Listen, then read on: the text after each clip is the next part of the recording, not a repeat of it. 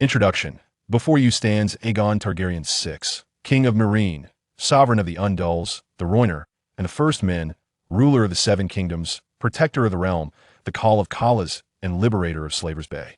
From the Isle of Tears to the Shadowlands of Asshai, from the northernmost reaches of the Wall to the Summer Sea, the banner of House Targaryen flies across every corner. The flag shall remain aloft unless the sun rises in the west and sets in the east. Mountains are swept away by the wind, and rivers flow back to their peaks. Chapter 1. Aunt, I am but 2 years your senior. The sun blazed fiercely, and even over the sea, one could perceive the distant waves of heat undulating in the air. A merchant vessel surged through the tumultuous waves, racing towards a distant dark spot on the horizon. Aegon Targaryen stood at the bow, his blue hair billowing in the wind, his brow furrowed as he gazed into the distance. As a traveler displaced for nearly a month, he recognized that he had arrived in the world of Westeros, and his outward identity was that of the last prince of the Targaryen dynasty, Rhaegar's son, and the renowned Daenerys Targaryen's nephew, the legitimate heir to the Iron Throne, though this identity was a fabrication. Despite their public claims of being rescued during the siege of King's Landing by a clever switch, the implications within the original narrative were glaringly evident. He was virtually unlikely to be Rhaegar's son. Yet, sometimes the truth holds little significance. After all, if he did not wed Daenerys and acquire her 3 mighty dragons, this identity alone would afford him scant chances of triumph in the forthcoming Game of Thrones. Upon hearing her brother's words, Viserys' face contorted with rage as he seized his sister's shoulders, his nails digging into Daenerys' skin, nearly roaring, "She shall not wed Khal Drogo." With tears brimming, Daenerys whispered, the mere thought of the Dothraki legends sending shivers down her spine. Both turned at the sound to discover a young man clad in a light yellow tunic, with pale violet eyes and flowing blue hair standing behind them. Viserys looked back at his sister in surprise. "I have heard that my uncle and aunt have arrived in Pentos. I must meet them." Within a lavish courtyard of Pentos, a young man with silver gold hair earnestly spoke to a striking young woman, cradling her head as he fervently outlined plans for restoration. The speaker was a middle-aged man with short blue hair, his beard impeccably groomed, his silk attire lending him an air of rugged elegance. "Dany, we must leave this man is utterly mad. Regardless of the circumstances, you must wed Drogo. Even if his 40,000 followers were to pursue you, or even if their horses desired you, you have no choice but to marry him. Do you understand? Moreover, he does not share his wife with his subordinates, which should bring you some comfort." Upon hearing this, Aegon turned back and casually deceived. As long as everyone is willing to believe, that suffices. Yet, he would not easily relinquish his sole bargaining chip. Behind him, Jon Clinton said little more. He had already sworn fealty to Aegon, and even if he did not comprehend the reasons behind some of the king's commands, he would still comply, as long as Aegon's demands were not excessively unreasonable. As a member of the Valyrian Targaryen dynasty, the practice of intermarriage within the family had been long established. Thus no one found any fault with such words. Aegon Targaryen? He was long ago thrown to his death in King's Landing. Are you not embarrassed to deceive without proper investigation? His hair is blue. This cannot possibly be a genuine Targaryen. As the most renowned family on the continent of Westeros, nearly all members of House Targaryen, save for a rare few, possessed enchanting violet eyes and striking silver gold hair. Seeking one's kin was an entirely ordinary affair. As the two conversed, the outline of Pentos gradually came into view, revealing high walls constructed of earthen-colored bricks. His true aim was to return and seize the mother of dragons. Yet, Viserys believed this apparent charlatan had merely been captivated by Daenerys' beauty, thus wishing to marry her. "Who permitted you, this blue-haired scoundrel, to enter?" Viserys shouted angrily at the young man. This was a truth known all. Although the narrative had excised these two individuals, they remained pivotal supporting characters in the original tale.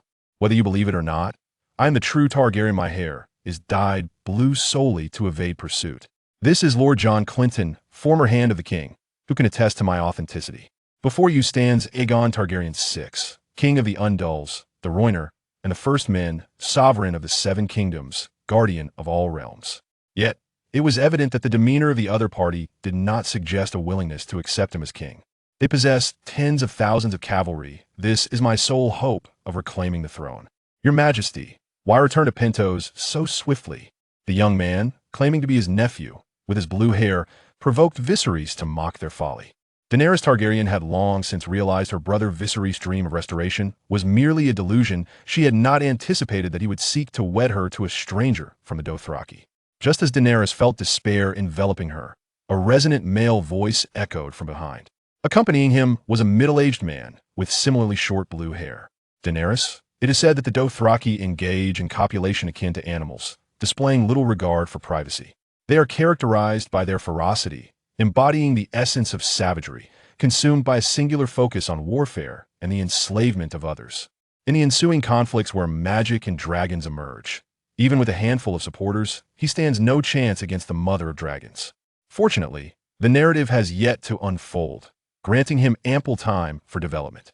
This individual is Jon Clinton, the former Hand of the King. She had always believed she would marry her brother. I shall never wed Khal Drogo, not ever. The insatiable thirst for power, coupled with the flames of vengeance and years of humiliation, has corroded Viserys' mind, transforming him into a foolish and selfish wretch, utterly indifferent to his sister's feelings. Daenerys gazes at her brother, rendered speechless by fear, terrified that speaking further might provoke another beating from Viserys. Using Daenerys as a bargaining chip for an army represents his solitary hope for restoration. He cannot allow his sister to wed this young man unless he commands legions capable of crowning him as the sole king. Thus, I'm the king of the Seven Kingdoms.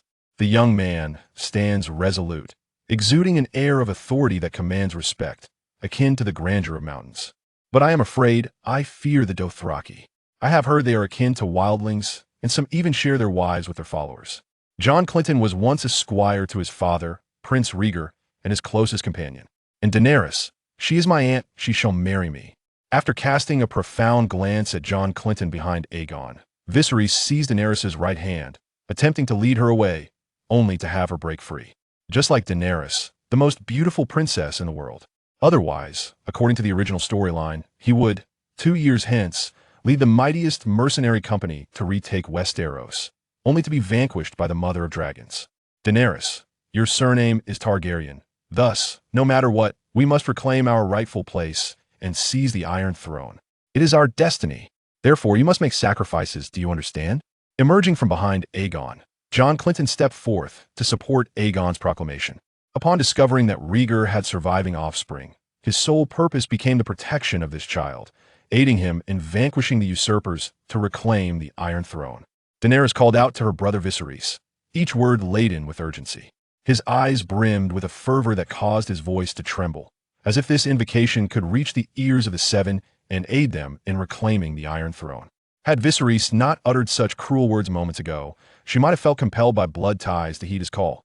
However, his words had already plunged Daenerys into despair regarding her brother, and with Aegon backing her, she found her courage. A radiant light flickered in Daenerys' eyes, a light previously unseen, as she turned her fierce gaze towards Aegon. If you truly are my nephew, then you must allow me to consider my options. Of course, it is your prerogative, my dear aunt, Aegon replied with a smile. Chapter 2. The Dispute.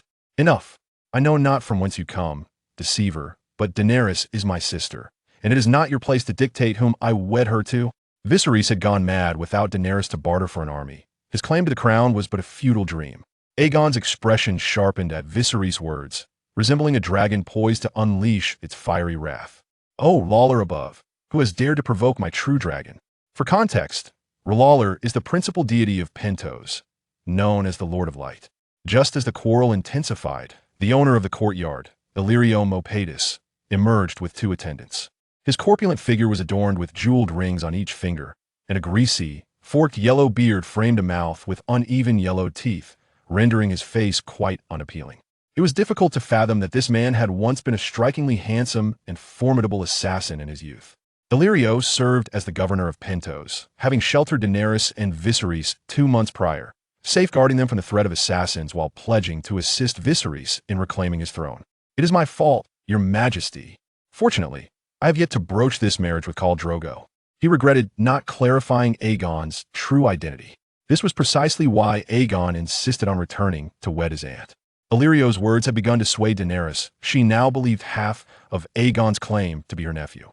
"Governor Illyrio, you have arrived just in time. Here stand 2 deceivers who wish to seize the king's sister.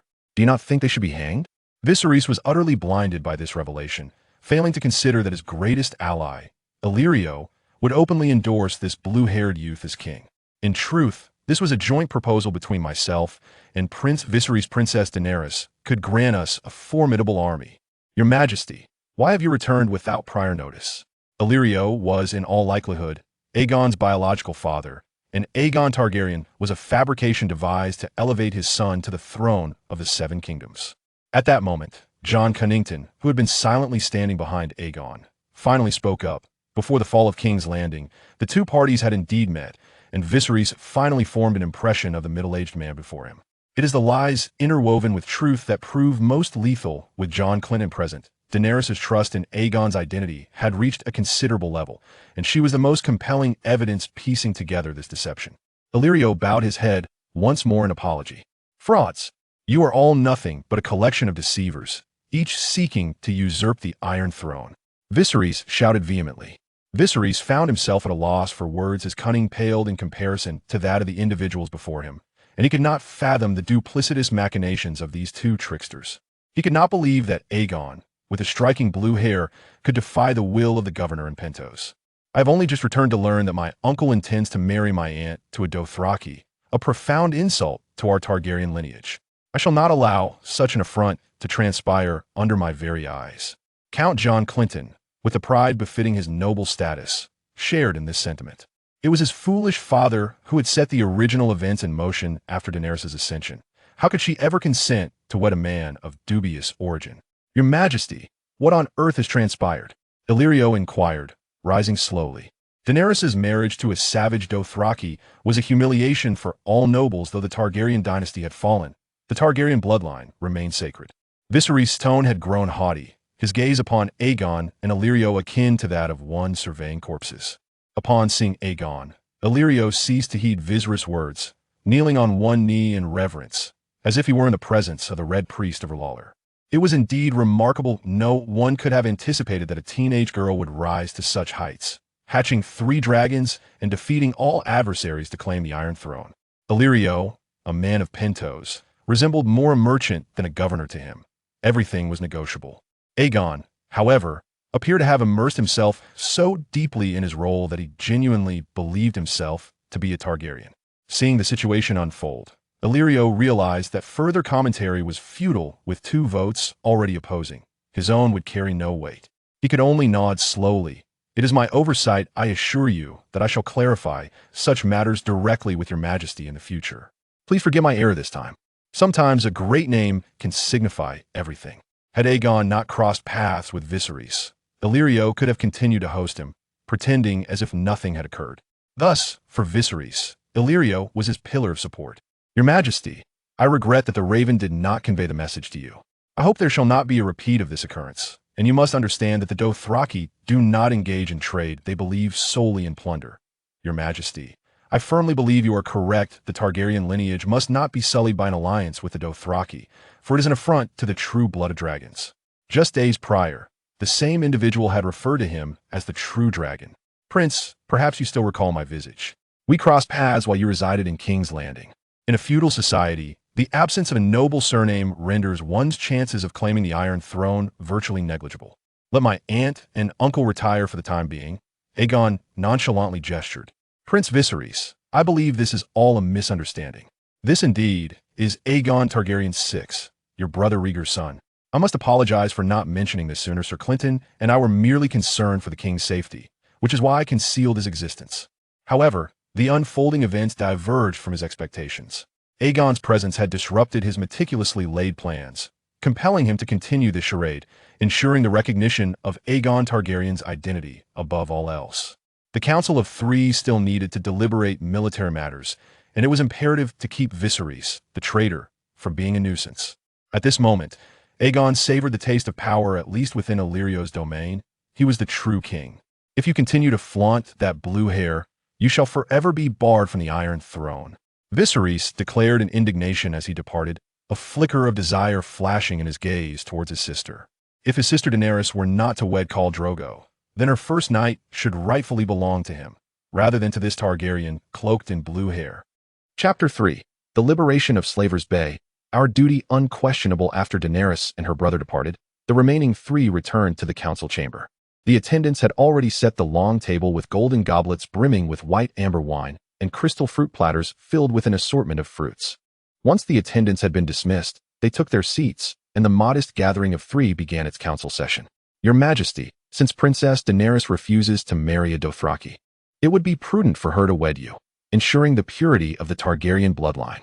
Illyrio had come to a realization: if they could not secure the Dothraki army, then arranging Daenerys' marriage to Aegon was the most strategic choice, rendering Aegon's identity flawless. In this regard, Aegon and Illyrio shared a common understanding, and Aegon nodded in satisfaction. Your Majesty, I feel compelled to express my reservations regarding the decision about Princess Daenerys' marriage. A king who is overly capricious in matters of his own marriage often invites dire consequences. I beg your pardon for stating this, but your father, Prince Rhaegar, acted impulsively in marrying Lyanna Stark of the North, which ultimately sparked the War of the Usurper.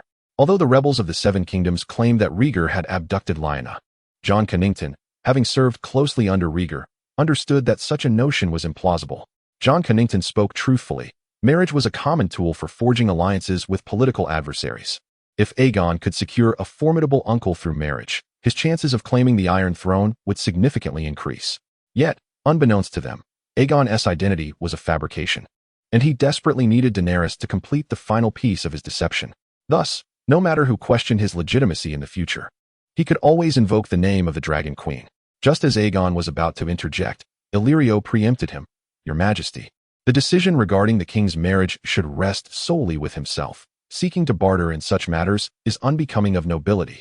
Jon Connington was taken aback, his eyes widening in disbelief. The man's change of heart was astonishingly swift. Moments ago, he had been advocating for Daenerys to be sold to the Dothraki, and now he denounced the idea of trading her at all. Was it truly as simple as selling her to the Dothraki? Was he merely performing a trick? Aegon was quite pleased with the dynamic between the two. It was the balance of power among subjects that made for good governance. I shall respect Daenerys' decision. This matter can await our reclamation of Westeros for further discussion. Our current priority is to amass an army. Otherwise, all is mere rhetoric. Illyrio grinned, his oiled beard curling upward. Your Majesty, this is not an insurmountable issue. We can hire mercenaries, capture those islands first, and then launch a counteroffensive to reclaim Westeros. The men of Westeros are raising their goblets in remembrance of the Targaryen legacy, while the women secretly embroider the banners of the true dragon, eagerly awaiting your return. The individuals present held a certain skepticism towards his latter statement, for the reign of the new king had endured for over a decade. If rebellion were to arise, it would have manifested long ago. However, such formalities of civility were deemed essential, as the listeners found solace in them.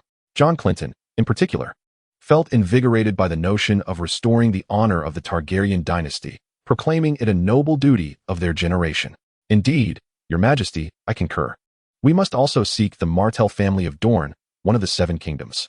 You possess Martell blood as well. Rhaegar's first wife was Elia Martell, and his second was Lyanna from the north. They are certain to ally with us.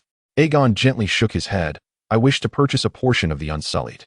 The mention of the Unsullied left Jon Clinton utterly astonished, rendering him momentarily speechless. Your Majesty, Westeros has never employed slaves. Should it come to light that the throne was established by a legion of slaves, it would undoubtedly incite discontent. His voice trembled as he spoke, for despite his oath of fealty to Aegon, he was a nobleman, bound by the traditions and laws of Westeros that he could not easily dismiss. Your Majesty, I believe there is no issue with procuring slaves. They may prove to be more dependable than mercenary bands. Jon Clinton attempted to counter, but Aegon raised a hand to halt him. Stop, Lord Clinton, you must allow me to finish. Mercenaries fight for gold, whereas slaves fight for freedom. We currently lack the financial resources of the Seven Kingdoms. Thus, the latter should be our focus. Upon hearing this, both Jon and Illyrio's eyes sparkled with understanding. They grasped the depth of Aegon's insight. Mercenaries, and even the soldiers of the Seven Kingdoms, fought for monetary gain, while the slaves of slavers bay fought for their liberation. The potential unleashed by the latter would undoubtedly surpass that of the former. It was a stark realization that they had not anticipated from such a young king. In that moment, Aegon transformed in their eyes from a mere callow youth into a worthy heir to the Iron Throne. Ascending the Iron Throne did not necessitate overwhelming might, but rather a mind brimming with wisdom. Your Majesty, you are correct. We shall proceed as you advise. I will provide you with a cache of gold and jewels for the purchase of Unsullied. Your Majesty, I shall fight for you, this night, and every night henceforth. Until death do us part. John Clinton envisioned himself leading the royal army back to King's Landing, severing the head of the usurper, Robert Baratheon. Countless nights, he had lamented allowing Robert to escape. Perhaps he should have set fire to the place during the search. Yet, his desire to spare the commoners had allowed Robert to evade capture. He often felt that his chivalrous ideals had ultimately led to Rhaegar's demise. Seated upon the throne, Aegon finally smiled with a sense of satisfaction. He felt that he had taken the first step towards his conquest, and his efforts spent in discourse with the two were not in vain. A competent king must ensure that his subjects perceive the wisdom befitting his station. After all, no one wishes to serve a madman. This was indeed the proper beginning. If Daenerys could amass an army in the Bay of Slaves, why should he not do the same? Thus, he resolved to prepare the merchant ships for departure in a couple of days. After the meeting concluded, John Clinton sought out Aegon. Your Majesty, the intentions of Governor Illyrio are ever unpredictable. You must remain vigilant. Aegon, taken aback by the warning, nodded gently in acknowledgement. As evening descended, the shadows concealed lurking demons. Outside Daenerys' chamber, 2 rows of candles illuminated the otherwise dark corridor, where 2 attendants stood guard, their swords at the ready, shaking their heads in dismay. Just then, the sound of soft footsteps echoed through the hallway, startling the 2 guards. Your Majesty, is that you? The younger attendant on the right appeared flustered.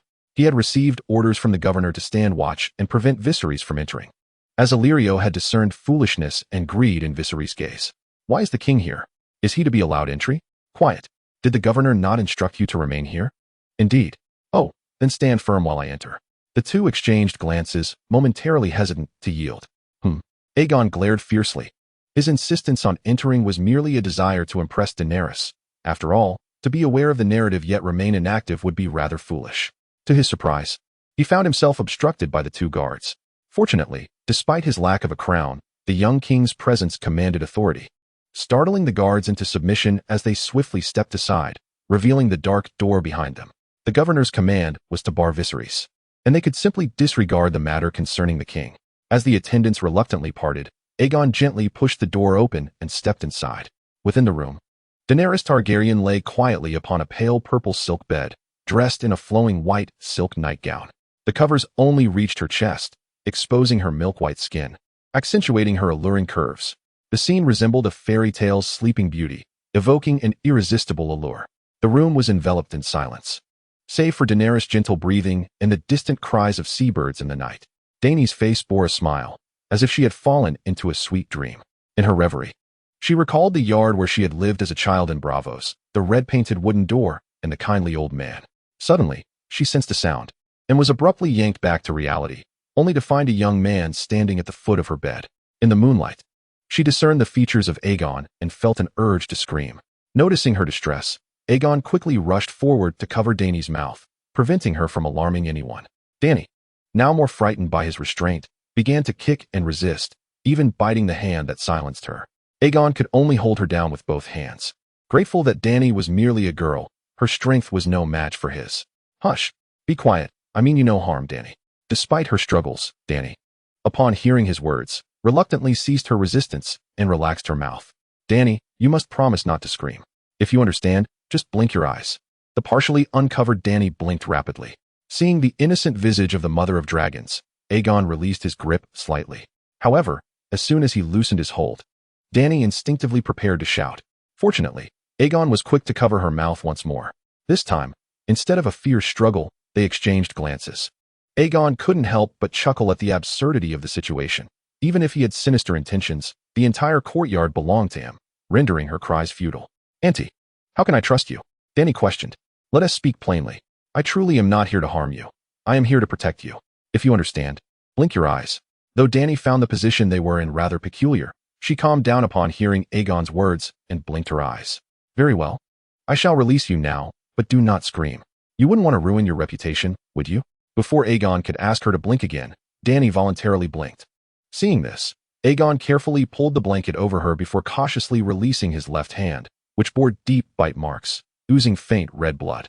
He shook his head inwardly, realizing that the task of rescuing a damsel was not as straightforward as it seemed. The beautiful woman might very well see him as a rogue. Dany swiftly wrapped the blanket tightly around herself, gazing at Aegon with a mix of fear and curiosity. You say you are here to protect me. Who would wish to harm me at this hour? Is there anyone who would protect others in the dead of night? All is well now, Aegon reassured her. However, contrary to their expectations of a woman's piercing scream and a man's curses, only the sound of a sword being drawn from its sheath was heard, followed by a profound silence enveloping the air. As they opened their eyes, they discovered their king still clad in garments, brandishing a glimmering sword against Viserys' throat. Daenerys found her nephew's excuse utterly lacking in merit. "Enough, Daenerys, leave," she exclaimed, unleashing her solitary roar of fury for the evening. Before the guard could finish his statement, Viserys barged in, leading to a tense standoff among them. "Indeed, I now formally warn you. Should you ever dare to approach Daenerys' chamber or come within 5 paces of her again, I shall first have you castrated and subsequently banish you to the wall to serve as a night's watchman after I ascend the Iron Throne," he declared, referring to a form of exile akin to the Westerosi frontier. Meanwhile, Aegon regarded Daenerys with a smile, as if to say, "See, I told you I am the good man." He had no desire to squander further time with this utter fool, for his objective had been achieved. The man clearly lacked discernment. When the enemy gains power, it is prudent to submit, and only with a trump card in hand should one display aggression. Although fratricide is a grave sin in the realm of Westeros, unrecognized by the gods, Daenerys' reaction was unexpected. She merely gazed coldly at her brother, clutching the blanket. "As long as my princess is unharmed, this injury is of no consequence." Viserys was taken aback, never anticipating that his obedient sister would side with an outsider. Yet Aegon would not allow him another word, signaling for the guards to escort him away. "I, the true blood of House Targaryen, Viserys III, shall never acknowledge you as a false dragon." Aegon executed a flawless bow, reminiscent of a knight, causing Daenerys to stifle a laugh. However, once Aegon lowered his sword, Viserys erupted in rage. "What sort of king are you, with blue hair? Daenerys, you cannot believe this madman." Aegon's words seemed to carry an inherent authority. Viserys intended to protest, but his throat constricted, rendering him mute. After Daenerys tended to her wound, she smiled and clapped her hands, only to turn and find Aegon gazing intently at her face, igniting a blush that enveloped her cheeks. In a fit of rage, he unleashed his pent-up hatred towards Aegon, disregarding the guards at the door, and forcefully pushed the door open, seeking to unleash his desires upon his sister. Daenerys hesitated, looking at Aegon. "Perhaps you should stay here. I fear he may return."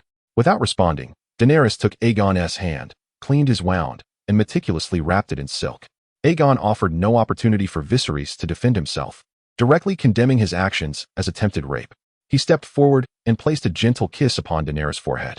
However, he was uncertain of Aegon's erratic intentions. Should he shout, he might very well find himself silenced by violence, a fate he deemed too unjust. Just as Aegon finished speaking, a commotion erupted from outside the door. I'm going to bed now. You can just sit in the chair." Viserys' voice echoed from the hallway, which sent a wave of fear through Daenerys. She was no fool. She understood all too well why Viserys had come at such a late hour. Yet, she was taken aback by her brother's utter lack of decorum, which extinguished any remaining fondness she had for him. Viserys believed that, despite everyone else rallying behind Aegon, his sister, who had grown up alongside him, would stand by his side. Daenerys was genuinely frightened by Viserys' demeanor. If he were to burst in, she could scarcely fathom her next move. After speaking, she hurried back to her bed, pulling the covers tightly around her as she shut her eyes, unaware of how she had returned. "I am at your service, my dear princess." The 2 guards behind her thought they were doomed, closing their eyes in resignation. The king's late-night visit to his aunt could indeed lead to scandal, especially with the king's uncle also wanting to intrude. "Your Highness, this is the governor's command. Princess Daenerys is already asleep." Aegon, upon hearing this, felt a twinge of suspicion. Did they not fear his presence could lead to disorder? Or were they testing his integrity? Nonetheless, Daenerys, untouched by the betrayals and treachery of the world, would not be one to scheme against him. Just moments ago, he had fretted over Daenerys' disbelief and the potential absence of Viserys. Fortunately, the ineptitude of Viserys proved not to disappoint him. "Daenerys, good night." He should not return. With that, Aegon sheathed his sword. "Good night, Daenerys, my dear aunt." As Viserys was dragged away by the guards, only Aegon and his false aunt remained in the room. "Well, perhaps you could sit beside me," Daenerys suggested shyly. Just as Aegon was taken aback by her request, Daenerys gently took hold of his hand, losing the advantage. Aegon found himself at a loss for words in response to her gesture. After what felt like an eternity, Daenerys quietly opened her eyes to gaze at Aegon, who sat with his head bowed. "All right, since you are unwilling to speak, I shall not dwell on it further." Viserys' shouts faded as he was escorted out, leaving them with a newfound perspective on the Targaryen family. Aegon believed his tea artistry had reached its zenith. He could not fathom how he could fail to impress a mere teenage girl. She was utterly disillusioned with her brother. My sister does not require your watchful eyes. You may take your leave. This is a new decree established by the king. Undoubtedly, his motives were rooted solely in the allure of Daenerys Targaryen lineage and her 3 formidable dragons. For it was the dragons that posed the greatest obstacle to seizing the Iron Throne, and certainly not her beauty. Uncle, perhaps this shall be the last time I address you thus. Pray, clarify why you have come to my aunt's chamber at such an hour? By the grace of Reeler. This was undoubtedly the most paradigm-shattering experience they had ever encountered. As the candles extinguished, silence enveloped the room, leaving only the sound of their breaths. I beg your pardon. She then noticed the bloodstains on Aegon's left hand illuminated by the moonlight outside, prompting her to awkwardly lift the covers and stand. Stand aside. It is not the governor's place to dictate my entry into my sister's room. What if she is asleep? At this moment, Viserys was blinded by rage and desire. Your Highness, she thought that keeping Aegon there might not be the wisest decision. My knight, it seems I must rely on your fortitude. Daenerys's eyes sparkled with excitement. Initially, Viserys intended to question Aegon's presence in Daenerys's room, but the sword at his throat restrained him from voicing his thoughts. Even the 2 guards could not suppress their silent headshakes. Aegon leaned forward and planted a tender kiss upon Daenerys's forehead. In contrast, Aegon at least appeared more composed. If he harbored ill intentions, he would have acted upon his arrival, and even if she allowed him to leave, it would be of no consequence. Daenerys had endured a tumultuous life. After the demise of the loyal elder who once cared for them, their fates grew even more tragic, as they traversed various lands to escape their pursuers. Now, arriving in Pentos marked the most stable chapter of her existence. Initially, she had merely contemplated using Aegon to escape a marriage to a Dothraki, never considering marrying him herself. She believed Aegon might not be a virtuous man, yet reality had left her astounded. Reflecting on these thoughts, she could not help but smile, lamenting the capricious nature of fate. Since fortune had bestowed upon her a promising opportunity, why not follow its course? Chapter 5. The fallen nobility at the break of dawn the following day. Illyrio sought out the weary-eyed Aegon. He was already aware of the events that transpired the previous night, even speculating that Aegon had succumbed to Daenerys' allure, prompting his hasty infiltration of her chamber. However, he did not perceive any wrongdoing in Aegon's actions. At worst, the young dragon was simply unacquainted with how to govern his desires, for in Illyrio's eyes, Aegon was destined to wed Daenerys. Thus, all news from the previous night was strictly prohibited from circulation. Your Majesty, perhaps you ought to visit the port to inspect your guards and account for the gold and jewels aboard the merchant vessels, so that you may procure a sufficient number of unsullied. Illyrio was aware that Aegon intended to acquire some unsullied and incite a revolution. Thus he withdrew a substantial portion of his lifelong savings. Before ascending to the governorship of Pentos, Illyrio had been a destitute assassin until he encountered Varys, who was then a beggar subsisting on alms. The two became friends and embarked on a new venture, with Varys pilfering from thieves while Illyrio returned the stolen goods to their rightful owners in exchange for a reward.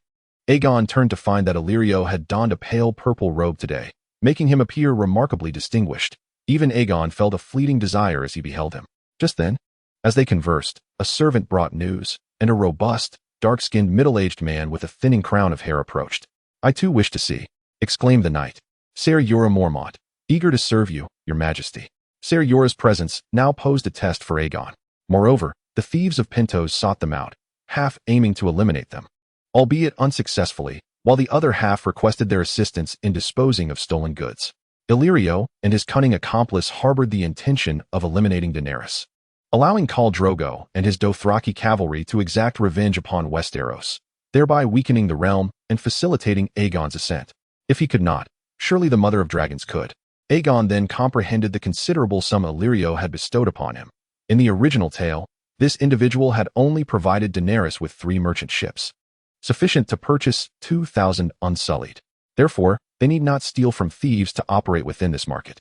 The king ventured to the port, where the governor was overseeing the counting of troops. Should all proceed favorably, today would mark a fresh beginning.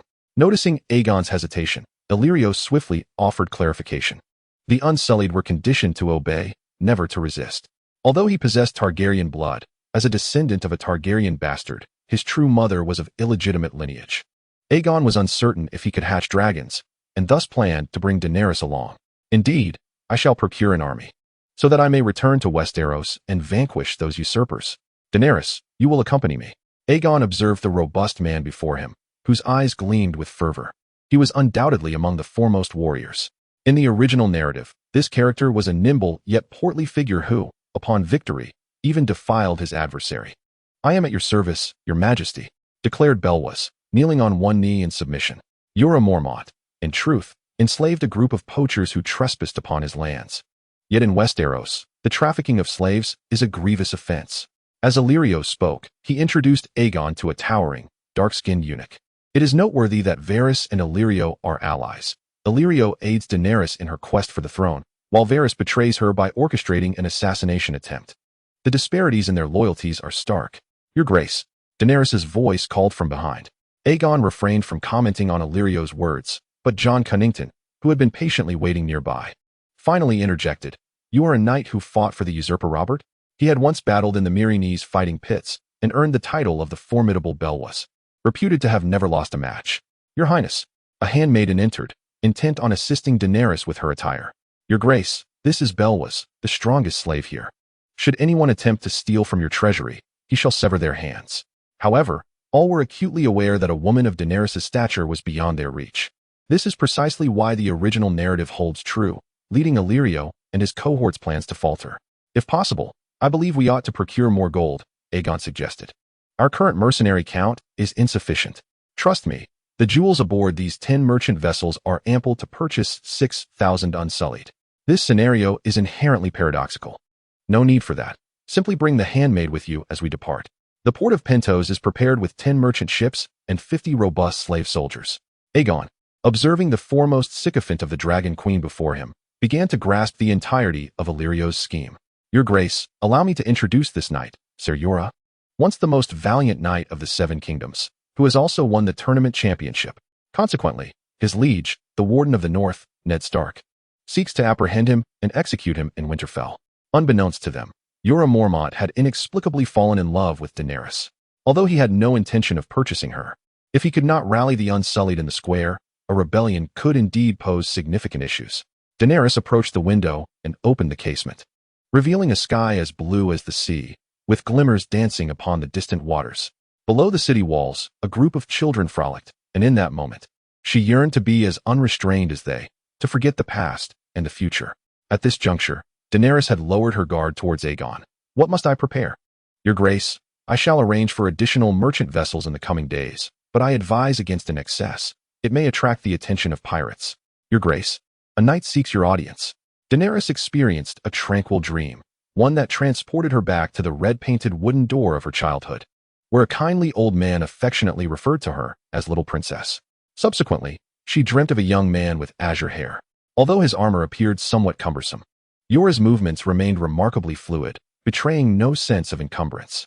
Upon hearing a distant sound, Daenerys gazed towards the harbor. The courtyard of Illyrio provided a panoramic view of Pentos, allowing her to discern a group of dark silhouettes, akin to sculptures, amidst the chaotic crowd. When Daenerys awoke, Aegon had long since departed. She cast a glance at the chair beside her before lifting the blanket draped over her. Soon, the people of Pentos who had lost valuable possessions learned to seek them out for recovery. Illyrio gradually ascended to the position of governor of Pentos. Despite the presence of multiple governors, the title still conferred substantial power and wealth. The legendary beauty, with her violet eyes, evoked jealousy among the mercenaries present, directed towards Aegon. "I have heard you are to journey to the Bay of Slaves." Daenerys approached Aegon, speaking to him of her own accord. Jorah Mormont had become a spy in Daenerys' service to earn redemption, while Varys, the Master of Whispers, continued to relay news of Daenerys to the usurper Robert. "Your Majesty, this night Jorah has committed a minor indiscretion in the Seven Kingdoms. They are threatening to execute him, which is why he seeks the protection of a true dragon like you." He was a formidable figure, with arms as thick as tree trunks, a broad chest, and a protruding belly, marred by numerous scars, tokens of the mercy he often extended to his foes, allowing them a final strike before their demise. Through such encounters, they amassed considerable wealth. At the harbor, Aegon had perused the jewels Illyrio had prepared, his sole query being the number of unsullied these treasures might procure. "He will slay all your enemies." Illyrio considered the severity of the law in the Seven Kingdoms to be an overreaction, asserting that property was sacred and inviolable. He felt no concern that the intelligence provided by Jorah might reach Robert's ears. "Sir Jorah, I now appoint you as the Princess Daenerys' sworn shield. You shall be responsible for her safety and fight for her until the very end. Your Majesty, I am forever at your service." Upon uttering these words, Jorah raised his gaze to the young princess beside him, and in that fleeting moment, he fell irrevocably in love with her. Chapter 6. Winter is coming. It was the 9th year of a prolonged summer. While the southern sun blazed fiercely, the city of King's Landing was blanketed in heavy snow. Much to King Robert's chagrin, he loathed the wretched weather. Were it not for the death of his foster father and hand of the king, Jon Arryn, he vowed he would never set foot on this land despised by the 7 gods. In the shadowy depths of the tomb, King Robert stood beside the North's guardian, Eddard Stark, gazing mournfully at a female statue. "Ned, I swear I shall kill Rhaegar," Robert exclaimed vehemently. "But you have already slain him," Ned retorted. "I have only killed him once, do you understand? Every time I think of your sister Lyanna, I yearn to slay him 1,000 times over. Rhaegar violated her. I cannot fathom how many times that scoundrel tormented Lyanna." Ned was at a loss for words, remaining silent until he finally spoke. "Tell me about Jon." "The illness took him from us," Robert lamented. "I have never witnessed a man's condition deteriorate so swiftly. Within 2 weeks, he was gone. The sickness was like a raging fire, consuming his very life." Seeing Ned's silence, Robert smiled and declared, "Lord Eddard Stark, I hereby appoint you as Hand of the King, my chief minister." Ned knelt on one knee and replied solemnly, "Your Majesty, I fear I am unfit for this position. The Stark family has never thrived in the South. Rather than serving as Hand, he would prefer to remain in the North to protect his family." This year's winter was growing increasingly harsh. The long summer was at an end, and winter was fast approaching. The wolves should remain united. Robert clasped Ned's shoulder, urging him to rise. "Brother, I need you. The Iron Throne was won by our efforts. You must help me secure it." He continued, "I also wish to discuss the betrothal of Joffrey, my eldest son, to Sansa, your daughter. Once they are wed, we shall finally be kin. Your Majesty, this is indeed an unparalleled honor." Ned replied, though he quickly added, "However, this is quite unexpected. I must have a serious conversation with my wife." Meanwhile, an unremarkable merchant vessel glided beneath the towering statue of the Titan, entering the coastal city of Braavos. Braavos, the wealthiest of the free cities on the eastern continent, boasted the world's most powerful bank, the Iron Bank, and a formidable naval fleet. Yet, Braavos is also infamous for its mysterious organization of assassins, the Faceless Men.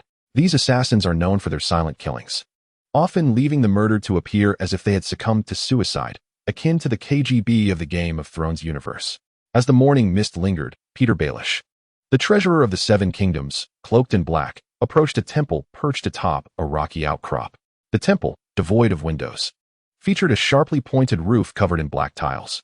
Its grand entrance consisted of a pair of intricately carved wooden doors, each towering 12 feet high.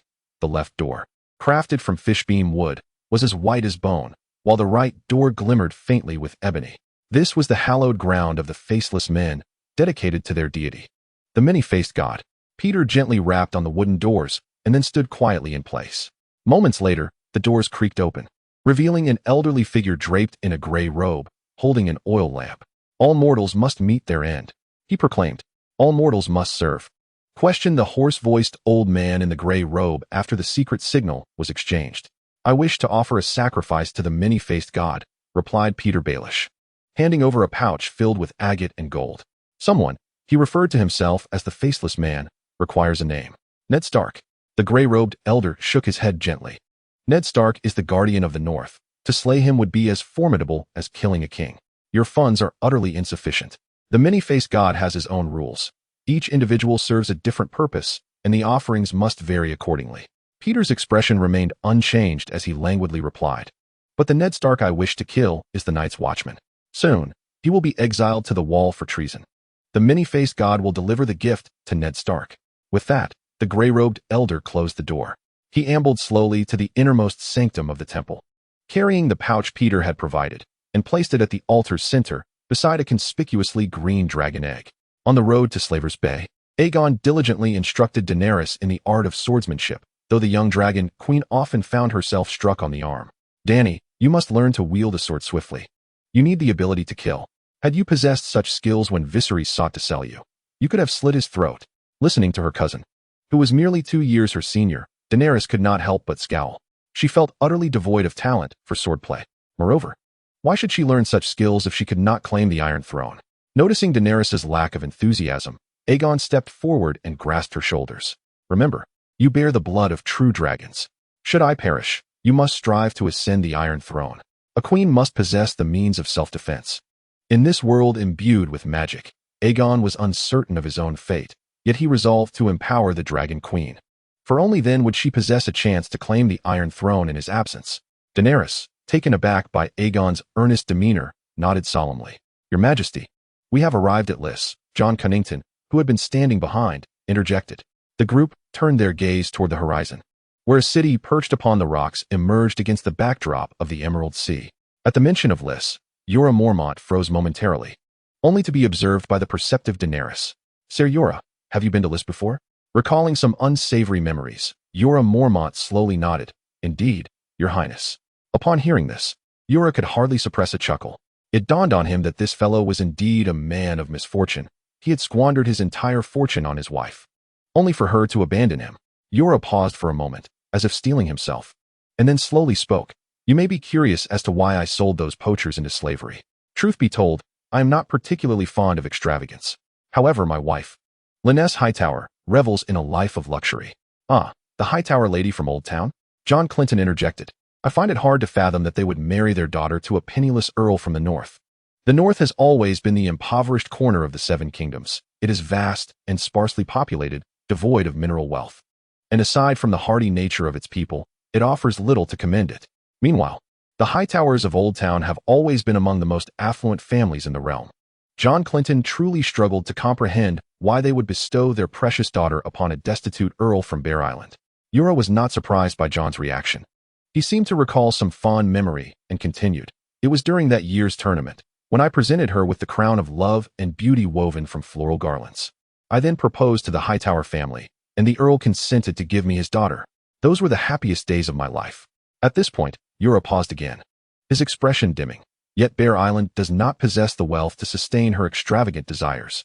Once I exhausted the tens of thousands of gold dragons I won from the tournament, I could no longer afford to indulge her in inviting minstrels, hosting balls, or purchasing luxuries. Aegon shook his head in response. A destitute nobleman enamored with a spendthrift lady. What a tragic tale. Robb's tournament prize amounted to 40,000 gold dragons.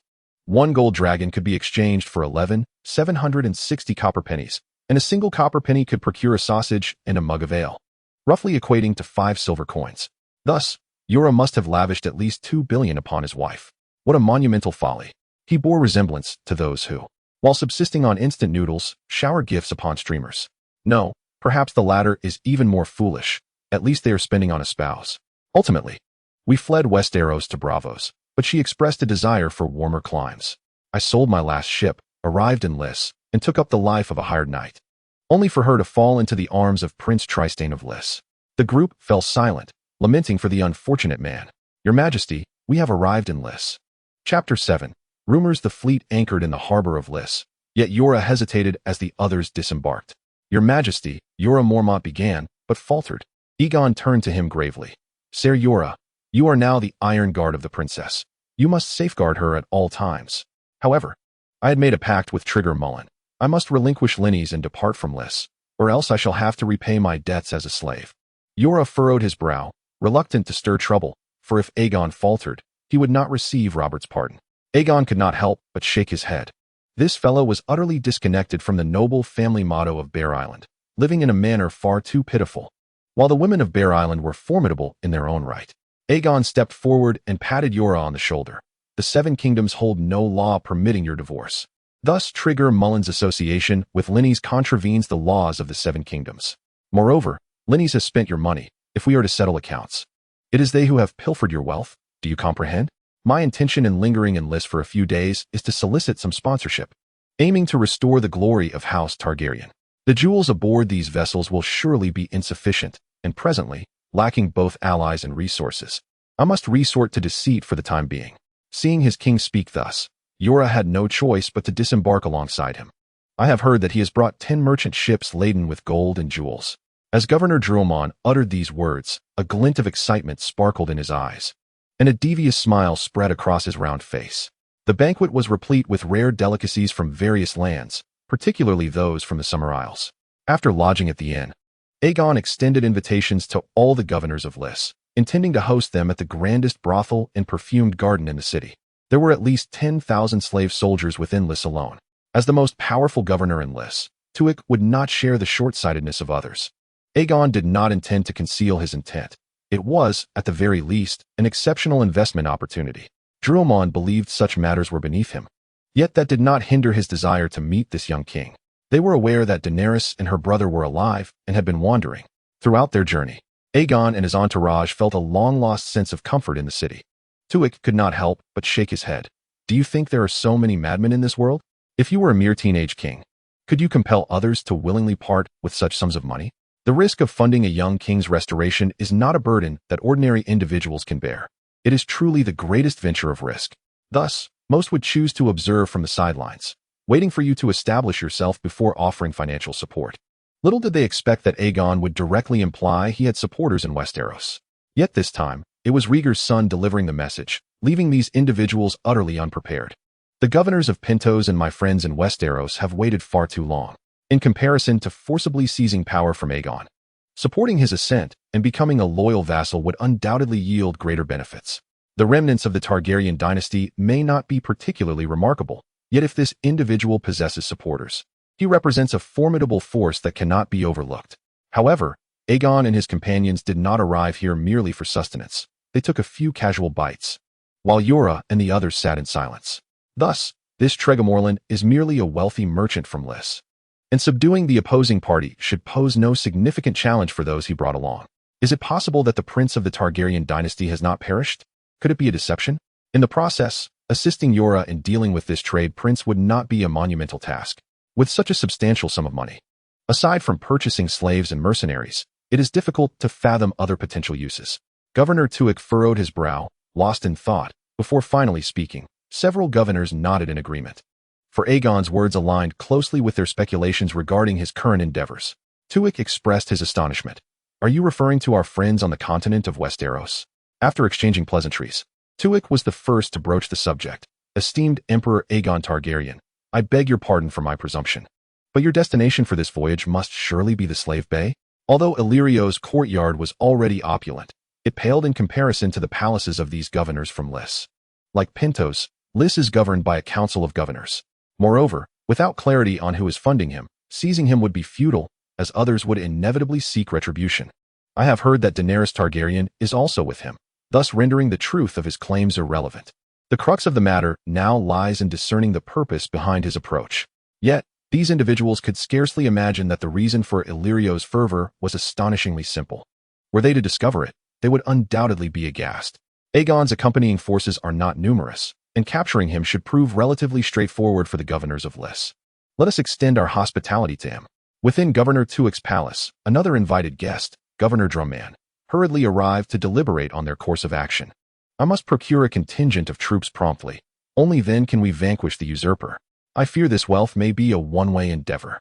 Governor Drummond could not suppress a disdainful scoff. Who knows which lunatic this is? The Targaryen dynasty has been in ruins for so many years. Does he truly believe a young king can restore it? Tuek replied coldly. We are not pirates. If we detain their ships, no vessels will ever dock in Lys again.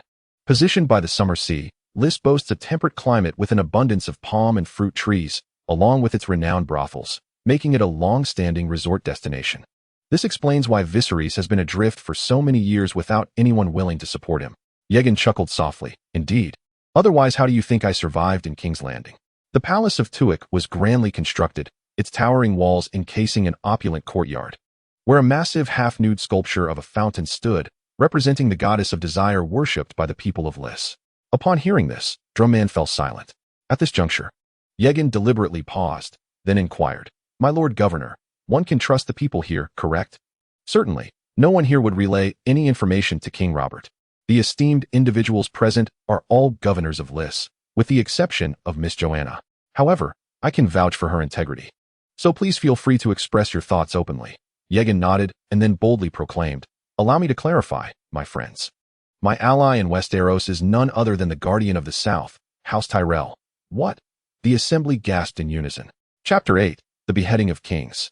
While the Tyrell family remained loyal to the Targaryens throughout the War of Usurpation, the Targaryen lineage has now been extinguished, and the Tyrells have no tangible connection to Aegon. Why would they stake such a gamble on him? It would be more believable if he claimed the Martells of Dorne were willing to support him. Aegon anticipated their astonished expressions and continued nonchalantly. You may wonder why the Tyrells would choose to support my claim to the throne. The answer is rather simple. The victors of the War of Usurpation, Robert, Ned Stark, and the Lannisters, have left the Tyrells with naught. Even if they continued to support Robert, their prospects for elevation are dim. However, should they align themselves with me in reclaiming the Iron Throne, the Tyrells' power would ascend to new heights. In that case, I would take Margaery Tyrell as my queen. With the Tyrells absent, Aegon felt emboldened to spin tales, knowing they could not refute him. Lys had once submitted to the Targaryen dynasty and had not yet publicly rebelled. Thus the laws of the Seven Kingdoms remained applicable to them. I offered him an opportunity to depart from Lannisport, to leave Lys. The ambitious Trig, unyielding in his ascendancy, continued to berate. This Lord Jorah behind you owes me a substantial debt, which he cannot repay. Thus he is to serve as a slave to settle it. Daenerys, perplexed by this revelation, hesitated momentarily, caught between words. We are all eager to assist. The governor interjected, pardon my audacity, but I have come here to seek a fair trade. Prince Trig O'Marin bowed towards Tuek, seated upon the dais. Just as Aegon was about to delve further into discussions regarding investment and collaboration with the governors, a commotion erupted at the entrance. Your Majesty, we sincerely apologize. But Lys does not engage in the affairs of Westeros. Please forgive us for our inability to assist. However, if you wish to procure a bed slave of exquisite skill and striking beauty from us, we would be most obliged to assist. Aegon's gaze turned frosty. He hadn't sought him out, yet this fellow had come seeking him? Did he believe that his small retinue made him an easy target? Are you referring to Miss Linny's Hightower and Sir Jorah? Then allow me to clarify this matter for you. The young woman possessed remarkable beauty. Had Daenerys not been present, she would undoubtedly have been the centerpiece of the gathering. Treg admonished sharply, Treg, this is a banquet, not a venue for settling disputes. Aegon's seemingly astute analysis convinced some of those present. After all, few could now rally to Aegon's side in the Seven Kingdoms. Hence, Sir Jorah Mormont's desire to work for King's Landing gradually waned, as he merely sought to divulge a hint of Aegon's existence. Although Aegon spoke with great flair, the might of the two kingdoms still appeared insufficient to rival Robert's armies. The essence of political maneuvering lies in aligning oneself with the victor. Shortly thereafter, a robust middle-aged man entered the hall, accompanied by a young woman with golden hair and blue eyes, trailed by several guards. The Riverlands among the Seven Kingdoms had already gravitated towards my cause, and Dorne would surely align with me as well. The Tyrell family undoubtedly had motivations. Treg O'Mullen disregarded the governor's warning. Your Excellency, if I do not come now, I fear I may never have another opportunity to meet Prince Aegon. Moreover, assisting Aegon's ascension is surely more gratifying than merely securing a pardon, is it not? Let us consider the finances. Sir Jorah and Lynys are wed, and thus the wealth ought to be shared. Yet Lynys has taken all the jewels and attributed the expenses solely to Sir Jorah. I suspect there is no such law in Lys. I assure you, I will ensure that the Red Keep resonates with the tune of Castamir's reign. The song commemorates the brutal suppression of traitors by Tywin Lannister, the Warden of the West. This sentiment ignited a spark among some attendees, though they quickly regained their composure. Yet, he has unexpectedly returned to Lys today. Should we not sentence him to serve as my slave? Aegon rose abruptly, his left hand resting upon his sword. Furthermore, Aegon yearned for this news to reach King's Landing, for it would surely bring excitement to Westeros. The governors present could not help but scorn this woman inwardly. Her audacity was quite shameless, though it also ignited greater desire in others. Lynny's Hightower is the wife of Sir Jorah, and there exists no law of divorce in the Seven Kingdoms. Unless it can be proven that the couple has not shared a bed, divorce is impermissible. Therefore, both of you have contravened the laws of the Seven Kingdoms. What if I could assist Lys in establishing a bank even more formidable than the Iron Bank? Meanwhile, Sir Jorah Mormont pondered quietly in the background. Before Aegon could finish his sentence, Trig abruptly interrupted him. The laws of the Seven Kingdoms hold no weight here in Lys. Aegon's survival was a testament to the fact that he had allies in King's Landing, yet he remained unaware of the identity of the traitor among them. If he were to hastily relay information to Varys, the traitor might discover it, and his life would be forfeit. The notion of disallowing divorce was utterly absurd. Their strategy would be to first capture the Stepstones, followed by Storm's End, and ultimately King's Landing. However, they deemed this young man, scarcely more than a teenager, excessively reckless for exposing his allies so easily. As Aegon spoke, he became increasingly animated, envisioning Robert's head severed from his body. He offered Trigg no chance to retort, continuing, "Trigg, I believe you owe a significant debt to Ser Jorah." Trigg, upon hearing this, erupted into laughter. "If we were to tally the accounts, it would undoubtedly be you in debt to him. Moreover, during the reign of House Roga, the banks of Lys once surpassed the Iron Bank. Yet the assassinations by the Faceless Men and the rumors propagated by the Iron Bank precipitated the collapse of the Roga family's finances. Such history is never forgotten, and it is impossible for the governors present to claim they do not wish to see a resurgence of Lys' former glory. Oh, pray tell, what do you consider fairness?" He continued, "Thus, esteemed governors, I have come to Lys seeking your support. These individuals were indeed unwilling to invest unless promises were made. Targaryen dynasty. Do you truly believe that donning blue hair suffices to claim your lineage? And are you unaware of the sordid history regarding your Targaryen ancestors in the brothels of Lys?" "Enough, Trigg," Tuik bellowed from the dais, but before his words could fade, Trigg Omeron's head was sent soaring. Chapter 9. The judgment blood gushed from Trigg Omeron's neck, arcing through the air like a crimson fountain, his head soaring 2 meters high before tumbling to the ground. The guests were paralyzed by Aegon's sudden strike. The guards hesitated with their swords, while Lyness Hightower screamed in terror. Trigg's guards, witnessing the chaos, immediately drew their swords to attack Aegon.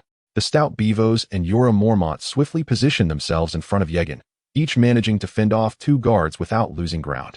Particularly impressive was Beavos, whose considerable bulk belied an agility that outmatched the ordinary. With a few deft movements, he slashed a servant's throat with his curved blade. In no time, the 4 men who accompanied Trigg were dispatched by the duo. Although Beavos sustained a 2-inch gash beneath his right breast, he appeared unfazed, retreating calmly. Observing this, Aegon turned and instructed, "You're injured. Let someone tend to your wounds shortly." The stout man, feigning nonchalance, wiped the blood from his wound and gently shook his head, saying, "Your Majesty, this was a deliberate act orchestrated by Beaver, as I always grant my adversaries the opportunity to strike me." Yorn, somewhat speechless, could not fathom how this individual had escaped tetanus. "This is the king's command. You must tend to your injury upon your return."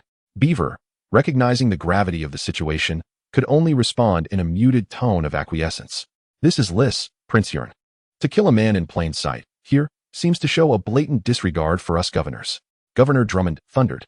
The events had unfolded with such swiftness that by the time everyone comprehended the situation, Prince Trigg and his followers had been dispatched by Yorn and his companions.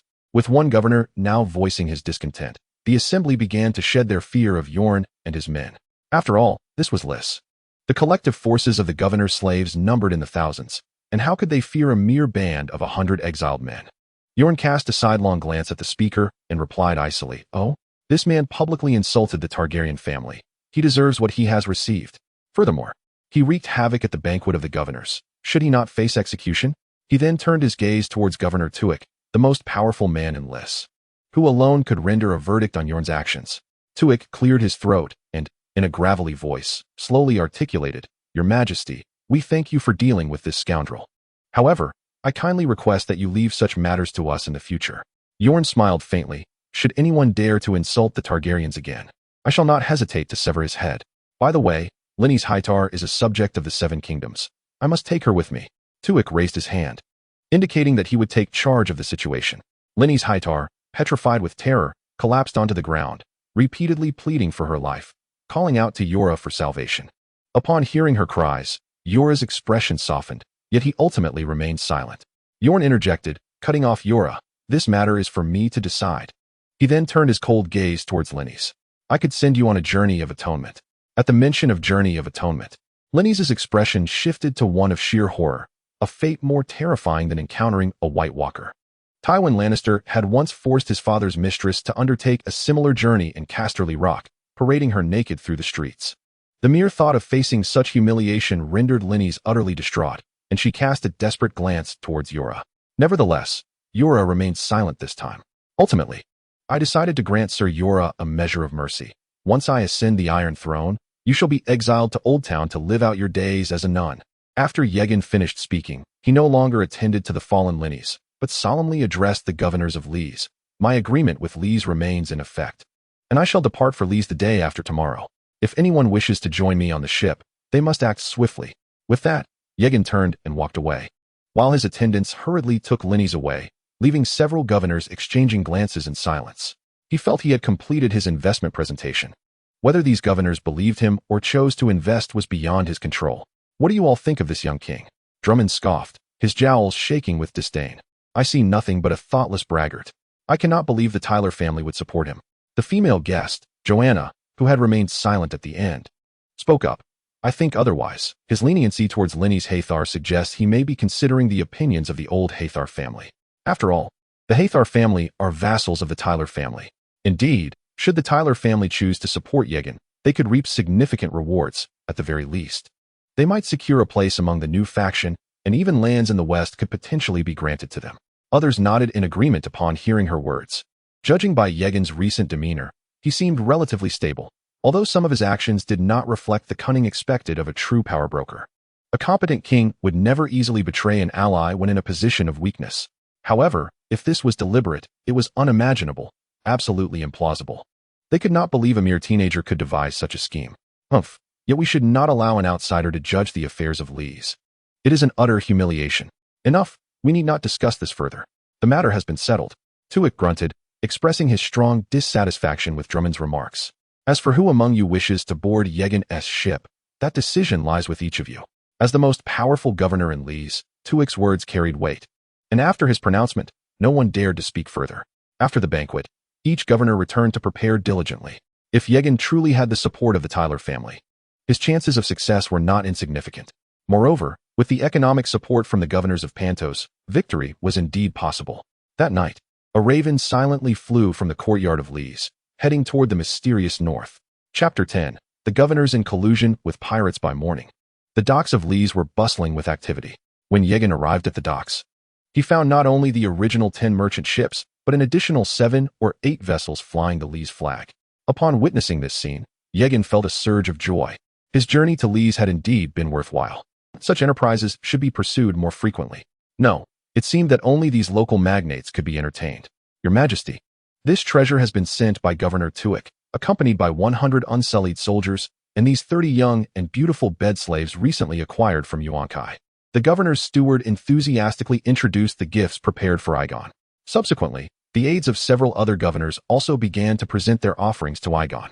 Collectively, they bestowed 6 merchant ships, 500 unsullied soldiers, and 120 bed slaves.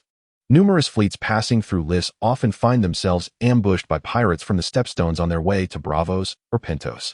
Before Aegon stood Joanna, who appeared no more than 2 years his junior. It was indeed remarkable for someone of such youth to manage such a vast enterprise. Unexpectedly, this young Lyseni merchant chose to place all his trust in him. Upon hearing this, Aegon glanced around, and the others discreetly withdrew, knowing well that a woman could hardly pose a direct threat to him. Both Aegon and Daenerys curiously tuned in as Joanna continued to discuss matters concerning Drummond. Judging by her demeanor, it was clear Joanna was not a foolish woman willing to entrust her life to others. Her presence indicated she had means to ensure his safety. Moreover, maritime trade is generally more efficient than overland trade, hence merchants typically opt for seafaring ventures. Nevertheless, the perils of storms and piracy remain the most formidable adversaries in their pursuits. Aegon promptly gestured for Joanna to rise. Many of the attacked fleets had previously navigated through Drummond's territory with ease, which made him cautious about dealing with such oblivious individuals in the future. He was astonished that such a young girl could build such a grand enterprise. It seemed the Lyseni possessed an innate talent for commerce. Forgive my boldness, and thank you sincerely for your gifts, Aegon expressed, but soon recognized the gravity of the situation. Your Majesty, this is mine. The cunning maneuvers of Drummond were indeed remarkable, comparable to the islanders of the Sisters' Isles who extinguish lighthouses on stormy nights to lead fleets to their doom. Joanna did not respond immediately. Instead, she turned and asked, Your Majesty, are you familiar with Drummond? As if fearing Joanna might not grasp the nature of his relationship with Daenerys, Aegon quickly reiterated it. The woman, clad in a flowing green gown, accentuated her delicate arms, and her deep blue eyes shimmered with a captivating allure. Joanna curtsied before Aegon, then smiled, Your Majesty, you have a remarkable memory. I am Joanna Harlow, here to assist with maritime insurance for your crew. Indeed, Joanna Harlow is at your service, Your Majesty. Aegon was surprised to learn that the gifts from Governor Drummond were the most generous among the governors, as he alone had sent 2 ships. Since you are already aware of Drummond's collusion with the pirates, you must know how to survive. Otherwise, you wouldn't have taken the trouble to pledge your loyalty to me. Indeed, in his youth, Drumman was merely a modest merchant in Rhys, possessing average business acumen. Yet now, he stands as the governor of Rhys. Do you know why? Aegon finally grasped the implication. You are suggesting that Governor Drumman has formed an alliance with the pirate factions of the Stairs Islands, providing them with intelligence regarding ship movements? If the opposing forces were to increase in number, it would indeed pose a significant threat. Yes, with each sunken ship around the Stairs Islands, Drumman's wealth multiplies. Very well, I shall inform His Majesty and Her Highness the Princess that caution is paramount on our voyage to the Slave Bay. How so? Your Majesty, there is something I must discuss with you privately. In this era, maritime transport is considerably swifter than land transport, for ships can sail day and night, while land caravans are restricted to daylight journeys. Merchant vessels, being flat-bottomed, cannot match the speed of the pirates' longships. They may very well be intercepted en route. I recall you. Your name is Joanna, is it not? We encountered each other at the banquet 2 nights ago. Indeed, the solution is rather straightforward, Your Majesty. Are you aware of who Tregomoran's ally is? They are far fiercer than any pirate. A soft feminine voice drifted through the air, and Aegon turned to see a young maiden with flowing golden hair and fair skin approaching. As Joanna spoke, she knelt before Aegon to express her fealty. Rhys, being the premier holiday destination, boasts a thriving brothel industry, attracting a continuous stream of vessels. The atmosphere grew somewhat awkward, yet Aegon quickly regained his composure. Joanna and her associates collect insurance premiums from the crew. Should they perish or be sold to slavers by pirates, Joanna's group would pay the ransom. Your Majesty, I am not a native of Rhys, and this enterprise was bequeathed to me by my father, who was a friend of Governor Tuek, regrettably. He passed away 2 years ago. Upon hearing Joanna's words, Aegon felt a weight settle in his heart. Who could have imagined that the governor of Rhys would conspire with pirates to endanger lives? He began to doubt whether Drumman was a descendant of the Ironborn. This appears to be a deadlock. The rotund individual? This undoubtedly gives rise to the maritime insurance industry. Aegon was taken aback. Realizing that he now commanded hundreds of unsullied troops, common pirates should pose little threat. Moreover, the only pirates on the route to the Slave Bay are those from the Stairs Islands, and having already traversed their territory, could they truly pursue him? Your Majesty, with such a wealth of jewels in your possession, it would be difficult for any pirate to resist such temptation. After all, it is in the vicinity of brothels that sailors choose to dock their vessels. Dany, just stay here. Noticing Daenerys' hesitation, Aegon called out to her directly. She is my aunt. You can share anything with her. Joanna smiled and shook her head, her smile captivating. It's nothing, and besides, you are the king. As your vassal, there is no need to thank me. Vassal, you say? Then whose are those 3 ships? Aegon inquired curiously, glancing at the 3 additional vessels nearby. Indeed, I have found myself ensnared in Lys. However, if I do not leave, Robert might learn of my presence here and raise the royal fleet to obliterate me. This revelation truly astonished Aegon. The governors of Lys were merely observing, intending to curry favor without any intention of pledging their loyalty to him. Shaking his head, Aegon tentatively asked Drummond. Yes, Drummond and Trig are close friends, yet Trig caused quite a ruckus at Governor Tuek's banquet the day before yesterday. Are you implying that Governor Drummond is at odds with Governor Tuek? Aegon's eyes sparkled with intrigue. Chapter 11, A Game of Thrones. Though Lys is governed by a council of governors, regardless of how democratic it may appear, there must be a leader at the helm. Currently, Tuek wields the most power within the council. Among the 5 governors, one acts according to his wishes, effectively granting him 2 votes, while the brash Drummond, who rose to power through plunder, certainly does not wish to remain subordinate. Their conflict has long commenced. The recent disturbance at Tuek's banquet was deliberately orchestrated to undermine his authority. A governor without respect is perilously close to losing control. Indeed, while the governors function within the council, these 2 have seldom found common ground. Just yesterday, several of Trig's mistresses and his wife quarreled over assets, escalating their disputes. Joanna recounted the political landscape of Lys to Aegon in detail. Please contact Governor Tuek for me and inform him that I will be waiting for those pirates in the nearby contested area. If he wishes to topple Drummond as well, he should dispatch a fleet to support me by tomorrow. Aegon swiftly devised his strategic plan. The contested area was currently embroiled in skirmishes among several free trade city-states, and he had the formidable Golden Company, the most powerful mercenary group in the world, at his disposal. Should Tuek fail to arrive, Aegon would have no choice but to deploy the Golden Company prematurely. However, unless absolutely necessary, he was reluctant to summon them so soon. Firstly, it might provoke Robert to dispatch an army to eliminate him. Secondly, the Golden Company comprises exiled bastards from Westeros, and during the turmoil of the Targaryen dynasty. They were staunch supporters of the Targaryen line, particularly of Aegon's faction. The rebellion that significantly impacted the Targaryen lineage is known as the Blackfire Rebellion, during which both factions accused one another of being bastards, leading to a prolonged conflict that lasted several decades. If the Golden Company were to openly lend their support now, it would undoubtedly cast doubt upon their true identity. Unless, of course, they could cultivate their own strength and subsequently grant amnesty to the members of the Golden Company, thereby ensuring that no one would question their identity as Aegon Targaryen. Thus, it would be most advantageous for Tuek to deploy his forces. Such a splendid opportunity to undermine a rival, while simultaneously serving as bait, is one that Aegon could hardly believe Tuek would pass up. Joanna nodded in agreement, stating, "Your Majesty, originally Governor Tuek intended to arrange for a robust army to annihilate those pirates directly upon the sea. However, since you have conceived a new strategy, I shall communicate this to him forthwith. You might need to wait a little while, as we also require the recruitment of additional sturdy sailors." Aegon keenly discerned the implications of her words. "Are you suggesting you were originally sent by him to collaborate with me?" "Indeed. But isn't he a friend of your father's?" "Yes, he is a friend of my father, yet that does not necessarily extend to being my friend." "Very well, the logic holds." However, Aegon still found Joanna's motives somewhat perplexing. If she wished to pledge her allegiance, there was no need to disclose her relationship with Tuek. Nevertheless, he did not wish to harbor undue suspicion towards Joanna. In the quest for power, it was imperative to master the art of leadership. If he could not manage a woman with such subtle intentions, he might as well dismiss any further offers of loyalty. "Very well, I shall recruit several hundred sailors. You must convey this message to Tuek at your earliest convenience." Aegon proclaimed before retreating to his flagship, the Balerion, to rest. Recruiting sailors was best left to his subordinates. He could not afford to squander time on such trivial matters, especially with the impending threat of pirates looming. Currently, he possessed only 500 unsullied, supplemented by the mercenaries and enslaved soldiers left to him by Illyrio, totaling 600 combatants. Should the pirates arrive in substantial numbers, he might find it difficult to retain them. Therefore, meticulous planning was essential. "Ser John, bring those 120 bed slaves aboard the Balerion, and ensure that 100 unsullied are stationed here. The remainder of the unsullied should be dispersed among the other vessels. To entice the pirates, one must provide some bait for them to savor. A foolish king fleeing with 120 beautiful maidens would undoubtedly serve as the greatest lure. Meanwhile, these 100 unsullied act as Aegon's insurance against unforeseen circumstances. Should the situation become dire, they would serve as the rear guard.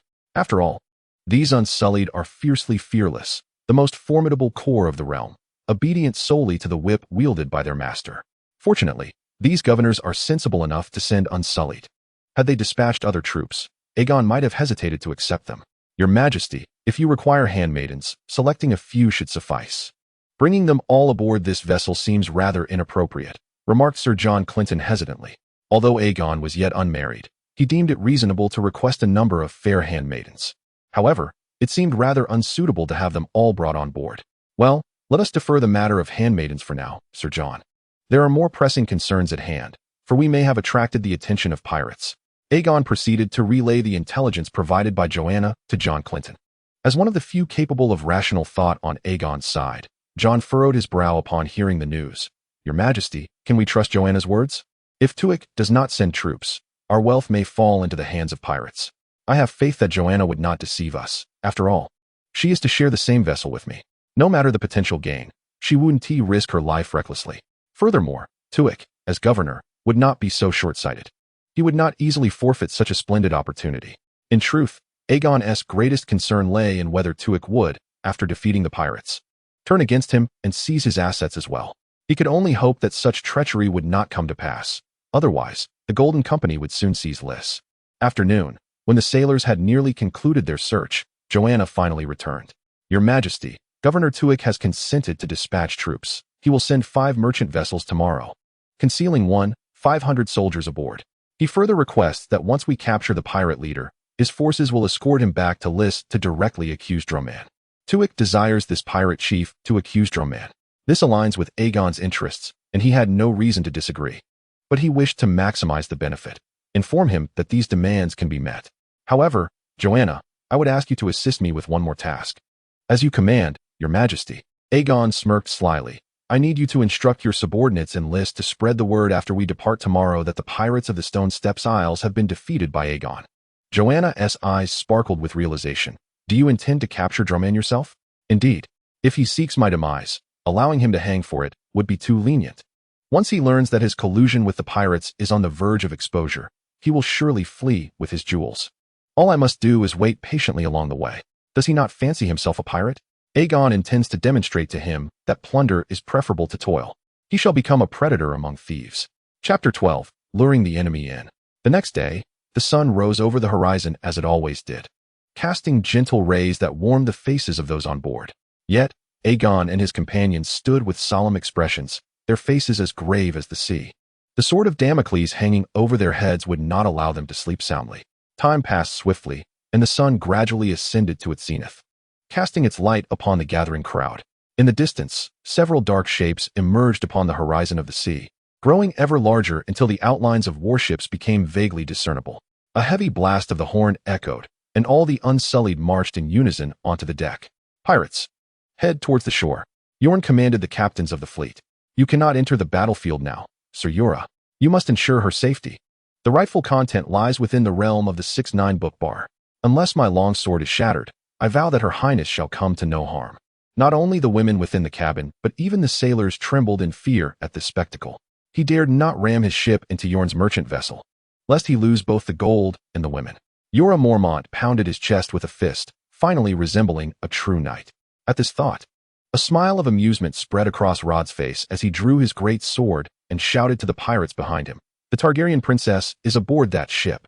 It is said she is the most beautiful woman in the world, laden with countless treasures and jewels, along with hundreds of bed slaves purchased from the depths of Slaver's Bay.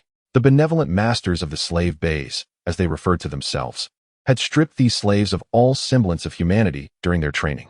These pirates were seldom clad in structured plate armor or chainmail. A strike from the javelins of the Unsullied would surely prove fatal. Yorn was certain that he was the most skilled combatant aboard the ship, or indeed on the entire battlefield. As heavy drawbridges crashed onto the deck of Yorn's Balerion, the pirates shouted, brandishing their swords as they charged forward. Beside Yorn stood the brawny Buse, providing him a measure of comfort. The sailors, responding to commands, strained to control the sails. Yorn's Balerion was his primary concern. If he could sever the little king's head, he was confident the opposing forces would soon crumble. Yorn nodded, instructing them to descend below deck. Daenerys, somewhat puzzled, remarked, "But I have only just begun to learn some swordplay." This was a troop unafraid of death, unyielding in the face of pain, and resolutely unretreating. So what are you waiting for? Put forth your strength and row swiftly. Once I behead that little king and seize the princess, the jewels and women shall belong to you. Dany, you should go below deck. If a retreat is necessary, Sir Yura will escort you to the evacuation vessel. Fortunately, having recently taken a life, Yorn was not overwhelmed by fear at this sight. They formed small squads of 10, coordinating seamlessly to exploit openings and slay their foes. They were merciless killing machines, born for slaughter. Beside him, Daenerys felt a twinge of fear, her grip tightening on the hilt of her long sword. In this moment, Aegon calmly unsheathed his sword, standing at the rear to command the troops. Ready the spears. Prepare to launch. In the distance, a burly man with a long scar etched across his face and a thick beard watched the approaching fleet, a smile creeping across his lips. The power dynamics on the Stone Steps archipelago were exceedingly intricate, lacking any semblance of unity. Lower the drawbridge. Engage in ship-to-ship combat. The rowers, upon hearing this command, glimmered with excitement, furiously propelling their oars. Soon after, arrows rained down upon them like a torrential storm, although most were deflected by shields. Several waves of projectiles had failed to inflict any significant harm. Yet, what awaited them were the cold, unyielding spears of the Unsullied. Though he had practiced swordsmanship since childhood, Aegon knew he could not compare to a slave forged from the crucible of blood and carnage. At Aegon's command, the Unsullied, already prepared, hurled their long spears toward the pirate ships. These pirates were indeed fiends, yet the Unsullied remained steadfast, like stone, brandishing their shields and spears. Aegon, standing on the deck, could hear the chilling cries from the opposing side, a sound that sent shivers down his spine. The pirate king, Rods, felt a chill pass through him as he beheld the unfolding scene. Perhaps the Unsullied were not the most formidable in individual combat. The sounds of spears piercing flesh, the dying cries of pirates, and the cacophony of clashing weapons filled the air. However, In this coordinated battle, the Unsullied undeniably stood as the finest land troops. The pirates, akin to a battering ram, collided with them, suffering grievous wounds. With Aegon providing cover, retreat was an option should they falter. Thus, they had no choice but to board and engage Aegon in a bloody confrontation. Form ranks, raise shields, prepare to face the enemy. Yet Rods believed that once he seized this lucrative opportunity, he would possess sufficient wealth to recruit more followers and construct even more formidable vessels. The deck was already awash with blood. New recruits might very well vomit or be paralyzed with fear. The machines of war would not retreat. When he ascended to kingship over the Stone Steps archipelago, it would be effortless. Even the kings of the Seven Kingdoms would not be beyond his reach. Each Unsullied on the ships held their spears under their arms, shields raised, patiently awaiting the pirate's arrival. He was Rods, the newly risen pirate king of the Stone Steps archipelago, having forged his power through an alliance with Drumman. Before long, the fleets were drawing ever closer, and Aegon's ships approached the shore. The Unsullied raised their shields, forming a formidable wall before them, with several Unsullied shielding Aegon from behind. They originally surged forth like a torrent, hurling javelins that left no refuge for escape. Soon, these pirates suffered devastating losses. The deck and surface of the sea were littered with their comrades, pinned by javelins. Their anguished cries echoing like a scene from a hellish battlefield, in sheer terror of being struck down by another javelin. Some leaped into the sea in a desperate bid for survival. A few met their demise upon colliding with the ship's hull, while others, more fortunate, fought their way toward the shore. Chapter 13. The trap. The air was thick with the sounds of wails and the clash of combat. Some terrified pirates, paralyzed by fear, dared not advance, only to find their heads severed by the pirate king, Rods. Cowards, retreat. If we do not slay that Targaryen today, it will be our demise when he rallies his forces. Imagine the countless gold and beautiful maidens aboard that ship. This is wealth you shall never seize in your lifetime. Upon hearing Rods's rallying cry, those pirates who had hesitated found their courage and surged forward. Yet, on the Beleriand ship, few pirates maintained their footing. The 10-member squad of the Unsullied operated as a relentless reaping machine, awaiting the pirates rushing down the drawbridge, swiftly ending their lives with their spears. Meanwhile, another 50 Unsullied continued to hurl javelins at the enemy. Some pirates, even as they stormed the bridge, met their end, further spiraling the chaos. Rod surveyed the scene, his countenance darkening. He had amassed nearly 2,000 pirate soldiers for this conquest of Aegon, nearly depleting his entire fortune. If losses were too great, even seizing Aegon's gold would be futile in returning to the Stairs Isles. The pirates on the Stairs Isles were all desperate men. Only the strongest could survive there. Given the current circumstances, even if they captured Aegon, it would come at a cost of 700 to 800 or even 1,000 men. Such casualties were exceedingly grim. Most critically, the Unsullied would fight to the last breath. To defeat them, Rods could only rely on brute force. Contemplating this, Rods's resentment towards his old acquaintance, Drumman, deepened. The intelligence he had received merely mentioned 300 Unsullied and a foolish young king. Now it appeared he had been misled, a ploy to entice him into a deadly confrontation with Aegon, leaving him weakened and in need of assistance. Yet, Rods was a seasoned veteran of these waters, well aware that seizing Aegon was paramount. Once he acquired this haul of gold, he could hire mercenaries. The situation had not yet reached its nadir. Armored men, advance. This group of pirates, seasoned in plunder, had indeed forged some armored units.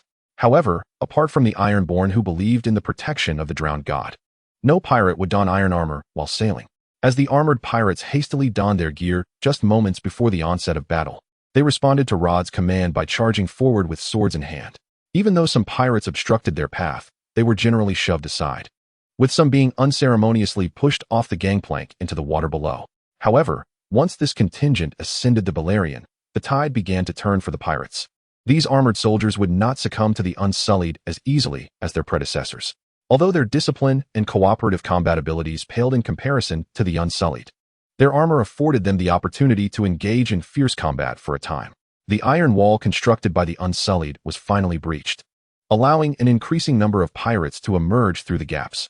Blood saturated the battlefield, further igniting the primal instincts of these ruthless marauders. As the situation grew increasingly dire and reinforcements had yet to arrive, Aegon decisively charged forward with his sword. "Follow me." Drawing upon years of swordsmanship training, Aegon found himself adept at battling the ordinary pirates, and in that moment of ascension, he struck down a pirate who had rushed ahead. John Clinton and Buse flanked him.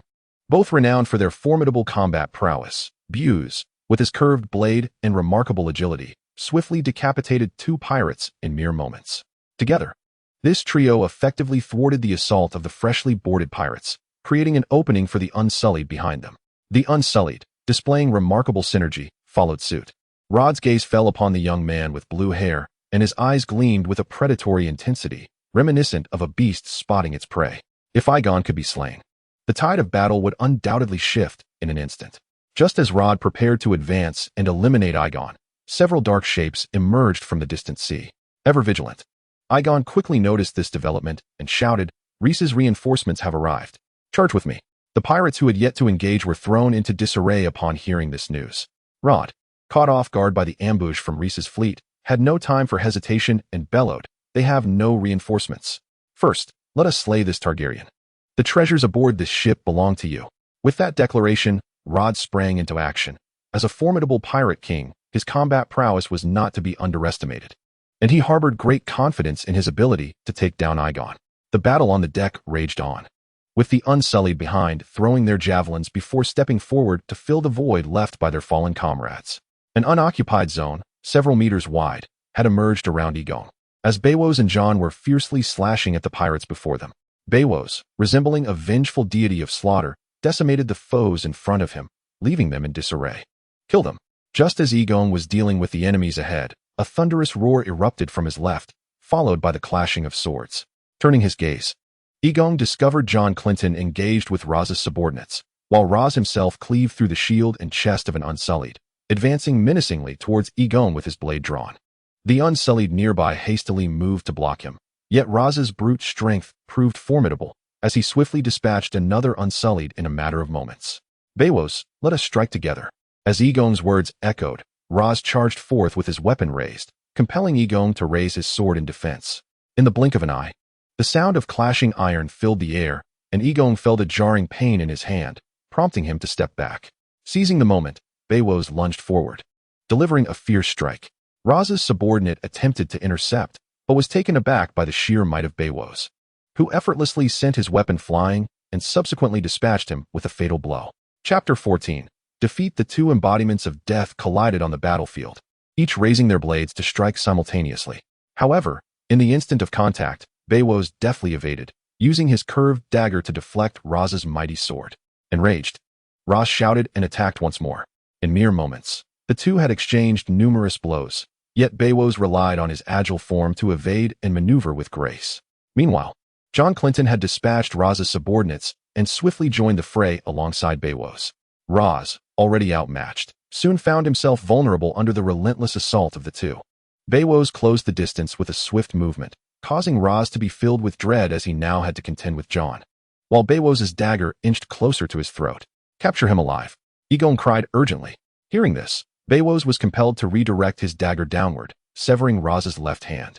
Jon, seizing the opportunity, parried Raz's counterattack and swiftly removed his right hand. In that moment, with both his left arm and right hand severed, Raz remained a fearsome figure, glaring fiercely at Aegon as though intending to carve a piece of flesh from him. To the east, Aegon's allies awaited at Slaver's Bay, rendering any retreat impossible. "Your Highness Aegon, Governor Tuek specifically sent me to provide assistance." The commander offered a knightly salute to Aegon and inquired, "How does your Highness intend to deal with this band of pirates?" "Surrender, and they shall not perish." Initially, these pirates could muster a semblance of resistance, but upon receiving news of the defeat of their king, Raz, their defenses crumbled like sandcastles. "Indeed," Aegon replied with a smile, slowly stating, "the Summer Isles." The commander of this Rhys expedition, possessing a head of golden hair and a resolute visage, raised suspicions of a possible affiliation with House Lannister. The pirates numbered only around 1,000, with a small fraction having fled while many met their demise in the sea, the remainder predominantly felled by the Unsullied spears. Both factions had effectively cornered the pirates on their vessels, and with no escape by sea, the pirates ultimately laid down their arms. The majority, witnessing their dire predicament, succumbed to panic and leaped into the water in a desperate bid for survival. Aegon seized an Unsullied spear and hurled it forth, striking down the foremost assailant with lethal precision. Governor Tuek had instructed him to evaluate the situation and decide whether to eliminate the pirates before claiming Aegon and his crew. Now, he hesitated to act against Aegon, having just witnessed the Unsullied's devastating efficiency in dispatching the pirates. Do you know where he will flee? The number of pirates who fell to the Rhys forces did not exceed 200. But what of their leader? Thus, only the Summer Isles to the south remained as an option, while Aegon would await him aboard a swift longship suited for coastal navigation. Upon hearing this, Aegon recalled the matter and promptly ordered the capture of King Rods. After all, outwardly, they stood to gain the most. Capturing these pirates could yield a lucrative market for slaves. However, to his surprise, despite allowing ample time for battle, the Unsullied had suffered no significant losses. The Rhys military could not truly engage in piracy. These longships were of no use to them, and it was evident that Aegon would not relinquish such vessels intended for coastal combat. Joanna, who had been hiding alongside Daenerys, finally emerged. "Stand down, Your Majesty. Is the battle concluded?" The Rhys forces were mercilessly reaping the lives of the pirates, akin to harvesting grain, while the Unsullied, having alleviated pressure, grew increasingly ferocious, even launching a counterattack on the pirate ships. Soon, each vessel was awash with the corpses of pirates, the waters stained crimson with blood. The scene devolved into a one-sided massacre. Though the Rhys' slave army and mercenaries lacked the Unsullied's martial prowess, they appeared as demons from an abyss, tasked with collecting the souls of the terrified pirates. At that moment, a young commander stepped forth from the throng, driving back the soldiers eager to advance. The mercenaries on the side of Rhys are beyond the control of Aegon. Some, driven by bloodlust, are still wielding their blades against the pirates who have laid down their arms. Aegon glanced at her and nodded. "It is over. You shall take 200 Unsullied soldiers along with the remaining slave soldiers and mercenaries to continue your journey to Slaver's Bay. You may rest and resupply in Volantis, and procure additional slave soldiers along the way. I will first seek out that scoundrel, Drummond, to settle some accounts, and I shall catch up with you thereafter." To the west lies the Riverlands and Dorne. Regardless of whether House Tully of the Riverlands genuinely supports Aegon, the presence of Dornishmen, there is a considerable deterrent for him to venture westward. If he were to engage in battle with his less than competent slave soldiers, the odds would not be in their favor. More critically, there remain over 1,000 pirates, an unpredictable variable on the battlefield. It is evident that the surrendering pirates must be dealt with first. Should they seize an opportunity to revolt, Aegon's survival would be uncertain. Let us proceed by counting these pirates. I will retain a few longships to eliminate this band of pirates and require 400 pirate sailors to fill the vacancies on my ships. The rest are yours to dispose of as you see fit. In stark contrast to the panic exhibited by the other women, Joanna appeared remarkably composed. The battlefield was swiftly cleared, with the remaining pirates shackled in the very manacles they had prepared for their captors. Rhodes was rendered incapacitated, subsequently subdued by several Unsullied with spears. After escorting the last batch of captured pirates back to the ship's hold, Rhys's commander finally set sail for home, leaving Aegon and his companions to tidy up the aftermath. A defeated pirate king holds no value. Pirates revere only the strong, and Aegon had no intention of utilizing him to command the pirate troops. Thus, he readily surrendered the man to the opposing side. With Drummond's exposure, remaining in Rhys was tantamount to awaiting death, while heading north towards the Stone Steps Islands was fraught with chaos. With jewels in his possession, he would hardly dare to venture that way, especially with potential enemies lurking to the north, those he may have wronged. He is now yours. Take him back to Rhys for trial.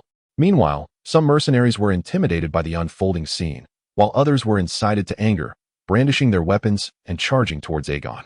The ensuing battle commenced, with Rhys's reinforcements lowering the drawbridges to storm the pirate ships. The commander of Rhys nodded in approval. Upon witnessing this, Aegon shouted. The golden rays of the setting sun cast a melancholic glow upon the sea, evoking an endless sense of desolation. The waters were strewn with the bodies left behind by the pirates, painting the sea a deep crimson. Black carrion crows, drawn by the scent of blood, circled above, feasting upon the decaying flesh of the corpses. It was a feast for the crows. Chapter 15. The Spoils of Victory Over Hard Labor. Rhys. Within the estate of Drummond, the corpulent governor lounged with narrowed eyes on a bench, patiently awaiting news from his subordinates, as two maidservants diligently fanned him. The lingering summer heat was oppressive, particularly as Rhys lay to the south, rendering the days unbearably sweltering. Being overweight, he perspired profusely even in the shade. Governor! Governor! A frantic subordinate dispatched by Drummond rushed in, gasping for breath. Speak more slowly, Drummond barked in irritation. When the young woman was brought before Aegon, he lifted her chin, only to discover she was a strikingly beautiful mixed-race maiden, her sun-kissed skin complemented by sharp cheekbones, exuding an alluring intensity. with enchanting amber eyes. In the distance, the silhouette of a merchant ship drew nearer, and soon Aegon and his crew caught up to Drummond. No wonder Drummond had attempted to flee with this thorny rose in tow. The young woman was a bed slave purchased from Yuan-Kai, and just as Drummond was about to indulge in her maidenhood the previous night, she had fatally stabbed him with a dagger. However, after a brief moment, Drummond seemed to recollect something and hastily stopped his servant. "Wait, pack up the belongings. We shall not move just yet. We will relocate tonight. And make sure to bring along the newly acquired bed slaves from Yuan-Kai." Enraged, Drummond erupted in fury. "Your Majesty, we have sighted the banner of Riss." The captain timely alerted. "Your Majesty, we beseech your clemency. Release her as well." Aegon pointed to the maiden bound atop the mast. Yet, to their astonishment, Drummond's corpse had already been laid upon the deck, a dagger still embedded in his right eye, alongside another lifeless body of a man. "Is what you say true?" The maiden lowered her head, falling into silence for a moment before murmuring, "Rosalind." Upon hearing this, Drummond could no longer remain seated. Aegon calmly directed his troops, preparing to allow the innocents aboard. The other man, Drummond's steward, had discovered the governor lying in a pool of blood that morning and seized the woman hiding beneath the bed, binding her to the mast as a sacrifice to the sea god. To prevent insurrection, Aegon had stationed 100 innocents aboard each vessel. Out there, it is rumored that King Targaryen and Governor Tuek have ambushed the pirates. Aegon pondered, deciding against granting these men too much honor, as they were not responsible for Drummond's demise. Upon hearing the news, Drummond's household servants hurriedly prostrated themselves. As dawn broke, sunlight once again graced the surface of the sea. Aegon chuckled heartily. It seems there is no other option. A slave who harms their master faces the death penalty. Thus you shall be offered as a sacrifice to the sea god. That steward is not even their master. Yesterday, 5 pirate ships were directly destroyed by Yang, leaving 2 to pursue the merchant vessel Drummond. I have pardoned your transgressions. Once we reach the slave bay, you shall all be free men, and you will receive a sum to establish your new lives. Very well, you may rise now and change into suitable attire. Then, take me to behold Drummond's treasure. What if I refuse?" Just then, Yang and his crew arrived. The fearful servants, upon seeing the flags of Lys on the 2 pirate ships, mistook them for pursuers and conspired to slay the steward in hopes of surrendering. "What is your name?" In moments of crisis, Drummond trusts neither mercenaries nor common slave soldiers. He places his faith solely in the innocents, who are forever loyal. "Quite intriguing. You must understand that had I not intervened, you might have met a grim fate, perhaps enduring unimaginable torment before your demise. Is this how you treat your benefactor?" The brisk sea breeze swept away the scent of blood from the pirate ship. He was particularly fascinated by the carnage. The servants hastily led Yang, and after a thorough inspection, he was astonished by Drummond's riches. What? Clearly, these 2 knaves intended to bring about his ruin. Remaining with Lys would only lead to a dead end. "Very well, Rislin, you shall henceforth be my handmaiden, as there is no one else to pour my wine." Upon hearing Yang's command, those who had recently prostrated themselves scrambled to their feet and untied the ropes. Yang was astonished by how effortlessly he had claimed Drummond's estate and the 100 innocents. "Let us hasten our advance. Row faster. Prepare for boarding combat." The 400 pirate sailors were divided into 20 small squads, all commanded by sailors recruited by Yang from Lys and former mercenaries, unarmed and wearing leg shackles. Yang's expression darkened. "Hurry, gather your belongings. Once the ship is ready, we depart immediately. Bring along the 100 innocents." The girl did not respond, but spat at Yang, only for him to evade the gesture. Drummond's servants knelt, presenting the whip that controlled the innocents, while a young woman was tied to the mast. Yang raised his hand, signaling them to rise. After some inquiry, he grasped the situation. He ought to thank her. Had Drummond survived, a bloody conflict between the innocents might have ensued.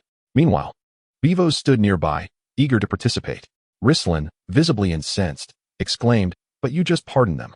"Yes, and this morning, Governor Tuek specifically dispatched a fleet to sea." Yang decisively clapped his hands, making a determination, yet his subordinate beside him hastily attempted to intervene, but Yang simply waved him off. "I have made my decision, and now it rests upon your willingness to comply," Yegan inquired with a smile, gazing into the amber eyes of Rysly. Rysly found herself momentarily speechless, eventually nodding in acquiescence after a brief pause. This fellow had absconded with a fortune amounting to 200,000 gold dragons, likely depleting his household of every last asset. Who knows how many individuals he has conspired with alongside that band of pirates. Regrettably, his immovable properties remained behind, and Yegan had no means to seize the pirate den. The The gleaming gold had slipped through his fingers. Aegon observed the jewels within the cabin with great excitement, recalling the ironclad adage, force triumphs over toil. He resolved that he must one day establish a band of pirates. Chapter 16. The Royal Assembly what? Drumman has fled? Governor Tuik's voice nearly rattled the very foundations of the house. He could scarcely believe that such a foolproof plan had faltered at the final stage, allowing Drumman to escape with the riches. It is worth noting that, in order to avoid arousing suspicion, he had dispatched his troops to board the vessel under the cover of night. Furthermore, to thwart any potential retaliation from Drumman, he had stationed his remaining forces within his own estate. Yet, this rogue had managed to slip away under the veil of darkness. Tuik was almost beside himself with rage. Had our boarding troops been discovered? I heard whispers that sailors in the tavern were boasting about having seen our slave army. Though Robert typically remained unconcerned with mundane matters of governance, he was unyielding when it came to threats to his dominion, particularly from the Targaryen family. The esteemed scholar, having served several kings, was slowly roused from his stupor. Upon hearing this news, Ned furrowed his brow. Aegon Targaryen, is that child not already dead? Pacer pondered for a moment. Your Majesty, the nobility of the Seven Kingdoms is exceedingly vast. Let us seize all the gold and jewels from Drummond's holdings. Not a single coin should be left for the other governors. Today's tournament was unprecedented in its grandeur. King Robert, in honor of the newly appointed hand of the king, Ned Stark, had even raised the champion's prize by an additional 10,000 gold dragons. Varys was no less forthcoming, revealing all the intelligence he had gathered. My lord, we have received word from Lys that Rhaegar's son, Aegon, has vanquished the pirates of the Stepstones and intends to wed Margaery Tyrell upon reclaiming the Iron Throne. Tuik remained non-committal upon hearing this, yet inwardly, he began to accept the veracity of the claim. Ned, you cannot continually dismiss my opinions. Robert expressed his dissatisfaction, but ultimately relented. So what do you propose we do? Frankly, I do not believe hosting so many tournaments is a prudent course of action. Pacer retorted indignantly, My Lord Beric, what has led you to withhold kindness even from a venerable elder? The Targaryen family surrendered to Aegon as a vanguard, which caused certain vassals of the River Bay Kingdom to hold little loyalty towards the Targaryens.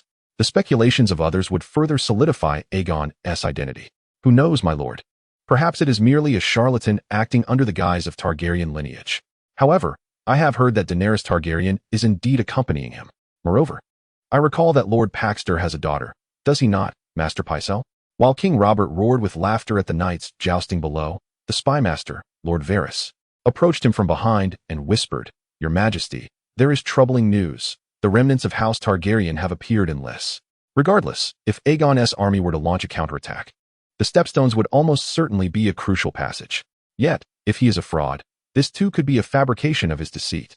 Varys nodded, affirming, indeed. He claims his supporters are the Tyrells and the Martells of Dorne. Pycelle did not mention that the girl is freckled. Your Majesty, forgive my old age. I find myself increasingly weary. The Tyrells were once merely vassals of the Riverlands, and the Conqueror Aegon I Targaryen obliterated the original River King and his descendants during the War of Fire and Blood. Moreover, hang that pirate king and display him upon the city walls. Yet, I remember he has a daughter. Eddard Stark, observing Robert's expression, sensed that no good news was forthcoming, and the king, who was usually preoccupied with drink and dalliance, had astonishingly called a council meeting, which left Eddard feeling somewhat uneasy. Varys has always believed in a truth. Only a lie intertwined with reality can forge an inconspicuous deception. Littlefinger remarked with a chuckle, surely. Master Pycelle does not appear so lethargic when he is consorting with those maidens. However, such matters are of little consequence. Since that arrogant Targaryen dares to show himself, I shall surely lead my forces to eliminate him. This would also provide an opportunity for the royal fleet to set sail. Thus, he did not hesitate to label Aegon a fraud outright. Robert, exasperated by their banter, interrupted, Enough. Let us cease this discussion, Master Pycelle. I recall that the Earl of Driftmark has a daughter, does he not? Perhaps he is sowing discord between us. Yet it is also possible he has indeed established clandestine ties with Dorne. After a moment of contemplation, Robert made a decisive resolution. Let Lord Paxter of Driftmark join Stannis in an assault against the pirates of the Stepstones, and upon their conquest, the islands shall be divided between them. Robert's elevation of Paxter from Driftmark was intended to undermine the influence of House Tyrell. This is the largest city on the continent of Westeros, with a total population of 500,000. The sheer number of inhabitants has resulted in a pervasive stench due to the accumulation of waste. What has transpired?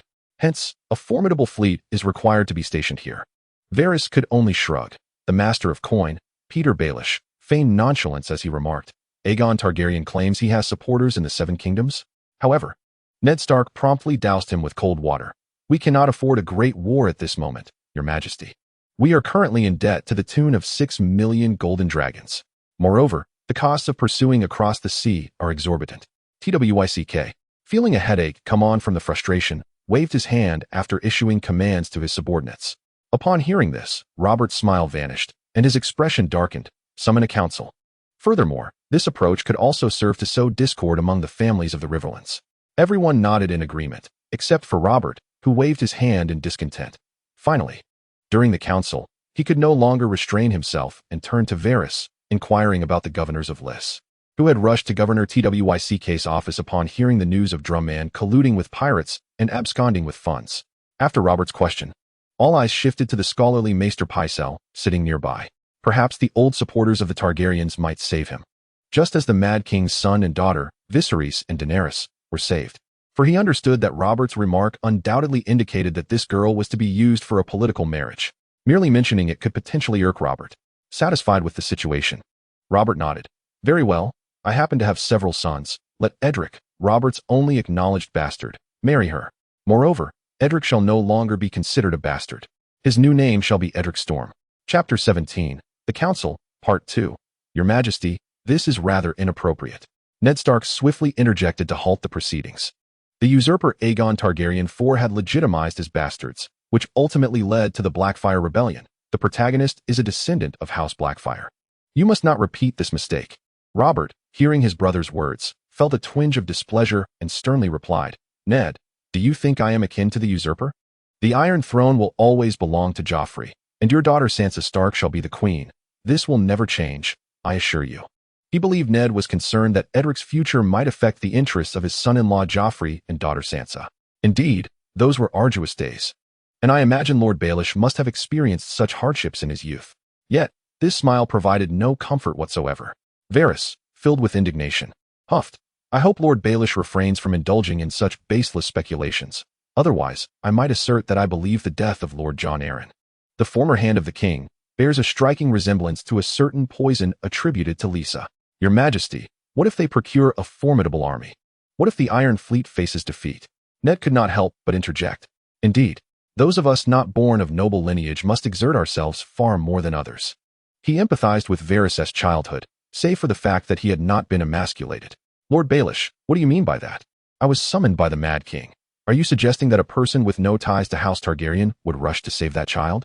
Your Majesty. Yet Daenerys remains but a young girl. Then let us send assassins to eliminate those wretched spawn. No, I shall first send assassins to rid the world of them. Merely the thought of a Targaryen surviving is intolerable. Oh, by the way, if that Aegon is not a charlatan, who might have aided his escape, let Varys manage that matter. Upon hearing the mention of dragons, Robert scoffed. Dragons. The Mad Targaryens have been cursed by dragons. Ned wore a look of helplessness, feeling that Robert's vendetta against House Tyrell would lead to grave consequences. Varys's eyes glinted with an icy light, and his hands, concealed within his sleeves, tightened slightly. Who knows? My little birds are not omniscient. Despite the formidable fleet from the Stormlands, House Tyrell remained the wealthiest and most powerful in the Reach. Like Varys, he had encountered schemes at every turn, firmly believing that chaos was the ladder to ascendancy. Robert bellowed in fury. Ned, do not forget your brother, your father, and your sister all fell to the Targaryens. On his journey back, he recalled Rhaegar and felt that his allegiance to Robert was a grave error. I have heard that Lord Varys hails from Lys. Varys nodded.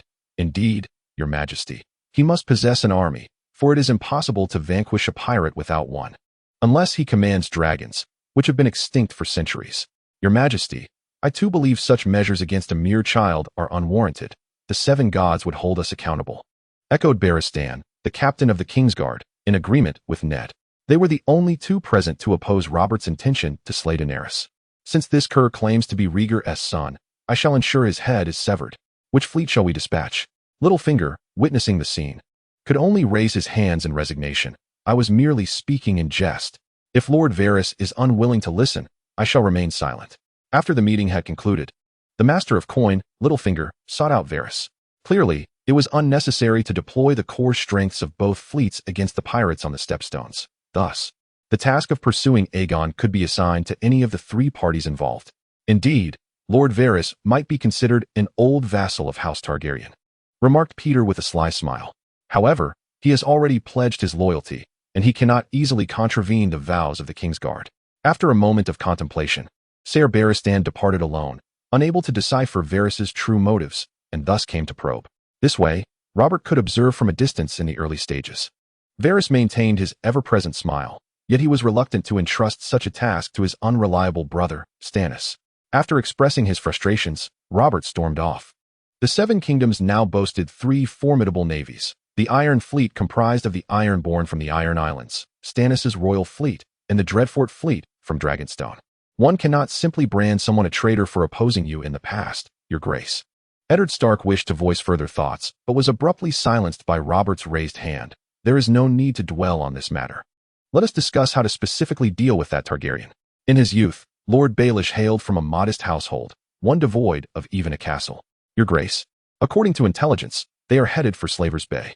I believe we could send the Ironborn. Since they have sworn fealty to you, they should at least prove their worth. Varys promptly suggested to Robert, should we not eliminate the Targaryens, or shall we simply wait for them to come and slay us? Ser Barristan, you must remember you are now a member of the Kingsguard, which does not permit you to oppose the king. Robert nodded in satisfaction upon hearing this news, expressing strong agreement with the notion. Varys, you mentioned he defeated pirates at Lys. Does that imply he possesses an army? To Robert, the Ironborn were a band of unruly pirates. Sending them to eliminate Aegon would benefit him regardless of the outcome. His cheeks flushed with indignation, and the words continued to spill forth. As the most astute mind in the room, Peter always speculated upon others' motives with the utmost malice. There are even whispers of having spotted you in Bravos. How many lives do you think such baseless conjecture could claim, Lord Baelish? Peter's expression stiffened at this remark, and feeling the weight of the words, he could only chuckle awkwardly. It is my fault. Forgive my suspicion. Chapter 18. Dagon Ko. The night was cloudless. A strand of the Milky Way lay serenely across the heavens. The sea was tranquil, and Aegon's fleet glided slowly upon the mirror-like surface of the waters. Surely, you would not poison this wine, would you? Aegon soaked in a bathtub filled with warm water, lifting his glass of white wine to scrutinize it carefully. Be cautious of poison before you drink. Rislin murmured. It's not that I fear your poison. Rather, I dread that aboard this ship, should you poison me, escape would be impossible. If they were to capture you, the fate of being flayed alive and offered to the sea god might truly await. Rislin pressed her lips together in silence, while Aegon continued, do you know? I've heard that if the skin is removed swiftly, one does not die immediately. Imagine falling into the sea, drenched in blood, enduring the nibbles of fish. How ghastly. May the seven gods spare us from such torment. As he spoke, Aegon raised his cup to drink, but was abruptly pushed away by Rislin. The glass crashed onto the deck, producing a dull sound, its contents spilling across the floor. Did you truly poison it? Rislin shot him a glare. Is that not permissible? You are all villains, deserving of death. If I have poisoned it, then kill me swiftly, that I may descend to the underworld and curse you to meet your end sooner. Aegon mused that this half-breed before him increasingly resembled a thorny rose. Who claims I wish to kill you? And you label me a villain without granting me a chance to defend myself. If I were to slay you, would I not truly become the villain you speak of? What poison did you use? The one in your cabinet, the colorless vial. I suspect it is poison. Rislin displayed an attitude of indifference, as if unperturbed by scalding water. Aegon was taken aback that she had discerned the presence of the tears of Lyris, a colorless poison that had claimed the life of Jon Aelin, and could only smirk in resignation. From now on, you shall have a taste of every wine I drink beforehand. Enough of this tedious topic. Let us speak of something more intriguing. How did you kill Drummond and yet get captured? After I killed him, I fabricated a ruse of escape and hid beneath the bed, planning to flee once we reached the shore. Alas, his steward searched thoroughly before returning to check the room again. Had it not been for him, I would have escaped. Rislin exclaimed in frustration. Nothing is ever absolute. Otherwise, you would not have been caught. Even if he had not found you, what of me? Thus, this is a destined fate you must learn to accept. Cease your thoughts of harming me. By the way, pass me the towel and some clothes. After Aegon spoke, he disregarded Rislin's thoughts, allowing her to assist him in dressing before he sought the deck for a breath of fresh air. Daenerys Targaryen stood quietly by the ship's railing, lost in thought as the sea breeze tousled her hair, oblivious to Aegon's approach. Daenerys, you seem preoccupied, Aegon inquired with curiosity. startled by his voice. Daenerys snapped out of her reverie and fell into silence once more. After a lengthy pause, she turned to Aegon and slowly spoke. You claim that the Tyrells are your supporters? And that you intend to marry Margaery Tyrell?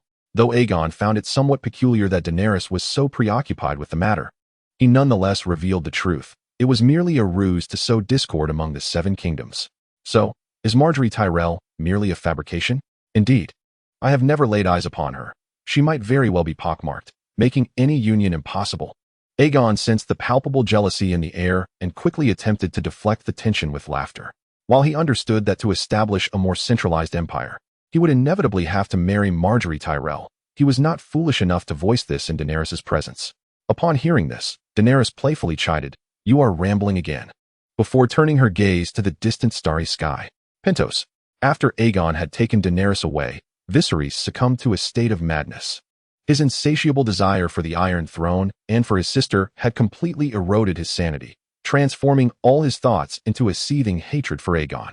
Had it not been for this blue-haired Targaryen stealing his sister away, he would have already returned to Westeros with Drogo's forces to reclaim his crown and the Iron Throne. The longer Aegon remained absent, the deeper Viserys' animosity grew, and he swore to slay the man. Finally, half a month after Aegon's departure, he seized an opportunity to escape from Illyrio's courtyard. Now, he stood before Drogo's palace, a magnificent structure with 9 towering spires, a gift from the governors of Pentos to Drogo. However, as he attempted to enter, he was stopped by the Dothraki guards at the gate. "I am the true dragon, Viserys III, and I demand to see Khal Drogo," Viserys shouted, but the Dothraki, unable to comprehend his words, swiftly struck him across the shoulder with a whip for his commotion. Enraged, Viserys rose, ready to fight the 2 Dothraki, but another nearby Dothraki drew his blade, prepared to end him. Just then, a Pentoshi merchant delivering treasures to Drogo overheard the mention of the true dragon and quickly intervened to halt the Dothraki. With the merchant's assistance, Viserys was finally granted an audience with Khal Drogo. The man before him possessed bronzed skin, dark eyes, and hair, with a towering physique adorned with a long beard and braided locks cascading down to his thighs, each braid adorned with small bells. His braids had never been cut, symbolizing Drogo's undefeated status in battle. "Esteemed Khal, this is His Majesty King Viserys," the merchant announced, "who seeks to discuss a matrimonial alliance with you." Only then did Drogo slowly raise his gaze from his seat to regard Viserys. "I have a sister, Princess Daenerys, the most beautiful woman in the 7 Kingdoms. I wish to marry her to Khal Drogo, but a deceitful man with blue hair has ruined everything." As Viserys spoke, his anger was barely contained, and he indignantly declared, "I have come here to pursue this marriage." The merchant relayed Viserys' words to Drogo, who, upon hearing them, slowly responded, "You wish for me to slay this blue-haired trickster? Indeed. He is currently en route to the Slaver's Bay. Upon his return, he will undoubtedly come back to Westeros, and all Khal must do is wait for him there." Viserys believed that with this man and his thousands of Dothraki horsemen, upon arriving in Westeros, he might regain his seat on the Iron Throne. However, Drogo shook his head upon hearing this. The Dothraki never approached that which horses refuse to touch. "Since he has gone to Slaver's Bay, we too shall head there. I will behead him and present his head as a wedding gift to Daenerys." Chapter 19. Astapor. As the most formidable Khal of the Dothraki plains, Drogo commands the mightiest Khalasar. He possesses his own pride. Dothraki rarely resort to cunning against their foes, preferring to wield their curved blades in battle, a truth validated countless times throughout history. Thus, upon learning that Aegon would appear in Slaver's Bay, he had but one thought: to eradicate the enemy's forces and plunder them mercilessly. Viserys hoped to persuade Drogo to reconsider, but a merchant from Pentos interrupted him. "Look at Khal Drogo's braid. Dothraki cut their braids upon defeat, and the length of Drogo's braid attests to his strength. You must believe that Khal Drogo will bring you victory." As if sensing Viserys' thoughts, he continued, "Your Majesty, I must remind you that in the world of the Dothraki, there is no trade. If you wish to obtain a crown, you must first befriend them and await their gift of the crown." Hearing this, Viserys fell silent. The Valyrian Empire had been extinguished by the Valyrians millennia ago, yet these totems are still preserved by the people. Below, the Unsullied appeared unfazed by the heat.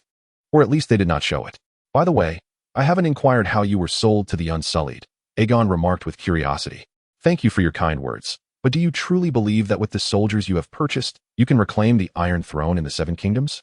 Aegon directly instructed Beevos to teach Daenerys some swift killing techniques. Krasny let out an indifferent snort. If he were not so fond of my innocence, he would not have come. Clearly, he was unaware of the true perfection of the innocents. He should be informed about their training, for they are the most flawless warriors in this world. Upon hearing Aegon's words, Rhysand cast her amber eyes into the distance, lost in contemplation.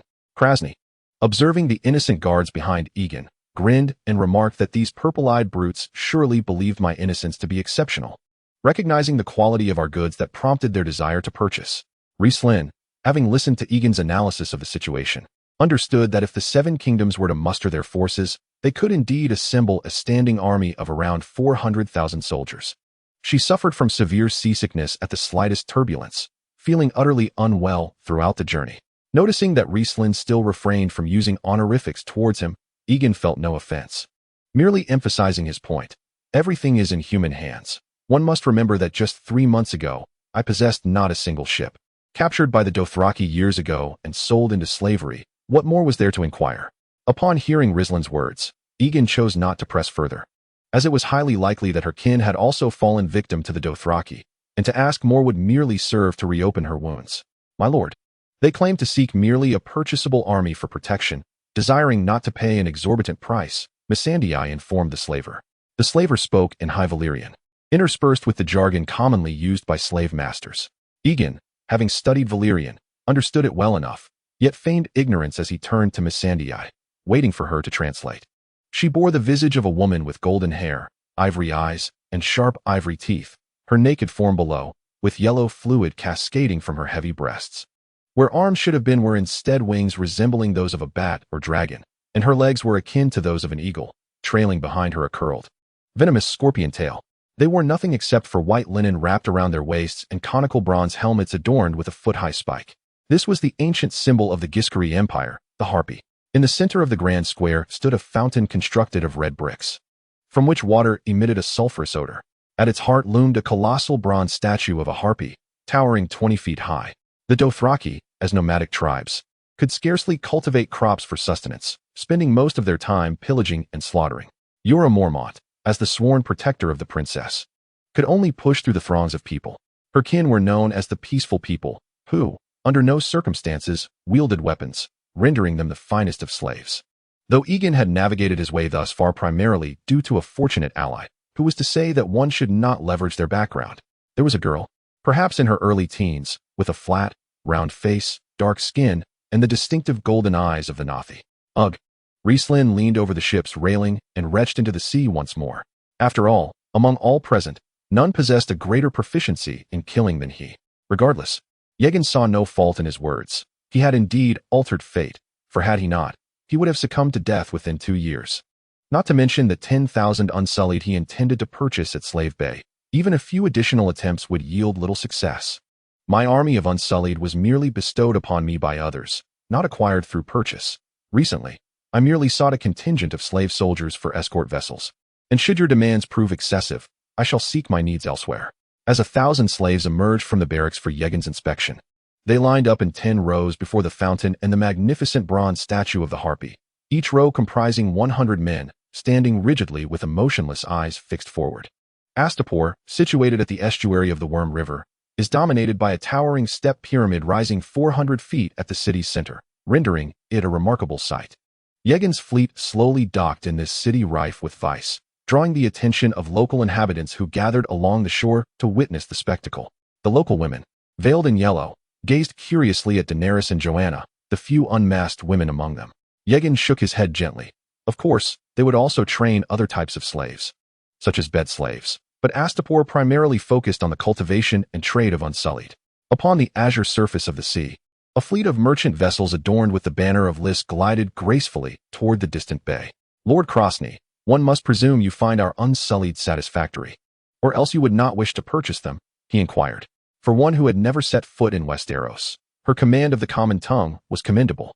The slave masters of Astapor, who referred to themselves as benefactors, engaged chiefly in the unique trade of Unsullied, a distinctive class of slave soldiers.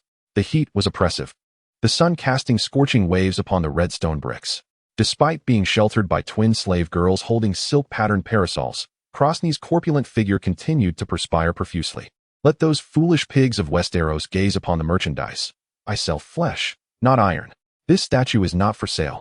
The slave trader Krasny Monocross bellowed at the slave girl Missandei, who served as translator. At present, I possess 1,000 unsullied troops, having acquired more in Bravos, along with a considerable amount of gold and even 3 dragon eggs. Daenerys Targaryen was on deck, honing her unique swordsmanship. Observing this, Aegon could only instruct the Unsullied to diligently escort them to Astapor's Pride Square, the designated marketplace for slaves. We shall soon arrive in Astapor, and liberation shall be yours, Aegon remarked with a smile. Selected from a young age based on stature, speed, and strength, they began their training at the tender age of 5. Missandei meticulously narrated the regimen of the Unsullied's training to Aegon, akin to a sales associate in a marketplace. Each day, from dawn until dusk, they practiced relentlessly until they mastered the short sword, shield, and 3 types of spears. The training is exceedingly harsh, Your Majesty. It is a well-known fact that only one among the 3 boys survives. There exists a saying regarding the Unsullied, from the day they earn their spiked helmets. The most arduous part of their lives is behind them, for no future mission could ever rival the severity of their initial training. Chapter 20. The training of the Unsullied. Krasny Zemo Naklas does not speak the common tongue, yet he nods as he listens, occasionally prodding the slave girl serving as a translator with the tip of his whip. Inform him that these men have been standing there for a day and a night without food or water. Convey that as long as I do not command their release, they will remain standing until they collapse. Let him know that even if 999 fall dead upon the stone floor, the last will stand resolutely until his own demise befalls him. Such is their courage. Relay this to him. It is madness. This has nothing to do with courage. John Cunnington, a seasoned nobleman, is incensed upon hearing of the Unsullied's training methods, perceiving it as a sacrilege against the 7 gods. Had it not been for Aegon's prior revelation that he did not truly intend to purchase this regiment of Unsullied, he would have departed immediately, demanding Aegon accompany him. What does the old man say? The slave trader inquires of the translator. Once she finishes, he smiles and says, inform him that we call this obedience. Other warriors may be stronger, swifter, or taller than the Unsullied, and they might even rival them in the skills of sword, shield, and spear. Yet, in this world, you will find no soldiers more adept in the art of obedience. Only sheep comprehend obedience. Since he wishes to purchase them, he must adhere to our price. The correct content may be found in the 6-9 Book Club. When John Cunnington's words are conveyed, the slave trader cannot help but snort. Tell that fool that this flock of sheep is the most powerful in the world. Robbery and rape do not pique their interest. Inform him that they are akin to Valyrian steel, forged through relentless folding and hammering, until they become stronger and more resilient than any metal known to man. Other slaves may steal and hoard wealth in hopes of buying their freedom. However, even if that little she-ass were to offer the Unsullied freedom without charge, they would not accept it. They live solely for their duty. They are soldiers, nothing more. Your sword, he says. Let him open his dog-like eyes and take a good look. These men are all cast from the same mold, Daenerys muses, only to be reminded that they are not men, but eunuchs. She has heard that in the land of the sunset, Westeros to the west, some solemnly vow to maintain their purity, to remain barren, living solely for duty. Is this true? Absolute obedience, unwavering loyalty, devoid of fear. Daenerys Targaryen no longer wishes to endure the lunacy of this slave master. She turns her gaze toward the Unsullied below. I wish to purchase them. The Unsullied blinks, remaining motionless as blood flows down. Would you like to come again? Krasny inquires.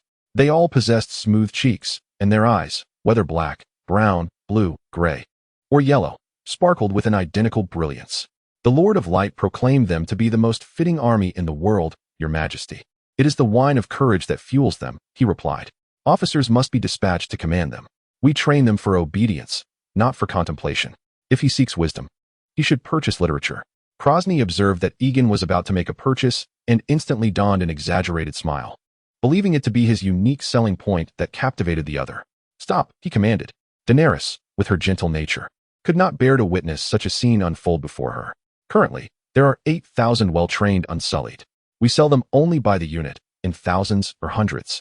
Sensing disbelief in their response, he approached a robust slave soldier, reminiscent of the Lazarene. He abruptly raised a whip and struck the bronze-colored cheek with a brutal force, leaving a trail of blood. This was a short sword, suited for thrusting rather than slashing, yet its blade remained exceedingly sharp. Blood gushed forth from the slave's chest. But let us not forget, the bull is also strong, and within the arena, they perish daily. Just 3 days prior, a 9-year-old girl had slain one in the Yunkai fighting pit. The Unsullied possessed something more vital than strength: discipline. Upon hearing this, Daenerys could not help but inquire. According to the Lord of Light, this batch of Unsullied will not be swayed by money or flesh, but what if my enemies entice them with freedom? Krasny, upon hearing Aegon's words, became increasingly agitated. Tell this ignorant fool that he does not comprehend the courage of the Unsullied. They are the most suitable army in the world. Tell that cow to cease her murmuring. Krasny interrupted without waiting for translation. Seeing that this madman wished to continue bragging about his training of the Unsullied, Aegon swiftly interjected. In an effort to conceal his mounting anger, he continued. Then Krasny Monocros slowly drew the sword from below, leaving a thin line of crimson from the ribcage to the abdomen, before plunging the blade into the flesh and beginning to slice back and forth. He could hardly endure this scum. Had he not feared disrupting Aegon's plans, he would have slain him on the spot. Since the day of their castration, they have consumed wine at every meal, day after day, year after year, until they became numb, until battle became fearless, until they feared no torment. Stand up. Aegon began slowly. Yes, there are many such organizations. The scholars of the Citadel, the monks and nuns serving the Seven, the Silent Sisters mourning the dead, the Kingsguard, the Night's Watch. We train them in the combat techniques of the ancient empire. They are the rebirth of the synchronized legions of old. This will not cause significant harm. Men are not required here, and certainly, eunuchs are unnecessary. In the realms of Yunkai and Meereen, purchasing slave swordsmen may often prove more economical than acquiring their blades. However, the Unsullied stand as the finest infantry in the world, each having undergone years of rigorous training. Inform those imbeciles that any secret may be entrusted to the Unsullied without hesitation. They can be arranged to guard conference halls or even bedrooms. With nary a concern of eavesdropping, he struck down abruptly, sending the weapon rolling to the brick floor. Previously, we sold them by the dozen as personal guards, only to discover their utility was lacking. A mere 10 proved insufficient, as they mingled with other slaves and even free men, forgetting their identities and who they were. Yes, master, the Unsullied rose in unison. Why must they be gelded? She inquired through a slave girl, questioning Krasny's, asserting that men are indeed stronger than eunuchs. No individual is beyond temptation. John Clinton turned his head away with a huff. More than half of them bore the bronzed skin and almond-shaped eyes of Dothraki or Lyseni. Yet she also observed citizens from the free cities, pale Carthene, and ebony-skinned inhabitants of the Summer Isles, alongside others of indeterminate lineage. Krasny's words were translated into the common tongue, and he continued, asserting that this fool must comprehend the considerable cost associated with such a remarkable army. In Yunkai and Meereen, the method of creating eunuchs involves the removal of the testicles. Such individuals cannot procreate, yet retain sexual capability, which only leads to complications. I am aware of Valyrian steel. Inquire with the good master whether the Unsullied possess their own commanders. We eliminate all Unsullied, leaving nothing behind. The Unsullied are the purest of beings. He flashed an exaggerated smile towards Euron and Daenerys once more. Castrated from a young age, these eunuchs lack the brute strength of your Westerosi knights. This is a fact. Once the question was translated, Krasny's replied. A red circle appeared on the Unsullied's chest, blood gushing forth. Yet he remained motionless until Krasny's returned the sword, pommel first. Enough, he declared. Our Unsullied are distinct. Their bond with their swords is unparalleled, a union that mere oaths from others cannot rival. Neither women nor men can ever tempt them. Life should not be lived in such a manner. Even a fool understands that being subjected to daily torment by temptation will ultimately lead most to yield to their basest selves.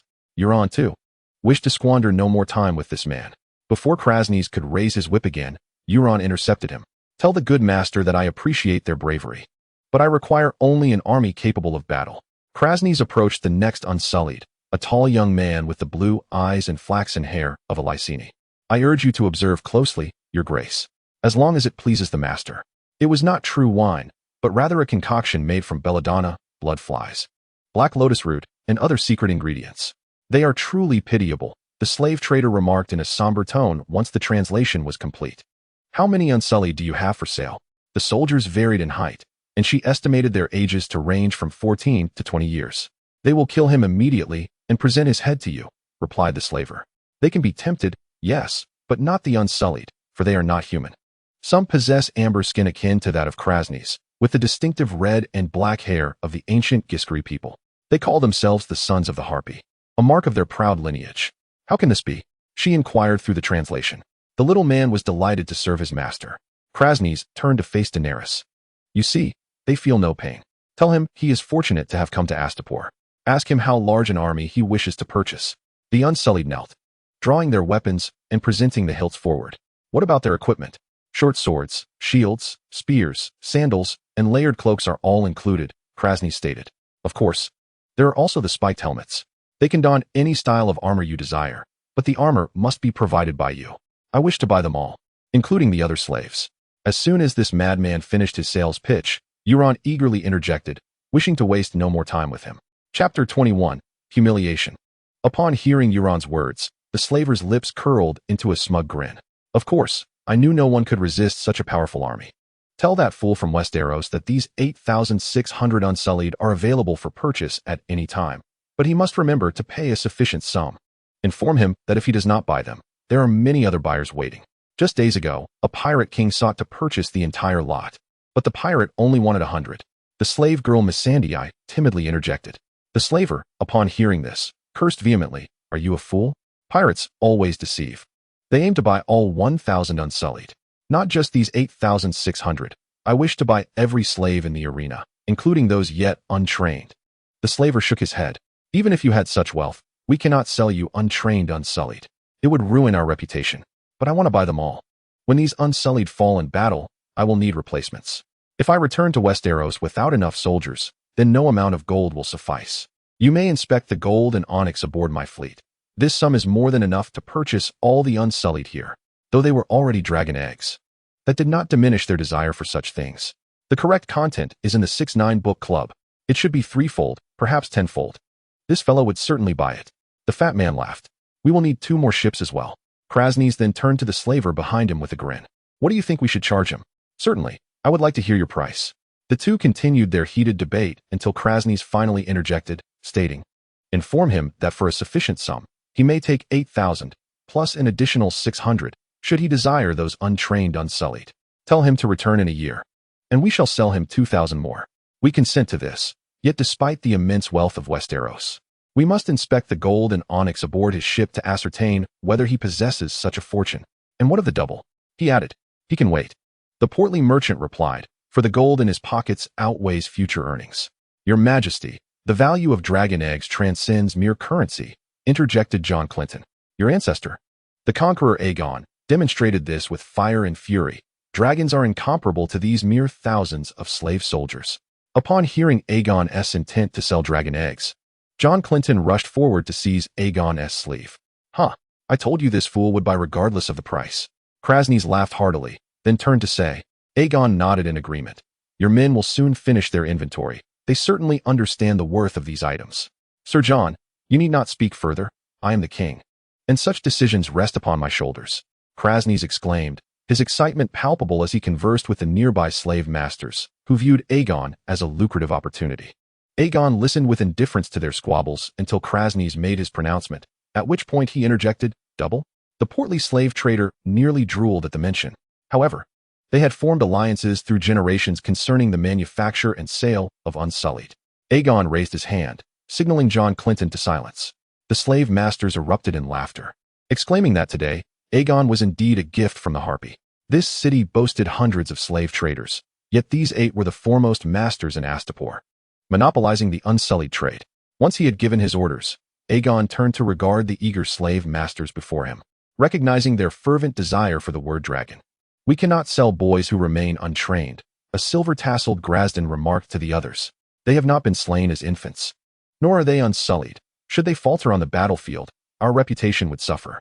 Moreover, even if we were to geld 5,000 boys tomorrow, it would take a decade for them to be suitable for sale. How could we justify this to the next buyer? I possess 3 dragon eggs."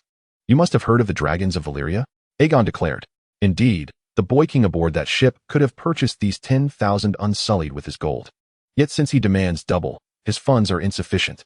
"Your Majesty," Aegon concluded, and John Clinton could not restrain himself from interrupting.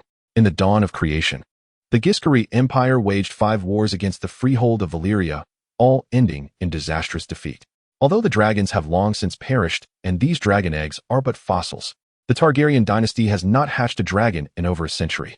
I desire them all. I am willing to pay a higher price." Aegon stood for a moment in proud spire, before several slave masters, akin to Krasny's, wielding short whips and adorned in silken robes, hastily approached. However, if even the faintest glimmer of hope exists, and should one egg successfully hatch, the might of a dragon would be unparalleled. I assure you, regardless of our asking price.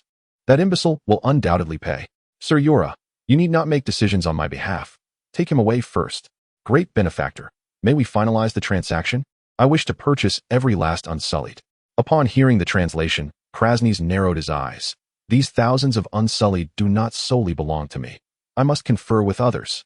Moreover, I must ascertain whether you possess sufficient wealth. Certainly, they are for sale, provided she can afford it, a portly slave master retorted. For the freehold possesses dragons, while the Giscari Empire does not. Should these dragon eggs hatch, it is not beyond the realm of possibility for Astapor to become the next Valyria. Thus, for the descendants of these ancient Giscari, dragons are an object of desire pursued through generations. Even though Aegon offers them freedom, the Unsullied would still fight for their masters. Aegon, unwilling to incur losses, insisted on purchasing, yet the slave masters remained obstinate. After an interminable wait, Krasny's subordinates returned to report their findings. When it comes to selling bed slaves, laborers, scribes, craftsmen, or educators, these individuals are rivals. Should Aegon fail to purchase all the Unsullied, if he commands those he has bought to slay the slave masters, the remaining ones would surely impede him. Very well, but I require this little cow to personally present the dragon eggs to me. Krasny jested, pointing at Daenerys with his whip, urging her to act swiftly.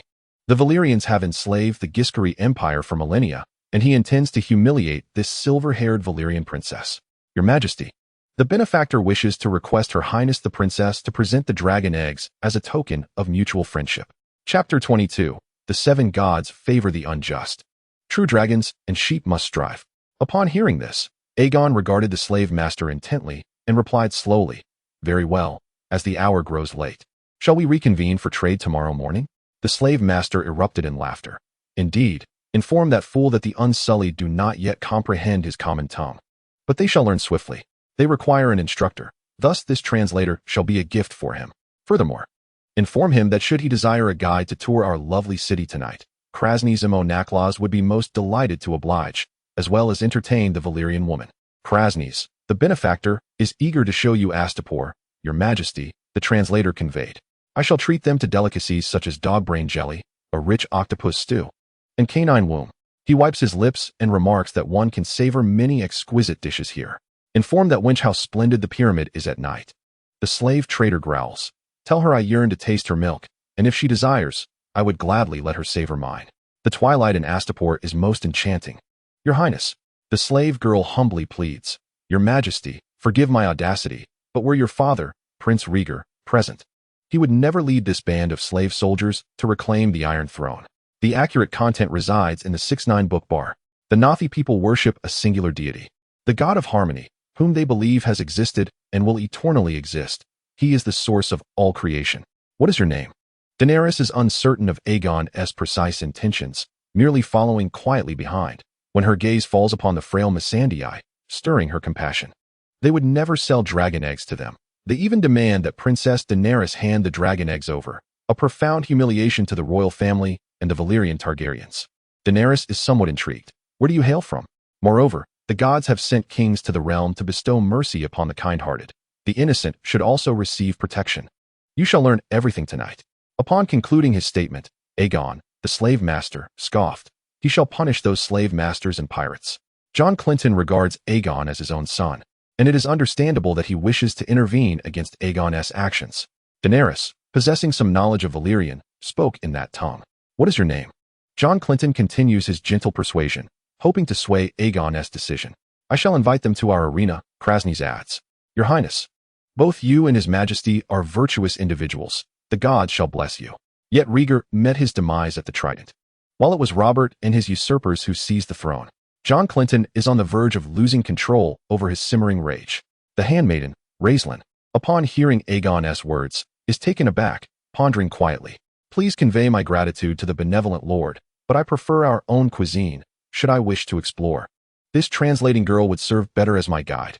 The Nathi believe that the butterflies on the island are messengers of the god of harmony, safeguarding both the island and its inhabitants. Without weapons, one risks being captured, just as it is now. Raistlin cannot help but hum, deeming it a miracle that such a people could survive. Missandei, hearing Raistlin remark, is at a loss for a retort. Missandei, such a lovely name.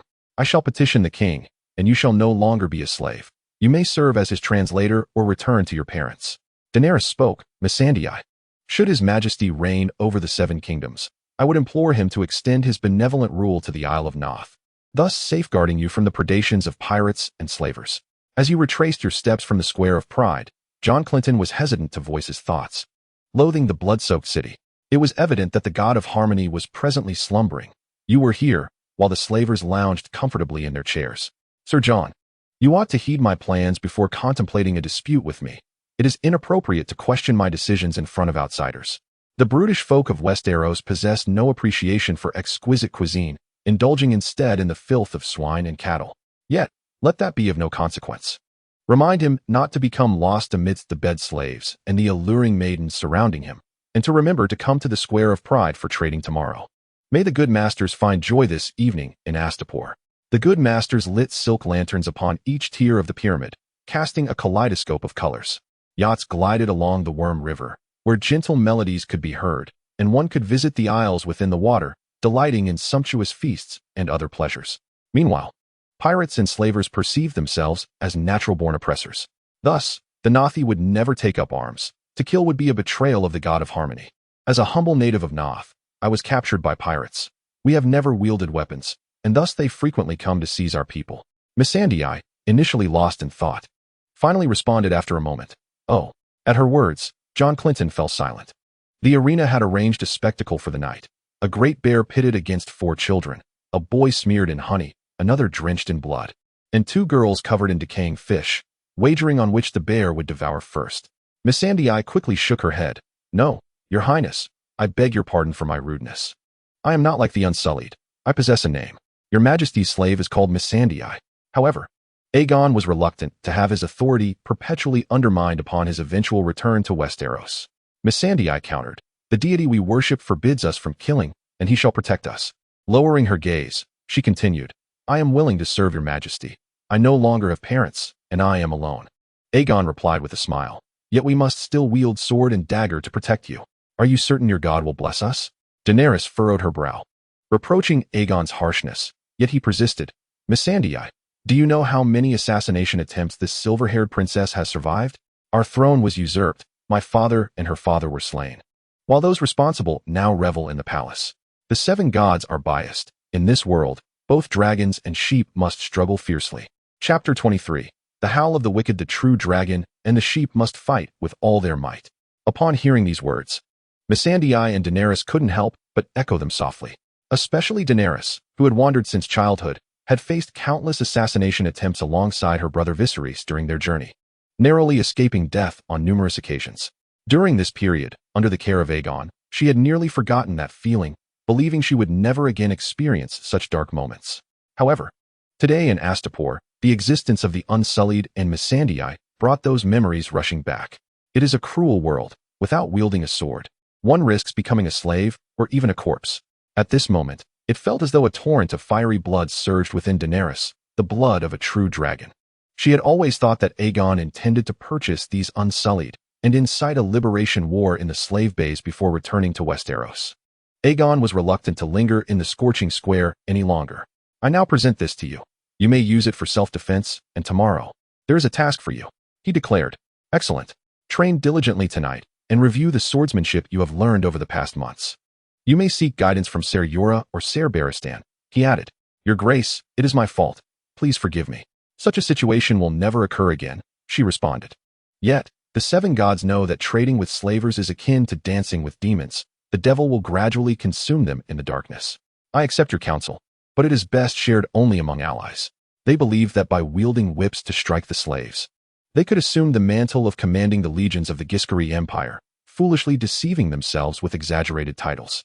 Noting the awkward atmosphere, Aegon broke the silence. Dany, you once mentioned you would consider becoming my queen, particularly John Connington, who was astonished by Aegon's capacity for such depth at such a young age, a quality seldom seen in one of his years. Seeing Aegon standing on the deck, gazing at the distant Worm River, Daenerys offered a greeting. Caught off guard by Aegon's kiss, Daenerys took a moment to regain her composure, brushing her hair behind her ear. "What is its name?" she asked, before stumbling back to the cabin. Jon Cunnington finally snapped back to reality. Compared to the blood-red bricks, he preferred the Azure Sea, and he needed to return and instruct Daenerys on trivial matters. He then firmly nodded at Aegon. Initially, the plan to purchase Unsullied contradicted his principles. Yet he had forcibly endured it for Aegon's sake. Cut their throats, and they will die slowly. They will not resist until their bodies are feasted upon by flies or vultures. I am uncertain, as Raislin mentioned she too had not heard of it. However, I have bestowed upon it the name Wail of the Wicked. Let it serve to make those nefarious individuals wail. Tomorrow, you shall have the opportunity to test the sharpness of this Valyrian steel, regardless of Yora's past glimpses of his wife Lynesse and Daenerys. The mere interactions he has had with this benevolent young princess compel him to fight for her. Let us return for now. We shall discuss this later. As your aunt, you ought to heed my counsel. Very well, it is rather chilly outside, so I shall take my leave. Jon Clinton knelt on one knee, earnestly pleading. Indeed, I was contemplating tomorrow, as well as what the people of Astapor shall do once the slave trade ceases to exist. Aegon, grasping Daenerys by the shoulders, urged her to remember, do not fear. Taking a life is akin to slaying a chicken. Sir Yora, as the princess's sworn protector, you must ensure her safety. Regardless of the outcome of her assassination attempt, she must not be harmed.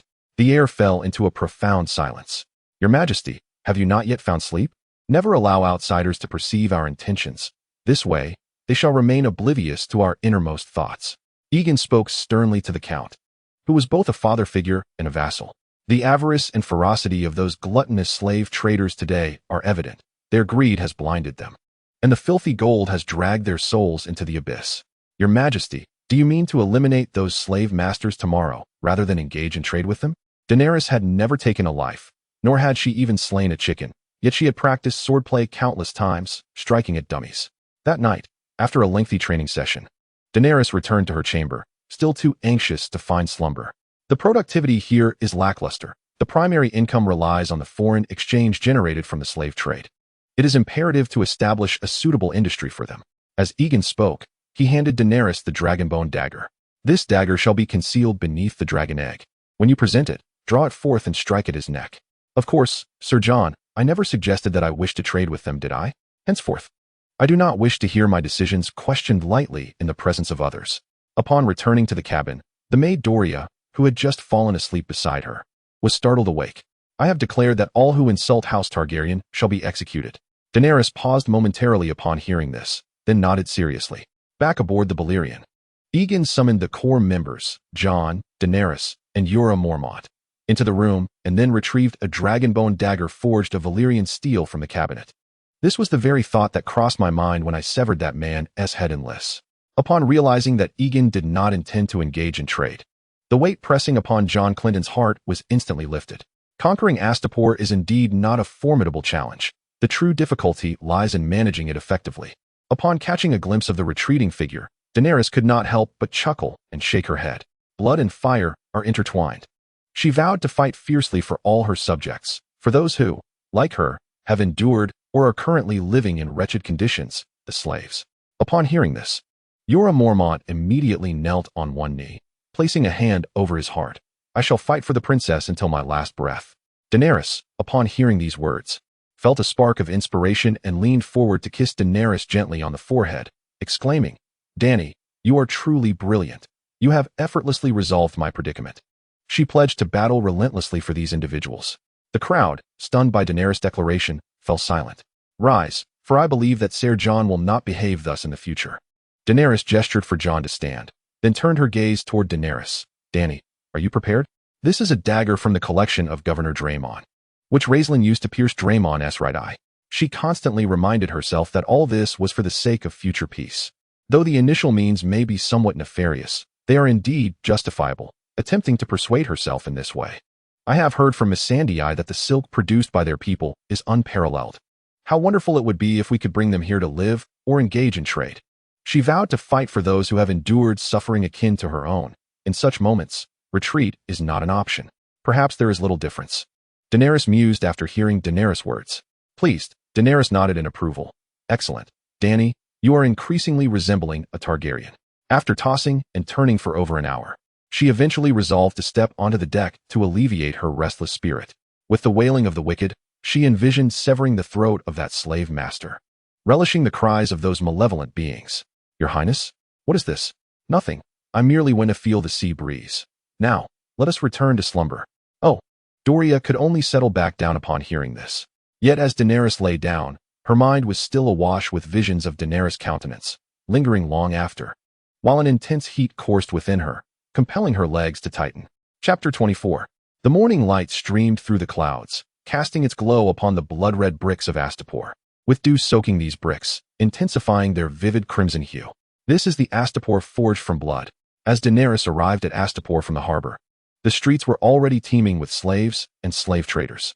Rumor had it that the king of the Sunken Lands had purchased all the Unsullied, prompting the remaining slave traders of Astapor to beseech Daenerys to acquire their bed slaves and other captives. Some noble-born Astapori had specifically come to witness the dragon eggs. The dragons had vanished for centuries, and following the cataclysmic events, the Valyrians' enslavement of the Giscari came to an end. Yet for the ancient Giscari of the Slavers' Bay, the dragons forever linger in their nightmares. Fear coursed through the veins like blood. Krasny and his companions awaited in anticipation. The true narrative unfolds in the pages of the novel. She could only incessantly remind herself that for the sake of these innocent slaves, she must summon her strength. There were no bronze statues here, only a wooden platform where rebellious slaves were tortured, flayed, and strangled. Ygritte twirled the whip in her hand. Have we reached an agreement? Ultimately, nothing more was added to the heap of goods, as several Unsullied bore a cedarwood box adorned with bronze, approaching slowly. Krasny smiled at Ygritte and turned to Missandei, instructing her, "Tell him they belong to him, provided he can settle the account. They are still quite tender," he conveyed through Missandei. "Inform the foolish swine of Westeros that clever words should first allow them to gain some combat experience." Ygritte waved her hand, as boxes of gold, agate, and spices were transported in abundance, amounting to 500,000 golden dragons, 17 boxes of agate, 46 boxes of spices, 9 boxes of pepper, and numerous boxes of pearls, alongside various other treasures. The old man crawled before the first row of eunuchs, his blood pooling on the brick floor, yet the Unsullied did not even lower their heads. They stood in rigid rows, unwavering. Who knows? Perhaps a decade hence, the boys he sent us would themselves become Unsullied, perpetuating a virtuous cycle. This would benefit everyone. Jorah Mormont bent and stepped forward, swiftly beheading a guard. "Unsullied, protect us. Stop them. Safeguard your master. Seize your spears. Draw your short swords." The wooden platform was lined with a row of slaves, their skin peeled like that of a spiraled apple, layers being stripped away, while green flies and maggots swarmed over the crimson flesh. Slay the benevolent masters, kill the soldiers, eliminate every man clad in a toga or wielding a whip, but spare the children under 12, and sever every slave's chains. In total, there were 8,600 fully trained Unsullied, adorned with spike helmets, alongside over 5,000 bareheaded trainees equipped with spears and short swords. She observed that those at the farthest end were mere children, yet they stood as straight and still as the rest. Only by this means could she refrain from contemplating the vast armies these slave traders possessed. Otherwise, she feared she might not be able to lift her dagger. Ygritte shouted in Valyrian, prompting the old slaver, Graston, to glance her way. Other noble-born Astapori stood clustered behind the great slave traders, sipping red wine from silver goblets, while slaves weaved among them, carrying platters of olives, cherries, and figs. It was as if, through his gaze, he sought to violate Daenerys through the very silk of her garments. Daenerys felt her stomach churn at the sight, hastily turning her head away in distress, continuing towards the expensive army in the center of the square. Crimson blood gushed forth from the trachea. Clad in a purple silk robe, Daenerys followed beside Aegon, her heart racing at the sight of so many slave traders and their enslaved soldiers. "The Unsullied," Aegon shouted, raising the finger of the harpy.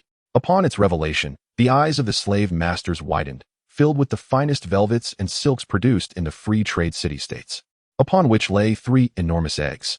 The punishment square was instantly engulfed in bloodshed and chaos. "It's done. But I demand she brings forth the dragon eggs for me to behold," sneered the goateed Graston, grinning at Daenerys. In response, Daenerys abruptly set down the dragon egg and, from a pile of velvet, drew forth the dragonbone dagger, fiercely slashing towards Krasny's neck. Aegon seized the spear of the Unsullied beside him and hurled it, piercing the throat of the adversary, causing the bearers to scatter in fright, abandoning him on the ground. Two guards rushed towards Daenerys, but Yora stood resolutely in their path. Along his westward journey, he had encountered numerous small towns ripe for plunder, where any spoils could be claimed entirely, for the Unsullied held no desire for gold or jewels. "He can," the girl remarked. The Unsullied stood in unyielding rows, devoid of humanity, like stone. "It is done," Aegon proclaimed with a booming voice. Krasny's pupils dilated as he desperately clutched his throat, retreating in agony. Among the proud Astapori noble warriors, adorned with horned hairstyles, 1/3 struggled to calm their startled mounts, while another third began to flee, their copper cloaks gleaming in the light. The remaining chose to attack Aegon and his company. Beaver swiftly unsheathed his curved blade, dispatching 2 warriors with ease. "Lords, let it be placed here, that it may be the first sight for new slaves entering the city." Missandei instructed Aegon upon their arrival in the square. Aegon then turned, lifting the finger of the harpy above his head for all the Unsullied to see. During the handover, Krasny reiterated his commands for controlling the troops one last time. The Unsullied thrust their spears, responding with fervor. The golden sphere at the handle depicted a woman's head, adorned with ivory teeth. Krasny named this whip the finger of the harpy. Sensing Daenerys' trepidation, Aegon stepped closer, grasping her left hand. He turned to Daenerys, who nodded in acknowledgement. Approaching slowly to cradle the dragon egg, Aegon's men arranged them into a pile before the slave traders. The lords behind, in a frenzy, screamed and stumbled, tripping over the tassels of their long robes. Aegon raised the finger of the harpy high, then cast it down with fervor, for freedom. They yearned to witness the Valyrian dragon lords, adorned with shimmering golden hair, relinquish their magnificent dragons that had once evoked pride within them. The razor-sharp Valyrian steel severed Krasny's throat with the ease of slicing through parchment. "Seize the spear," shouted the aging slave master, old Glaston, towards the Unsullied below. Though merely 3 dragon eggs, their excitement was palpable. The captured prisoners could easily be escorted back to Astapor by a contingent of guards. "We shall purchase the healthy ones at favorable prices." Aegon gazed at his counterpart and slowly declared, "The dragon eggs are here. The transaction is complete." The Pride Square proved too small to accommodate all the Unsullied. Thus the venue was shifted to the Punishment Square, directly opposite the main gate of Astapor. Upon the completion of the deal, Aegon could lead them out of the city without delay. The slave masters regarded Daenerys with mocking eyes, filled with a sense of amusement. John Clinton raised his sword, swinging it towards those adorned in fringed garments. However, the other slave traders paid no heed, encircling Krasny while grinning at Daenerys, who cradled the dragon eggs. "You are mine. You have become the progeny of true dragons. You have been purchased, the account settled. It is done." One egg, deep black as the midnight ocean, bore vibrant dark red waves and swirling patterns, its surface covered in scales the size of a thumb. He struggled to utter a sound, yet no words emerged, resembling a voiceless muteness. In response, the slave master offered him a whip, its handle intricately carved from black dragon bone, inlaid with gold, connected to 9 slender thongs, each tipped with a gilded claw. The slave traders scurried around them, crying, pleading, and dying, the air thick with dust, spears, and blood. Some slave masters attempted to incite the slave soldiers to revolt, only to be slain. The remaining slave masters, witnessing this, grew increasingly fearful, refraining from approaching those they had once enslaved. As the shackles were shattered, the slaves became frenzied, the beasts within them unleashed, venting their wrath upon their former masters. Chapter 25. The first step of the Empire's rise. The carnage in the square continued, while Aegon slowly approached the prostrate Krasny. At that moment, Krasny was still alive, his body convulsing, blood incessantly spilling from his mouth. "Good master, you claim they are tamed sheep, yet I must inform you, even sheep harbor beasts within their hearts." With those words, Aegon turned away, no longer casting a glance at the slave master. Krasny's eyes brimmed with regret, after writhing on the ground for a time. He lay still, his eyes wide open in shock. The slaughter outside swiftly came to an end. Hundreds of slave masters were torn to shreds in mere moments. The hue of the red bricks in Astapor grew even darker. The Unsullied below continued to shout. In that moment, Aegon and Daenerys appeared to them as incarnations of divinity. "I, Aegon Targaryen VI, ruler of the 7 kingdoms, hereby declare that you all have been granted your freedom. Should you wish to depart, you may take some gold with you. Yet, if you choose to join me in the noble cause of liberating more slaves, I vow to fight alongside you until my last breath, until my body can no longer move, until my blood ceases to flow. Fight! Fight!" The Unsullied resounded in fervent agreement with Aegon's proclamation. Daenerys and Missandei felt their blood surging with fervor upon hearing his words, their gazes softening as they exchanged looks. Aegon then approached the front of the unsullied ranks. "Who among you is the leader?" A young man, robust and resolute, stepped forward. "Your Grace," he said respectfully. "What is your name?" "I am called Grey Worm today." The unsullied, after their training, are stripped of their original names, their identities erased by their masters. "From this day forth, you shall be the commander of this legion. Ser Jorah will assist you in learning how to manage them, just as with other legions. They must have names, including yours. You may reclaim your former name." Upon hearing this, Grey Worm furrowed his brow, lost in contemplation. After a lengthy pause, he replied, "I shall remain Grey Worm, Your Grace. My former name was cursed, binding me to servitude. The name Grey Worm is fortunate, for it was drawn on the day the King of the Seven Kingdoms liberated us. Thus, I shall embrace it. To be the leader of Your Grace's legion is my honor." "Very well," Aegon conceded, somewhat resigned. "Since this legion is akin to others, they shall receive a salary. Henceforth, each ordinary soldier will earn 5 silver moons per month. Your Grace, the Unsullied do not require money. No, they shall have it regardless. And there will be a clear system of rewards and punishments within the legion. For each enemy slain, a reward of 15 silver moons will be granted. For every 5 enemies slain, an additional gold dragon will be bestowed. 1 gold dragon equals 30 silver moons, or 12,000 copper coins. Each knight killed will yield a reward of 1 gold dragon. For slaying 3 knights, a soldier will receive an honor and an additional 2 gold dragons. For each officer slain, 2 gold dragons will be rewarded, along with a promotion to sergeant, leading a squad of 10, with an increase in salary.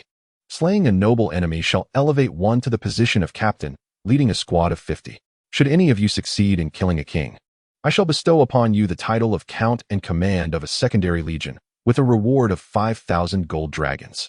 Although these innocents do not demand monetary compensation, the newly recruited slave soldiers shall not be trained to exhibit the same formidable prowess as the innocents. Thus, to bolster the motivation of these individuals, Aegon graciously bestowed upon them a remarkably generous military stipend. This allowance enables them to unleash an unparalleled fighting spirit. The ferocity with which the surrendered Ming troops turned against the southern Ming during the late Ming dynasty can be intricately linked to such a system of rewards. The ordinary slave soldiers, not belonging to the innocents, gazed upon Aegon with eyes brimming with longing upon hearing these terms. Subsequently, Aegon cast his gaze upon the surviving citizens of Astapor. These individuals, mere commoners of Astapor, did not lead lives significantly better than those of the slaves. Aegon's decree to the innocents was to eliminate all slave masters, while these free citizens were to be spared. Witnessing Aegon's attention, they prostrated themselves, fervently proclaiming their willingness to submit. "You are not slave masters. You shall henceforth be citizens of my kingdom, and I shall bestow upon you the same equity." They were invited to send representatives, as Aegon intended to reform the laws of Astapor. Eventually, several scholars, physicians, and clergy of some influence in Astapor approached Aegon. "Your Majesty," they implored, kneeling devoutly. Aegon, seated, gestured for them to rise. "Stand, for Astapor shall no longer partake in the slave trade. This is the most vital tenet of the new laws. The people here shall no longer be subjugated by Valyrian oppression, but will dutifully accept the reign of their king." "Your Majesty, your wisdom is unparalleled," responded the Astaporans with reverence. "Likewise, the people shall fight for me when the need arises. They too shall receive stipends and rewards. And upon their demise, their families shall be compensated. Orphans will be sent to orphanages, supported by the king until they reach adulthood. And the elderly shall receive dignified care in their twilight years. As for faith, you may retain your original beliefs. To exemplify my benevolence." Aegon offered these individuals a series of highly favorable policies. However, he had yet to decipher the intentions of the hidden deities of the Lightbringer. Thus, he resolved to refrain from interfering with matters of faith for the time being. Moreover, to forcibly alter belief systems at this juncture could easily incite rebellion. "Your Majesty, to fight for you is our honor," the representatives exclaimed, astonished by the news. The living conditions offered by their new ruler far surpassed those of their former lords. They had not contemplated the dire reality that the abolition of slavery might plunge the economy into stagnation. There would be no fleets willing to traverse these waters, nor would there be trade. If production ceased, the populace would inevitably succumb to poverty. When the time of poor harvest arrives, they will overthrow Aegon's rule and re-establish a new system of slavery. This is an objective law, impervious to any individual's will. It is also something that Daenerys has not considered. Thus, after her departure, The land is once again engulfed in endless strife. This is a cursed place. This is a city forged in blood. Yet Aegon is determined to effect change here. Consequently, he addressed the people with his forthcoming plans. I shall establish salt works and shipyards, where you may labor and earn your wages, of course. You may also continue with your original trades. Furthermore, you will be required to pay taxes and utilize the standardized minted gold coins. Violators will face punishment. Regardless of who comes to trade, they must use the gold coins minted by royal decree. If they lack such currency, you may direct them to the king for exchange. Your money will subsequently be uniformly convertible. Do you understand?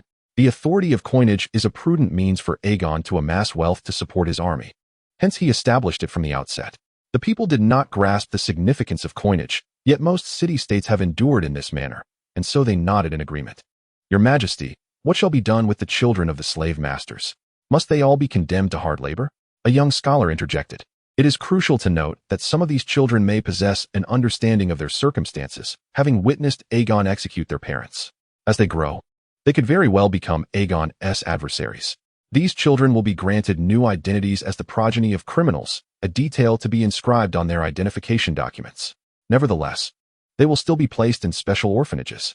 Your Majesty, Daenerys interjected upon hearing this news, unable to contain her desire to dissuade Aegon from his course. Aegon's actions are tantamount to marking them with a brand. Although these individuals are not slaves, they will undoubtedly face discrimination and injustice in their future lives. Yet Aegon remained resolute. Very well, this is the king's decision. You may take your leave for now, and I will summon you again later. Daenerys was bewildered by Aegon's final arrangements. She could not comprehend why he chose to spare their lives, yet subjected them to such inequity. Consequently, her dinner remained largely untouched. Ultimately, she could no longer restrain herself and sought out Aegon that evening. Dany, do you harbor some concern? Aegon, standing on the platform of the pyramid gazing at the moon, inquired with curiosity upon seeing Daenerys approach. Your Majesty, I recognize your compassion. But why must you treat those children in such a manner? They are innocent. Some are merely 5 or 6 years old, the same age as the unsullied when they were castrated. However, Dany, you are aware that those slaves are innocent as well, are you not? Although they are unaware, the descendants of the slave owners continue to benefit from the servitude of these slaves, and some have even tormented them. If I were to simply pardon them because they are children, the oppressed slaves would not acquiesce. Moreover, my intention is not to take their lives. That would already be a display of mercy. Of course, if among them there are older individuals who have previously killed slaves, Aegon would still sentence them to death. Dany, somewhat perplexed, inquired. But, when these individuals grow up, they will still oppose you, will they not? Aegon replied. Then our son shall forgive them. They will remember his grace. The children of the slave owners in the Bay of Slavery will all be like this. Aegon resolved to instruct Daenerys on the art of division and alliance, on what constitutes a united front. This way, should he perish, Daenerys would be able to truly step forward, unlike before, when she possessed a benevolent heart but lacked the means to govern the realm effectively. Yet Daenerys remained somewhat puzzled. But why can you not forgive them in the future? Aegon explained, because the remaining slaves will fight for me. My supporters are in opposition to them. I cannot easily grant them clemency, understand? Seeing the plea in Daenerys' eyes, Aegon, somewhat resigned, said, I promise you, once we have unified the 7 kingdoms and all of Essos, you may pardon them in the name of the queen. At this, Daenerys' brow unfurrowed, and she smiled, her expression illuminated by the moonlight, appearing exceptionally sweet. For a moment, Aegon found himself momentarily entranced, only to be brought back to reality upon Daenerys' notice. Blushing, she turned away and asked, Your Grace, have you ever been to the 7 kingdoms? I constantly hear them speak of it, yet I do not know what it looks like. I have not been, but we shall return soon, he responded. Chapter 26. New order on the desolate neighboring stalls. Thousands of braided Dothraki were ruthlessly pillaging village after village. Khal Drogo, astride his magnificent red stallion, silently surveyed the atrocities committed by his followers. This was the tradition of the Dothraki, for battle and plunder coursed through their veins. Viserys had grown somewhat weary of the scene. He cared not for how many villages Drogo looted, but rather how much longer it would take to reach the Bay of Slavery. Eventually, unable to contain himself, Viserys confronted Drogo. Great Khal. We have already squandered too much time. If we continue like this, that charlatan may well depart the bay. Were it not for the necessity of Drogo's army, Viserys would not have dared to address him in such a manner. In his eyes, these Dothraki were mere savages, uncivilized beasts, while he considered himself a true dragon. A true dragon would never bow before a beast. However, the wrath directed at Aegon had driven him to madness, and throughout these past months, his hatred for Aegon had only deepened. In his dreams, he had envisioned countless times the act of slaying his adversary, the deceiver who had wrested him from his throne, the scoundrel who had usurped the maidenhood of his sister. Drogo, unable to comprehend the words of Viserys, relied solely on a Dothraki slave, a gift from a wealthy merchant of Pentos, to translate for him. However, upon hearing the translation, Drogo merely cast a cold glance at Viserys. The Dothraki steeds can reach the Slaver's Bay in merely 10 days, yet even the finest horses require sustenance. I vow to slay that Targaryen in the Slaver's Bay, and then take your sister as my bride. Viserys, upon hearing this proclamation, merely snorted in disdain. At that moment, the knight they had dispatched had returned. Coincidentally, a scout sent to gather intelligence had also returned with troubling news. Great Khal. That Targaryen deceived over 10,000 Unsullied half a month ago, and has proclaimed himself king in Astapor. The scout, breathless from his exertion, conveyed this disheartening revelation to Drogo. What? The other Dothraki leaders gasped in astonishment. The Dothraki cavalry, undefeated and formidable, had traversed the vast expanse of the Dothraki Sea and the free trading city-states, scarcely encountering opposition, except from the Unsullied. 400 years prior, during the Battle of Conqueror, over 50,000 Dothraki warriors faced merely 3,000 Unsullied, only to suffer a devastating defeat. The Dothraki unleashed a torrent of arrows upon the Unsullied, charging valiantly 18 times, yet each assault was repelled. More than 12,000 Dothraki, including their leader, Temekeo, perished in the fray. The Dothraki, bereft of honor, severed their braids and cast them before the surviving Unsullied. Thus, a legend was born upon the plains, and since the fall of Conqueror, the city had been guarded by the Unsullied. Now, Aegon commanded nearly 10,000 Unsullied soldiers, while Drogo's forces numbered only 40,000, less than the 50,000 led by Temekeo during the Battle of Conqueror. How could they possibly contend with such an adversary? Great Khal. I must remind you, the vast Dothraki plains are meant for galloping steeds. We should not risk our lives to pursue a Targaryen woman to Slaver's Bay. A robust Dothraki stepped forward, a commander leading thousands of Dothraki horsemen. In recent days, Drogo's inclination, spurred by Viserys, to venture to Slaver's Bay had already provoked considerable discontent among the Dothraki. Now, upon learning of their opponent's substantial forces, this discontent erupted into open dissent. It was evident that Drogo would have to pay a heavy price to conquer his foe, perhaps even to no avail, for the sake of a Targaryen woman. Such arduous endeavors seemed utterly unwarranted to them. Viserys cast an uneasy glance at Drogo upon receiving the news. Should the adversary choose to retreat, he was at a loss as to how to confront Aegon. Drogo's steely gaze swept over the instigator, and he declared, I, Drogo Khal, son of Balbero Khal, shall never be easily vanquished by that mere boy. In truth, when Drogo had previously inquired of Viserys and the people of Pentos, he had received intelligence suggesting that Aegon's wealth could procure no more than a few thousand Unsullied. This indicated that he still held a chance of triumph on the battlefield. Moreover, the honor of his past victories assured him of his ability to defeat any opponent. However, he had not anticipated Aegon would muster such an overwhelming number of Unsullied. Yet, retreat was no longer an option. As the most formidable Khal of the Dothraki plains, he could not falter before the braids that marked his lineage.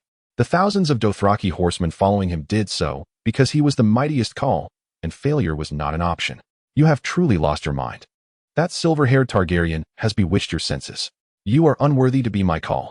The provocateur rose abruptly, advancing towards Drogo, brandishing his Dothraki curved blade with fervor. The Dothraki revered strength, and this was his challenge to his Khal. Upon witnessing the challenger's movements, Drogo stood his ground and met him unarmed. The man wielded his curved blade with remarkable skill, yet Drogo's agility allowed him to evade each strike. The bells adorning Drogo's braid rang out, seemingly heralding the approach of victory. Seizing the opportunity, Drogo deftly grasped the opponent's curved blade, slashing fiercely at his throat. Blood gushed forth, and Drogo swiftly seized the man's throat with his right hand, mercilessly tearing apart his windpipe. He then spread his arms wide, calling out to the surrounding Dothraki, boasting of his martial prowess. I, Drogo Khal, shall achieve what no Khal before me has accomplished. I will lead my Khalasar to vanquish those Unsullied, seize their women, and enslave their children. Drogo's raw, thunderous roar resonated through the heavens, silencing any dissenting voices. The following night, his messenger departed for Westeros, akin to the Dothraki's Jerusalem. In Astapor, Aegon sat at a table, indulging in breakfast, replete with cherries, figs, and a light-bodied wine. Your Majesty, this is Astapor's signature delicacy, dog brain jelly. Aegon's Astapor chef presented a bowl of paste-like substance for the king. Aegon swiftly waved his hand, signaling for it to be taken away, and, looking at the chef's smiling face, he felt an urge to strike him. Your Majesty, you ought to address the disputes among your subjects. As Aegon indulged in his breakfast, the words of the maid, Rhysland, abruptly soured his mood. Reluctantly, Aegon rose and made his way to the Hall of Judgment.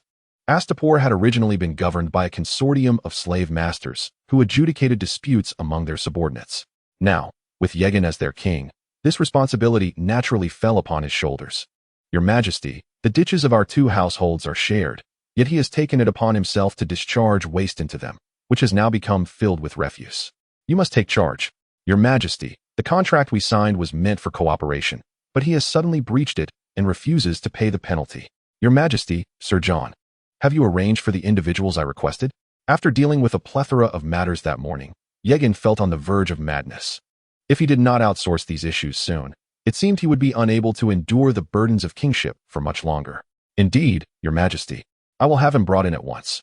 With that, John Clinton instructed the guards to escort 2 scholars into the hall. One was clad in a yellow robe, his temples showing signs of gray, while the other appeared considerably younger. Your Majesty, upon seeing Aegon, both scholars immediately knelt in reverence. What are your names? Tokenis, Your Majesty. Very well, Amorsny, I hereby formally appoint you as the official of Astapor, responsible for mediating disputes among the freemen. Tokenis, I now designate you as the Grand Judge of Astapor. Any severe accusations, such as brawls, murder, or rape, or economic disputes that the official cannot resolve, will be referred to you. In the future, for each such accusation, a jury of 12 citizens will be randomly selected to determine guilt, with the Grand Judge pronouncing the sentence. Aegon effectively established the preliminary framework for the mediation committee and the court, delegating this stack of responsibilities to the 2 reputable scholars. As for how to refine the system and draft a constitution, that was a matter for another time. Urgency dictated his actions. He could not remain confined in Astapor forever. At your service, Your Majesty. A few days later, the initial salt flats had been constructed. Aegon took the opportunity to inspect the seaside saltworks. He could not fathom why the slave masters of Astapor had not utilized these slaves to produce salt and establish salt flats. Given Astapor's abundant sunlight and scarce rainfall, it was a natural setting for salt production. Why not harness this potential, manufacture salt with the slaves, and sell it to the surrounding areas? Perhaps the slave masters were simply ignorant of the salt-making process, or perhaps their focus was solely on training and selling slaves. Aside from the slave trade, they seemed incapable of envisioning other avenues for generating income. On the expansive beach now lies a series of meticulously carved, tiered salt flats. Seawater is channeled into the uppermost pools, where it is dried before being transferred to crystallization basins. The innkeeper cannot suppress a sigh. The tale goes that the tumor on his neck was a result of consuming his brother in the womb. John Clinton can no longer remain here. As for seeking out the Myrish kin for silk trade, Aegon is currently unable to do so. Lacking sufficient warships to navigate to the Isle of Serpents and the Isle of Nars, the homeland of the Myrish. Aegon has abolished the slave trade, which, although it has granted him nearly 10,000 unsullied and several thousand slave soldiers, has left him in a quandary. Quickly fetch Joanna, he commands, for he finds that there are too few capable individuals within his ranks. Green juice drips from the corner of a man's mouth. Has Astapor ceased its slave trade? On the main deck, a menacing figure with a large tumor on the left side of his neck gnaws on a crisp apple. The techniques for salt production have indeed been taught to these people by Aegon and his followers. The last purchase of Unsullied has resulted in considerable depletion, prompting him to consider acquiring more this time. Yet, no one dares voice such thoughts in his presence. This predicament truly vexes Aegon. Although he is a pirate king, all his guards are unsullied. Were it anyone else, even his own brother, he would not dare to turn his back on them. The Dothraki traders selling slaves and the various fleets purchasing them often bring a variety of food to trade with Astapor. This rather fierce-looking pirate king poses a question to the somewhat aged innkeeper. Indeed, the legend states that the silver-haired Valyrian king liberated that place, self-proclaimed as the Liberator. He abolished the slave trade in Astapor. Cursed Valyrians, because of him, the inn's business has dwindled. Who knows when he will depart from the Bay of Slaves? Perhaps we should have Ser Yura remain here? John Clinton suggests. Aegon quickly shakes his head. No, he is the iron guard of Princess Daenerys. Suddenly, A vision of a certain woman named Miss Sandii flashes in Aegon's mind. Of course, I remain uneasy in trusting the Unsullied to them. I fear they may revert to slavery once I depart. Astapor, being a port city, does not produce enough food, so part of its deficit relies on the trade of slaves. On the tumultuous sea surface, a fleet of pirates sails towards the Bay of Slaves. In truth, these skills are not overly complicated. Aegon's assistant, Harold, has found detailed methods of salt production in books. However, relying solely on sea salt for income yields little profit. It merely ensures that the free citizens of Astapor do not starve after the cessation of the slave trade, at most earning a modicum of foreign currency. John Clinton speaks earnestly to Aegon. After the fleet arrives at Astapor and finds no Unsullied available for purchase, their numbers will inevitably dwindle. Although Aegon intends to leave behind 1,000 Unsullied legions, he harbors fears not of these soldiers rebelling, but of those in power inciting insurrection. How could the recently subjugated Astapori be trusted to serve as governors? Little did he anticipate that while they were resupplying on New Guise, an island near the Slavers' Bay, news reached them of Aegon's dominion over Astapor. On the desolate shores, the original free citizens of Astapor and the slaves labored diligently. Unless one can monopolize the sea salt trade, significant wealth remains elusive, as the Seven Kingdoms also have saltworks. Only the Unsullied, devoid of treachery, would not slay him in his slumber or seize his jewels. Although the vassal Aegon, who had journeyed from Lys, was still uncertain of her true desires, Haveli's eyes lit up at the mention of this. Aegon had set performance targets for them, spurring these individuals to work with fervor. Presently, at least those aligned with him could be considered valuable tools. How could he not utilize them effectively? Once these thousands of Unsullied departed, there would be ample provisions remaining. In the original tale, a butcher incited rebellion, spreading rumors that the council would restore slavery, ultimately leading the populace to overthrow the council and crown himself king. Sir John Clinton nodded and turned to prepare for their march, only to be halted by Aegon. Sir John, who do you believe would be best suited to govern Astapor? Your Majesty, I must alert you that the fleets in Dothraki arriving in Astapor have diminished over the past few days. Would they abandon Slavers' Bay? Would they leave Astapor? Nonetheless, he must leave some Unsullied behind to prevent unrest. However, this decision would cost him the support of entrenched interests. After careful consideration, Aegon resolved to economize and sustain the war through warfare.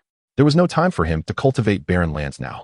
Your Majesty, do you not intend to employ the Astaporian governance here? He is Haveli, a pirate lord from the Isle of the Snakes. Indeed, he claims to be the king of the Sunset Kingdom, purchasing Unsullied in hopes of returning to reclaim his throne. He was on a mission to Astapor to acquire Unsullied. Prepare the troops. I plan to lead the Unsullied to seize Yunkai in a few days. If they depart, Astapor would become a city without a master, a veritable paradise for plunder. He felt that this Targaryen liberator was a divine boon bestowed upon him. Should they leave swiftly, he could exploit the ignorance of other pirates from the Isle of the Snakes and plunder Astapor entirely. The thought exhilarated him, prompting him to hastily instruct his men to raise the sails and set course for the Isle of Cedars, where they would disembark and lie in wait. Chapter 28. The Violent Crows, situated 3 leagues south of Yunkai City, a solitary grove of white birches grows amidst the desolate yellow earth. 8,000 Unsullied are meticulously setting up their encampment, refusing to rest in an unfortified area. The trenches surrounding the camp have been largely excavated, while within the forest, the Unsullied are cutting branches from the birch trees to fashion into sharpened stakes. Approximately a league away from the Unsullied, 3 distinct banners indicate the presence of other legions, as Aegon and his companions stand atop a rise, surveying the enemy forces. The slave soldiers of Yunkai number around 5,000, with the Violent Crows and the Second Sons each comprising about 500 men. John Clinton analyzed the situation and then turned to Aegon, stating, Your Majesty, as I have suggested, we should construct sufficient ships to transport this contingent of Unsullied and the free folk to Westeros. We ought not to engage in endless warfare with these slave traders. In his view, while these slave traders are detestable, the entirety of Slavers' Bay, and indeed the free trading city-states, largely support the institution of slavery. Aegon's continued combat would only prolong their absence from the continent of Westeros. You shall not sway the Violent Crows with your flowery words. You are but a mere child. Your Highness, do not speak thus. You may yet wed his Majesty. And I believe he would be far more sagacious than Prince Rhaegar. Your Highness, Robert cannot be deemed a fearless warrior. I cannot fathom how he triumphed over Prince Rhaegar, perhaps through sorcery and dark magic. Miss Sandii laid out a carpet, while Melisandre lit an incense, infusing the dusty air with fragrance. The greatest lords and finest warriors of the Seven Kingdoms gathered together to ride into battle, yet they were overshadowed by the Prince of Dragonstone, Rhaegar's title. The bald sallow bore a twisted scar that traversed his pale warrior face. A mere child? Were it not for my promise of your safety, your head would have been severed from your shoulders long ago. Missandei, you understand the tongue of the Yunkai, do you not? Aegon inquired. This land was once Valyrian territory. I, Aegon Targaryen, bear a name as grand as that of the Conqueror Aegon, and I intend to reclaim this land just as he did. When we confront those men, such a fearsome reputation will surely intimidate them. Once war begins, mercy shall be a distant memory. However, should they join us now, not only could they retain the gold offered by the Yunkai, but they would also share in the spoils of war, aiding my restoration and securing a future of wealth and prosperity beyond measure. Do you believe that while my Unsullied are slaughtering your kin beneath the walls, the Yunkai will open their gates to assist you? Even your esteemed father, the Mad King, had graced Harrenhal with his presence, having not departed the Red Keep for many years prior. The spokesperson for the mercenary group was Plandena Jason, the 3 dawn-polished helmets adorned with black feathers, asserting their equal honor and authority. To my astonishment, he placed the crown of the Queen, emblematic of love and beauty, upon the head of Lyanna Stark. I had heard Viserys mention this, Daenerys then remarked. Her curiosity piqued as she glanced at Aegon beside her, seemingly seeking a reflection of Rhaegar in his visage. However, after a moment of scrutiny, she blushed and turned away. You speak of valiant warriors? Daenerys questioned, perplexed. Yet he succumbed to the usurper. Consider this, fighting for our noble lords, the reward is death. Within the camp established by the Unsullied, tents were arranged in neat rows, with the towering golden pavilion of the king positioned at the center. Your Majesty, you are indeed the child of Prince Rhaegar. You are as wise as he. If you refuse to yield, my army will rend you to pieces. 500 storm crows against 10,000 Unsullied. Even the most foolish should grasp the meager chance of victory against such overwhelming odds. Valyria has long perished. You are but a destitute, exiled king, Plandena Jason declared. We shall sever your head, violate the harlots around you, and should anyone take an interest, they may even violate you. To assuage Daenerys' skepticism, John Clinton added. His Highness the Prince, in his youth, once triumphed in a tournament at Storm's End, defeating Lord Stephen Baratheon, Lord Jason Mallister, the Red Viper of Dorne, and later the infamous brigand leader of the Kingsguard, Ser Simon Toyne. That day, he shattered 12 lances in his bout against Arthur Dayne and ultimately bested him. It was a tournament hosted by Lord Hightower at Harrenhal during that fateful spring. The Stormcrows are not alone, Plandena asserted. John Clinton's expression grew somber as he sighed. But Aegon merely seeks to sway these mercenaries. His numbers are few, and he wishes to minimize bloodshed. Daenerys felt a pang of regret for her earlier words, recognizing Aegon as the son of Elia, and here she was speaking of Rhaegar's affection for another woman. Aegon gently shook his head. It is of no consequence. I am aware of this. Perhaps my father loved Lyanna more. Wherever there is slavery, I shall shatter the shackles. The light of House Targaryen should illuminate all. Daenerys, standing nearby, inquired with curiosity, what manner of man was my brother Rhaegar? Thus, the Dothraki often extort the free cities of Essos. Though she now found herself somewhat accepting of the notion of becoming her nephew's queen, speaking such words in front of others still made her feel a tinge of shyness. Aegon promptly spoke to dispel the awkwardness. Let us first address the army before us. Have someone relay the message that I wish to meet with them, while also inviting the mercenary captains to visit, but not all at once. Let them come separately. Daenerys softly remarked. Viserys once said it was all my fault for being born too late. Nearby, the robust beaver sat cross-legged on the grass, savoring a bowl of figs, and Aegon beckoned him over. Turning to Sir Jon, Aegon said coldly, I swear to fight for these slaves, and yet you suggest I abandon them? John Clinton seemed to recall some cherished memory, a slight smile gracing his lips as he reminisced about that afternoon kissed by a gentle sea breeze. Aegon found humor in the thought that Rhaegar, so fierce, had been bested by Robert. These individuals believed that the cost of trading a few golden coins paled in comparison to engaging in battle with their adversaries. This indicated that fortune played a significant role in warfare. Evidently, Robert's luck surpassed that of Rhaegar. No, the champion of that day belonged to another member of the Kingsguard. Yet he claimed victory in a far more significant tournament. Aegon raised his cup and took a sip, adding, the slavers of Yunkai are solely adept at training bed slaves. They know nothing of warfare. Daenerys could not suppress a scoff. How ironic. Dario Naharis styled his beard into 3 points, dyed blue to match his eyes and the cascading curls that graced his neck.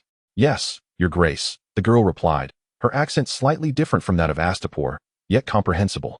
The slavers of Yunkai referred to themselves as noble lords. Your brother, Prince Rhaegar, was a valiant warrior and an exceptionally kind prince. He possessed striking lavender eyes and an undeniably handsome visage, much like your grace. Plandana Jizan, a robust Giscari, bore a broad face with hair that was turning gray. He remarked, had I been born earlier, Rhaegar could have wed me instead of Elia, and the outcome would have been entirely different. If Rhaegar found joy with his wife, he would not have sought the Stark girl.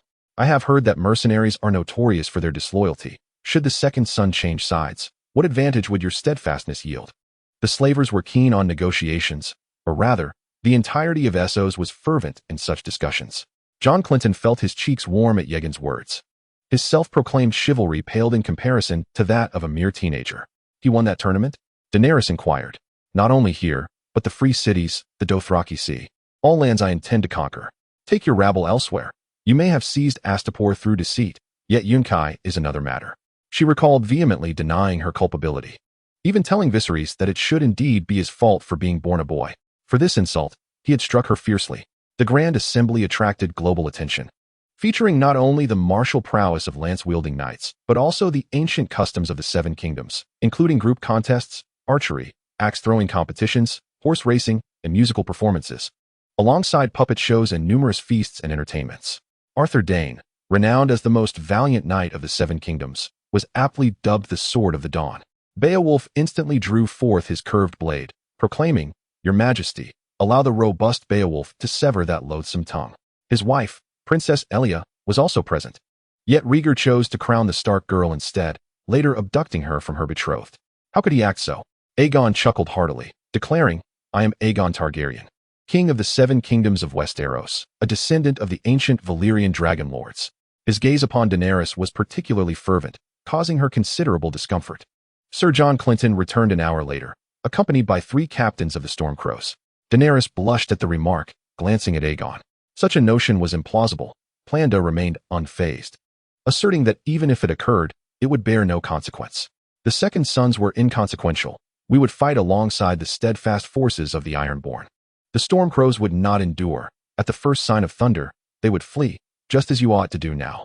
He yearned to return to the continent of Westeros with Aegon, to seize Dragonstone, and to behead the usurper with his sword. As he spoke, Daenerys recalled Aegon's presence and quickly added, Your Majesty, I did not intend to defame your father. Lord Hightower was immensely wealthy and generous, his bountiful prizes luring hundreds of challengers. Beowulf, I have promised safety for these men. Aegon gestured for him to withdraw, then stood to declare, This is your final opportunity. If you wish to surrender, my terms remain unchanged. However, if you remain obstinate, I shall lead the Unsullied to obliterate you. I shall await your response tomorrow. The captains of the Stormcrows rose simultaneously. Our response is no, Planda declared, leading his companions out of the tent. As Dario Naharis departed, he glanced back at Daenerys, deliberately winking at her. Chapter 29. The Pincer Movement. Your Majesty. Those men gaze upon Princess Daenerys with such frivolity. Should there be a battle tomorrow, please allow me to gouge out their eyes. After the Stormcrow captains exited, Jorah Mormont turned to Aegon with urgency. From the moment he laid eyes upon Daenerys, he was reminded of his wife, and he fell for her instantly. He could not permit her to be provoked by such shameless mercenaries. Sir Jorah, I eagerly anticipate your actions. I would be delighted for you to bring me their heads and eyes. Oh, and their tongues as well. Rest assured, Your Majesty. 2 hours later, the captain of the Second Sons arrived alone. Why must we resort to harsh words? It is true that your actions in Astapor were barbaric, yet we, the people of Yunkai, are magnanimous and do not hold grudges. The correct content can be found in the 6-9 book. Grasden exaggeratedly shrugged. If what you seek is blood, let it flow. It is said that you liberated the Unsullied of Astapor. Yet freedom is to the Unsullied as a hat is to a fish. Euron had no intention of discussing the notion that saints never die and thieves never cease. I believe not. The rider of the white camel introduced himself as Grasden Mo Iraz, lean and sturdy, his broad, white smile reminiscent of the Klasny of Astapor. Except for Dario of the Stormcrows, who might be lured to the service of Daenerys, it is nearly impossible to persuade anyone else to surrender. As long as you comply, Yunkai shall not suffer burning and plundering, and you shall remain unscathed. The noble lords can make wise decisions to achieve the peace they desire. Of course, Euron continued to Marrow. You may escape again. We shall not hinder you. You may depart with the coins given by the people of Yunkai. All around, bonfires blazed like small orange stars scattered across hills and fields. Your Majesty, what are your orders? Grey Worm entered respectfully. He is an old nobleman, disdainful of such tactics. Once all the slaves have departed, you shall open the city gates, allowing my Unsullied to enter and search your city to ensure no one remains enslaved. Having spoken, he clapped his hands, and 2 attendants brought forth a heavy cedar chest inlaid with bronze and gold, placing it at her feet. Euron chuckled. The sons of the Harpy have faced far more dire situations, and the outcome was flight. Do you think I am unaware of the tale of the 3,000 warriors defending Koa? As the sun neared the horizon, the Yunkai delegation arrived, 50 attendants riding magnificent black steeds, and one seated upon a tall white camel. I recall having encountered your sister in the brothels of my homeland. Or perhaps that was you. I said, you are mad. Grasden replied coldly. One cart is one cart. Remember to toast to me. Ser Yoro was correct. Ser John continued. The sons of the Harpy have a storied history, filled with heroes, yet under Marrow's governance, they have fallen nearly as far as the warriors' company. Whether to enemies or employers, that man is equally dangerous. That is why you see him here. No free trade city-state is willing to hire his company again. Quite beautiful. I wonder how many such chests I will find after I seize your city. Euron remained silent, stepping forward to kick open the chest lid, as the envoy had described. It was filled with dazzling gold coins. Attack. The Yunkai believed they had 3 days. We would launch our assault under the cover of darkness. Their skirts and outer garments dyed a deep yellow, cloaks adorned with countless bronze plates. Bastards have no claim to inheritance, so they typically depart, either to become knights watchmen or mercenary knights. Bring the Yunkai up as well. I have mentioned that I shall respond tomorrow. As for tonight, I make no guarantees. The Ravenous Brotherhood will debate my proposal, while the Second Sons will indulge in the exquisite wine I have bestowed upon Marrow, until they are rendered senseless. I seek not his reputation, but rather his incapacitation. 50,000 golden marks, Grasden calmly declares, is a token of the friendship of the illustrious lords of Yunkai. Surely, generosity in wealth is more advantageous than the bloodshed of theft, is it not? Listen to me, your Majesty, take this chest and depart. I have a gift for you as well. With a decisive thud, Aegon shuts the chest. As the Yunkai delegation exits the camp, night has fully descended. I possess 8,000 Unsullied, whereas you command merely 500. Do you truly believe I would falter? I have much at stake, with countless brethren to support. The bastards of Titans do not drown their sorrows alone, your Majesty. Upon entering the tent, Marrow, without uttering a word, swiftly consumes the wine offered to him, wiping his mouth with the back of his hand, and scoffs at Aegon. So, you are but a wet behind the ears little king. Yet my father perished at the trident. You must comprehend that to ascend to kingship, one should not resort to such petty tactics. Your appetite is quite voracious. Thus, their courage stems from you. Aegon turns to the brawny Beevos and Yora. Let us first eliminate this man when the war commences. Indeed, he bellows, we shall toast to you thrice, and at dawn, provide you with our answer. Do mercenary companies still adhere to oaths? Aegon chuckles. I shall offer you the same remuneration, if not more. Do not forget, besides Yunkai, I have numerous cities to conquer, and half a world away, an entire kingdom awaits me. Serve me loyally, and the Second Son shall need not seek another employer. Aegon never intended to truly persuade his adversary to surrender. We could also make you a slave, along with your companion, the Targaryen. Do not doubt that in the brothels of Lys and Tyrosh, patrons would generously pay for a night with the last Targaryen. Furthermore, he does not wish for Aegon to employ such tactics. He then leers at Dany. Ser John Clinton furrows his brow. Have you informed those mercenaries? The two slightly bow. At your service, your Majesty. You may take a barrel. This is from the wine cellars of the good masters of Astapor. I have filled several carts. Is that so?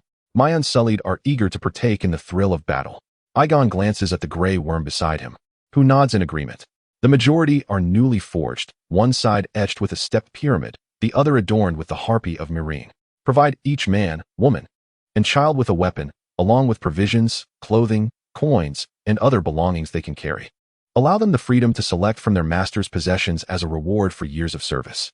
Your Majesty, if we harbor no conflict, why squander strength against our formidable walls?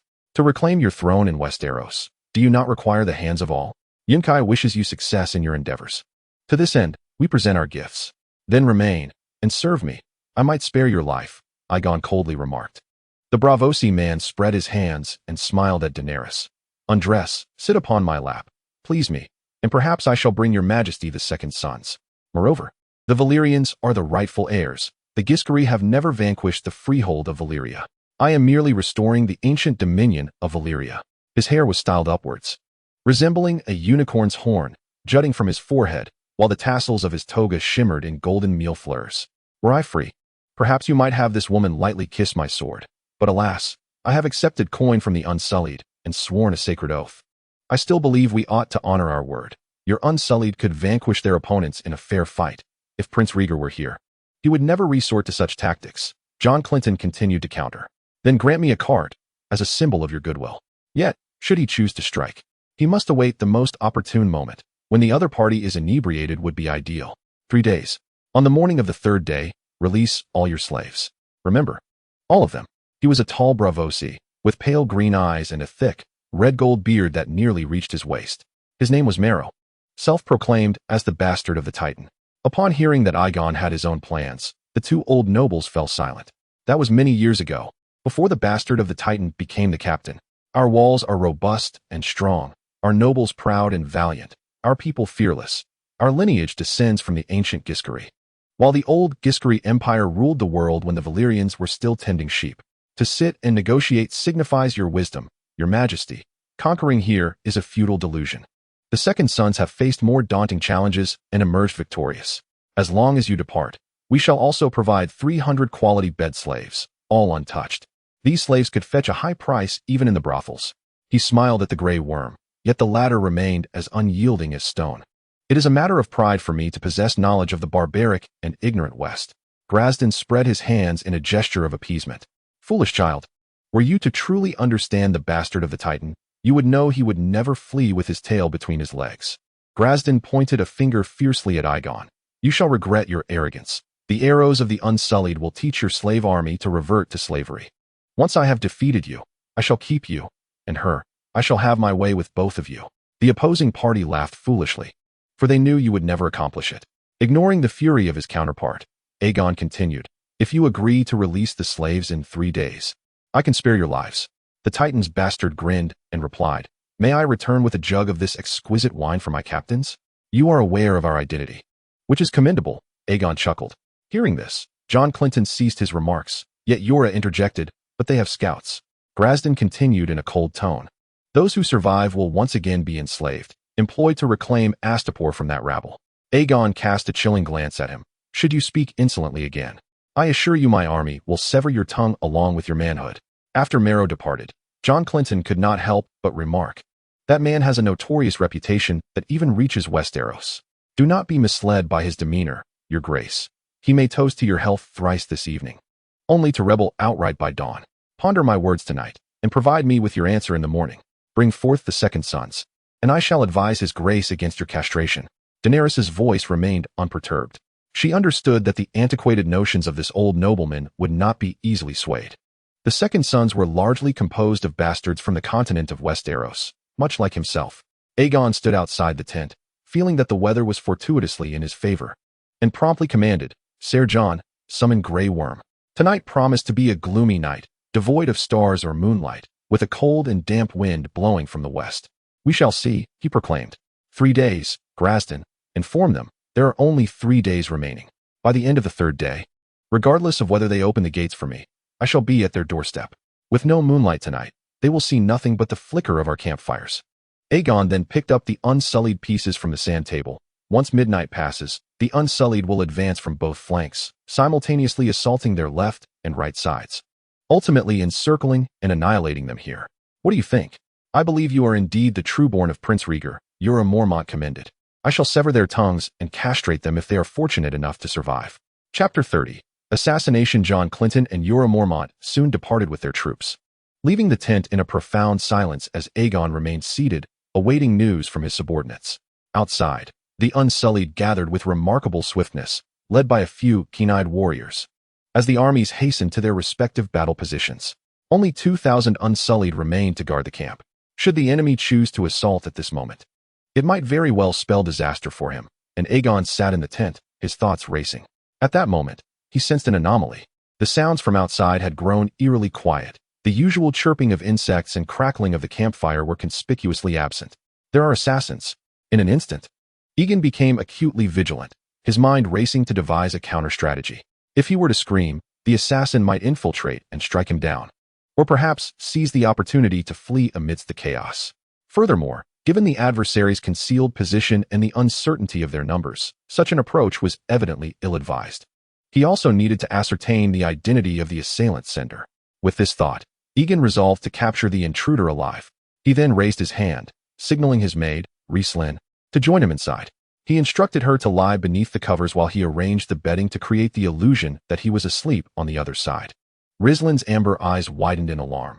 She too recognized the peril, yet managed to suppress her instinct to scream. Aegon subsequently produced a dagger from behind the pillow and placed it in Rhys's palm, signaling her to remain silent. After a moment of hesitation, she gently nodded, refraining from using the blade to threaten Aegon. Initially, during their time at sea, she had contemplated ending his life, believing him no different from the slavers who oppressed her. However, upon witnessing Aegon liberate all the slaves in Astapor, her perception of him transformed. He was unlike those slavers, unlike the kings. No, he was unlike the vast majority of people in the world. Intuition whispered to Rhys that if Aegon survived, he might very well change the world. Thus, her murderous intent dissipated. After receiving her nod, Aegon cautiously retreated behind the curtain, seizing a short sword as he awaited the assailant's arrival. Moments later, footsteps echoed outside the tent. Two assassins clad in the armor of the unblemished, their heads adorned with spiked helmets, stealthily entered. Rhys, half-lidded with fear, tightened her grip on the dagger. She took a few deep breaths to steady her nerves, continually reminding herself that she could handle this. Just as she had plunged the dagger into Drummond's eye, she could sever the throat of this foe. The two assassins approached. Noticing the indistinct forms of two individuals on the bed, with the one on the left having long hair cascading outward. In perfect synchrony, they shifted towards the right. The sound of their footsteps lingered in Rhys's ears, prompting her to open her eyes wider to observe the enemy. Finally, both assassins reached the bedside. One suddenly yanked back the covers while the other lunged with his sword, aiming viciously downward. However, the moment they unveiled the blankets, confusion ensued. The right side assassin's sword pierced the bed frame, becoming lodged and difficult to extract. Realizing something was amiss, the two swiftly turned to flee. At that moment, Aegon emerged from behind, charging towards one of them while shouting for the guards. The fleeing assassin attempted to resist, but Aegon, having trained in swordsmanship for over a decade, found it effortless to subdue an unarmed adversary. In mere strides, he positioned his short sword against the opponent's throat. Meanwhile, another assassin, having regained his wits, turned to launch an attack on Rhys, who, caught off guard, was swiftly captured. The two parties stood in a tense standoff. Perhaps you might consider letting us go? We both hold hostages, proposed the assassin, gripping Rhys, his accent betraying his command of the common tongue. If you insist on a deadly confrontation, I shall be forced to sever this beautiful maiden's throat. Oh, is that so? You believe you can threaten me? Aegon retorted before swiftly slicing through the assassin's throat. Crimson blood gushed forth, startling the opposing assassin, who had not anticipated Aegon's decisive action, leaving no room for negotiation. Now it is my turn to speak. The one you have is merely a maid. Her life pales in comparison to mine. Clearly, I shall not allow an assassin who seeks to harm me to escape for her sake. Thus, whether or not you lower your sword is inconsequential. I am resolved to end your life. However, should you be willing to divulge who sent you, I may grant you clemency in the name of the king. As Aegon concluded, the unsullied guards outside the tent swiftly approached, brandishing their spears towards the remaining assassin. Hesitant at first, the assassin ultimately relinquished his sword upon witnessing the formidable presence of the unsullied. In truth, Aegon's words had already stripped him of any semblance of control.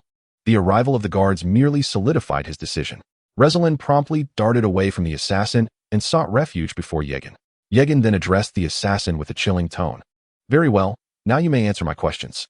Should I find your responses insincere or deceitful, I reserve the right to end your life. But first, remove your helmet. I refuse to converse with a coward concealed behind a mask.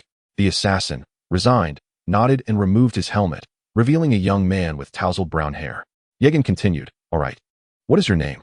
What is your purpose? I am a mercenary of the Ravenous Crows. They call me Jack the Throat Slitter. The assassin replied.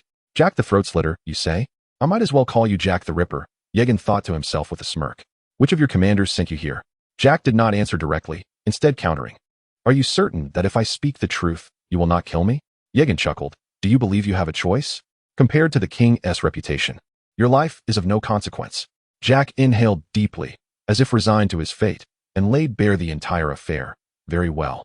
It was Captain Planda who commissioned me to assassinate you.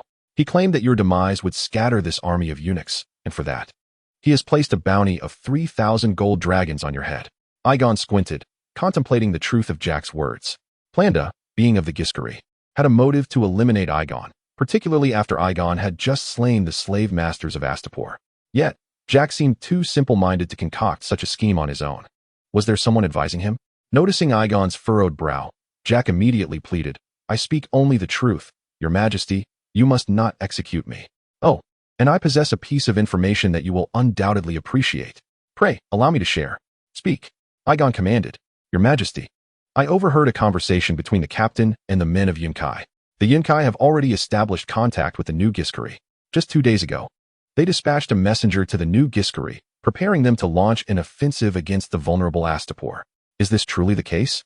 Aegon asked, astonished. He had not anticipated that Yunkai would forge an alliance with other slave cities so swiftly. Had his prolonged presence in Astapor allowed the slave masters of the Bay to prepare? Absolutely, Your Majesty, Jack affirmed confidently. Very well, you are free to go. I grant you clemency, Aegon declared, raising his hand to part the Unsullied. The great king of Westeros, may the gods bless you. Jack exclaimed excitedly as he stumbled away from the camp. Aegon, meanwhile, reinforced the guard of the Unsullied outside the tent and around Daenerys' quarters, then sat down to analyze the situation. The Yunkai messenger had departed for the new Giscari 2 days prior. The journey from Yunkai to Astapor along the coastal road would take 6 days, while by sea, it would only take 3. Additionally, traveling from Astapor to the new Giscari by sea would require merely 4 days. He needed to act swiftly to fortify defenses. Otherwise, if the enemy seized Astapor, it would spell trouble, leaving him trapped without strategic depth in the slave bay. Are you certain he wouldn't kill me to say such things? Rhylyn's voice interrupted Aegon's contemplation. Aegon responded, quickly realizing he should speak candidly. Honestly, I am not sure, but I have no better alternative. If I let him leave, he might very well kill you once you step outside. Upon hearing this, a smile flickered on Rhylyn's lips. Just moments ago, when Aegon claimed he did not care for her life, Rhylyn had been incensed. After all, she had willingly put her life at risk to deceive the enemy, only to be met with his cold indifference. However, the moment the assassin sheathed his blade, she recognized that this was indeed Aegon's psychological tactic. Unyielding weakness would only result in a loss of initiative. This young king is indeed unlike any other. She could not quite comprehend the nature of her feelings. Yet upon realizing this, her mood instantly brightened. In the encampment of the Ravenous Crow Legion, 3 commanders were indulging in hearty drinks, preemptively celebrating their impending victory in battle. Capturing a naive young king was a trivial task for them. After downing a generous goblet of wine, Commander Planda proclaimed loudly, once this arrogant lad meets his demise, his eunuch army will inevitably disband by dawn. At that point, we shall lead our cavalry in a rousing pursuit to obliterate them. I intend to seize all their riches, and I shall ravage that Targaryen harlot. Commander Salo chimed in, not only that Targaryen wench, but also her maidservants. I have heard he possesses many bed slaves in Astapor. That should be our primary target for plunder. Naturally, it was imperative to outpace the Second Sun Legion and the slave army of Yunkai. Though these ruffians were inept in battle, they excelled in plunder. I hold no regard for Yunkai's slave soldiers. What can one expect from a band of slave traders who train bed slaves? Is it truly appropriate to employ the same tactic twice? Long live the Griffin, Daario proclaimed, abruptly drawing his dagger and swiftly severing Planda's throat. Blood erupted in a high arc, gushing over a meter. Sir John, when shall we strike? At that moment, a fervent fire blazed within him. My army has likely already overrun your encampment. Salo's bald head rolled several times upon hitting the ground. Aegon was taken aback by the unexpected presence of an assassin, feeling quite perplexed. John Clinton calmly issued his orders. Daario, who had remained mostly silent, finally spoke. We owe them a debt of gratitude. Had they not invited us, we would not have been presented with such a splendid opportunity. Not to mention their promise of 10 exquisite bed slaves for each of us post-victory. We are brothers. Such matters should be discussed openly. If you have taken a liking to that Targaryen woman, you may indulge first. Laughter followed. Bring him in. Due to the collaborative pincer strategy of both sides, and with the moon absent that night, they could not ascertain an exact time for the assault. Daario hesitated, then finally spoke. Daario, is something troubling you? Planda, seated at the main table, inquired with curiosity. The unsullied commander turned to John Clinton. Salo witnessed the last glimmer of life fade, and then felt his body soaring upwards. What is it? Speak your mind. We are brothers, and how could we refuse you? Yet Aegon narrowed his eyes. But you have slain your comrade. How can I trust you now? Subsequently, he took the lead and charged towards the nearby camp alongside the Unsullied. Daario's words were exceedingly slippery. Leaving Aegon at a loss for a rebuttal, Planda burst into hearty laughter and approached Daario, throwing an arm around his shoulder. Daario remained unfazed, asserting that Planda and Salo were far too short-sighted to recognize a true dragon. As midnight approached, a cold wind began to sweep across the camp, further dropping the temperature. The clouds in the sky were gradually blown away by the wind, revealing a luminous yet frigid moon behind them. The horn would sound when the time came to attack. However, a contingent of Unsullied had long been waiting in ambush. After tonight, he would lead a portion of the troops back to Astapor. Otherwise, his rear would be vulnerable to a surprise attack. With the moonlight illuminating the surroundings, his vision improved, and he spotted a shadow not far from him, followed by several more dark figures. The camp was filled with the cacophony of shouts, the clash of blades, and the whinnies of warhorses. He stood there, arms crossed, palms resting on the hilts of his weapons, a curved Dothraki rack in his left hand and a Valyrian steel sword in his right, both adorned with matching golden figures of naked women, their expressions lascivious. The soldiers who had hurriedly donned their armor were pierced by the Unsullied spears before they could mount their steeds. The slave soldiers of Yunkai had not undergone the brutal training that the Unsullied had, so even when they hastily formed ranks, they crumbled upon contact with the Unsullied forces. Thus, he would have to make use of the heads of his two fallen brothers. Just as he was about to shout, an Unsullied spear lunged at his throat, impaling him and sending him flying. His startled warhorse bolted in fright. In my hands, slaughter transforms into a magnificent art. Countless jugglers and fire dancers implore the gods, wishing for even half my agility and a quarter of my elegance. At that moment, chaos erupted outside the gates. She felt a twinge of discomfort at betraying her comrades. Then came the pain, and soon after, he lost consciousness. Their arrows were intercepted by the Unsullied, yet these men could not withstand the javelins hurled by the Unsullied. He was an exceptional commander, the hand of the king, yet he had shown mercy to Robert. If all went as anticipated, with Aegon's death, that Targaryen woman would surely be crowned. The Raven's Claw had only 500 men, so John Clinton did not commit his entire army here. Most were tirelessly advancing through the Raven's Claw camp towards Yunkai's slave forces. Half of the soldiers of the Raven's Claw were deep in slumber, while the other half indulged in revelry, having failed to mount any effective resistance. "Your Majesty," shouted the blue-haired Tyroshi man, "I bring gifts and good news. The Brotherhood of the Harpy is yours." Daario's voice rose slightly. "If the dead could speak, Plandar and Salo would bear witness to my prowess. Well, truth be told, I have long harbored an interest in that Targaryen woman." The Unsullied who had been crouching behind sprang to their feet, following John Clinton as they charged towards the main camp. Aegon listened to the distant sounds of battle, his heart growing anxious. His moment of surrender was indeed timely. He could scarcely fathom that Daario would resort to killing him for the sake of a Targaryen woman. Just as Daario departed from the Brotherhood's encampment, a host of Unsullied appeared at the camp's periphery. Should the Brotherhood choose to confront His Majesty alongside them, their annihilation would be inevitable. Thus, I devised this desperate plan for self-preservation. The scouts of the Brotherhood trembled against the biting wind, instinctively clutching their cloaks. Indeed, let us toast together. Unless the opposing side was discovered and forced to sound the horn for attack, John Clinton would be the instigator of tonight's battle. John Clinton now resembled a griffin watching its prey, patiently awaiting a moment of vulnerability before pouncing. "Your Majesty, we have captured another assassin," an Unsullied guard reported upon entering. As they approached the Brotherhood's camp, John Clinton sounded the horn. It is worth noting that just moments prior, he had suggested they assassinate Aegon. A wise king ought to appreciate the talents of each subordinate. Daario smiled. "I am most grateful, yet I must borrow something from my two brothers." When the Unsullied closed in for confrontation, these men proved far from the trained warriors they were meant to be. Daenerys frowned at the gruesome sight of severed heads. Laughter erupted among the three. Only Jorah Mormont and Grey Worm would launch the assault. "Follow your lord's command." They then placed the heads into sacks and made their way to Aegon's camp. "However, you still require someone to persuade the Brotherhood's soldiers to surrender." Daario chuckled. "I must confess, I have taken a liking to that Targaryen woman, yet I wish to keep her to myself. We shall split into two teams. One will accompany me to attack, while the other must advance to ambush their escape route, ensuring none of them evade capture." John Clinton immediately drew his sword and shouted to the rear, "Long live the Griffin! Long live the Griffin!" "Oh, are you certain I need you?" Aegon smiled. The slave soldiers discarded their armor, scattering chaotically within the camp. Beneath the moonlight, rows of unsullied resembled a dark tide. Daario, you are absolutely correct, for your words. I must raise a toast in your honor. Aegon chuckled. You claim to be a capable man? He was draped in a black cloak, a heavy canvas bag slung over his shoulder. Ha ha ha, I see. An invisible pressure weighed upon Daario, as if his inadequate response would provoke Aegon to unhesitatingly command the Unsullied to end his life. The three men raised their glasses in a boisterous toast.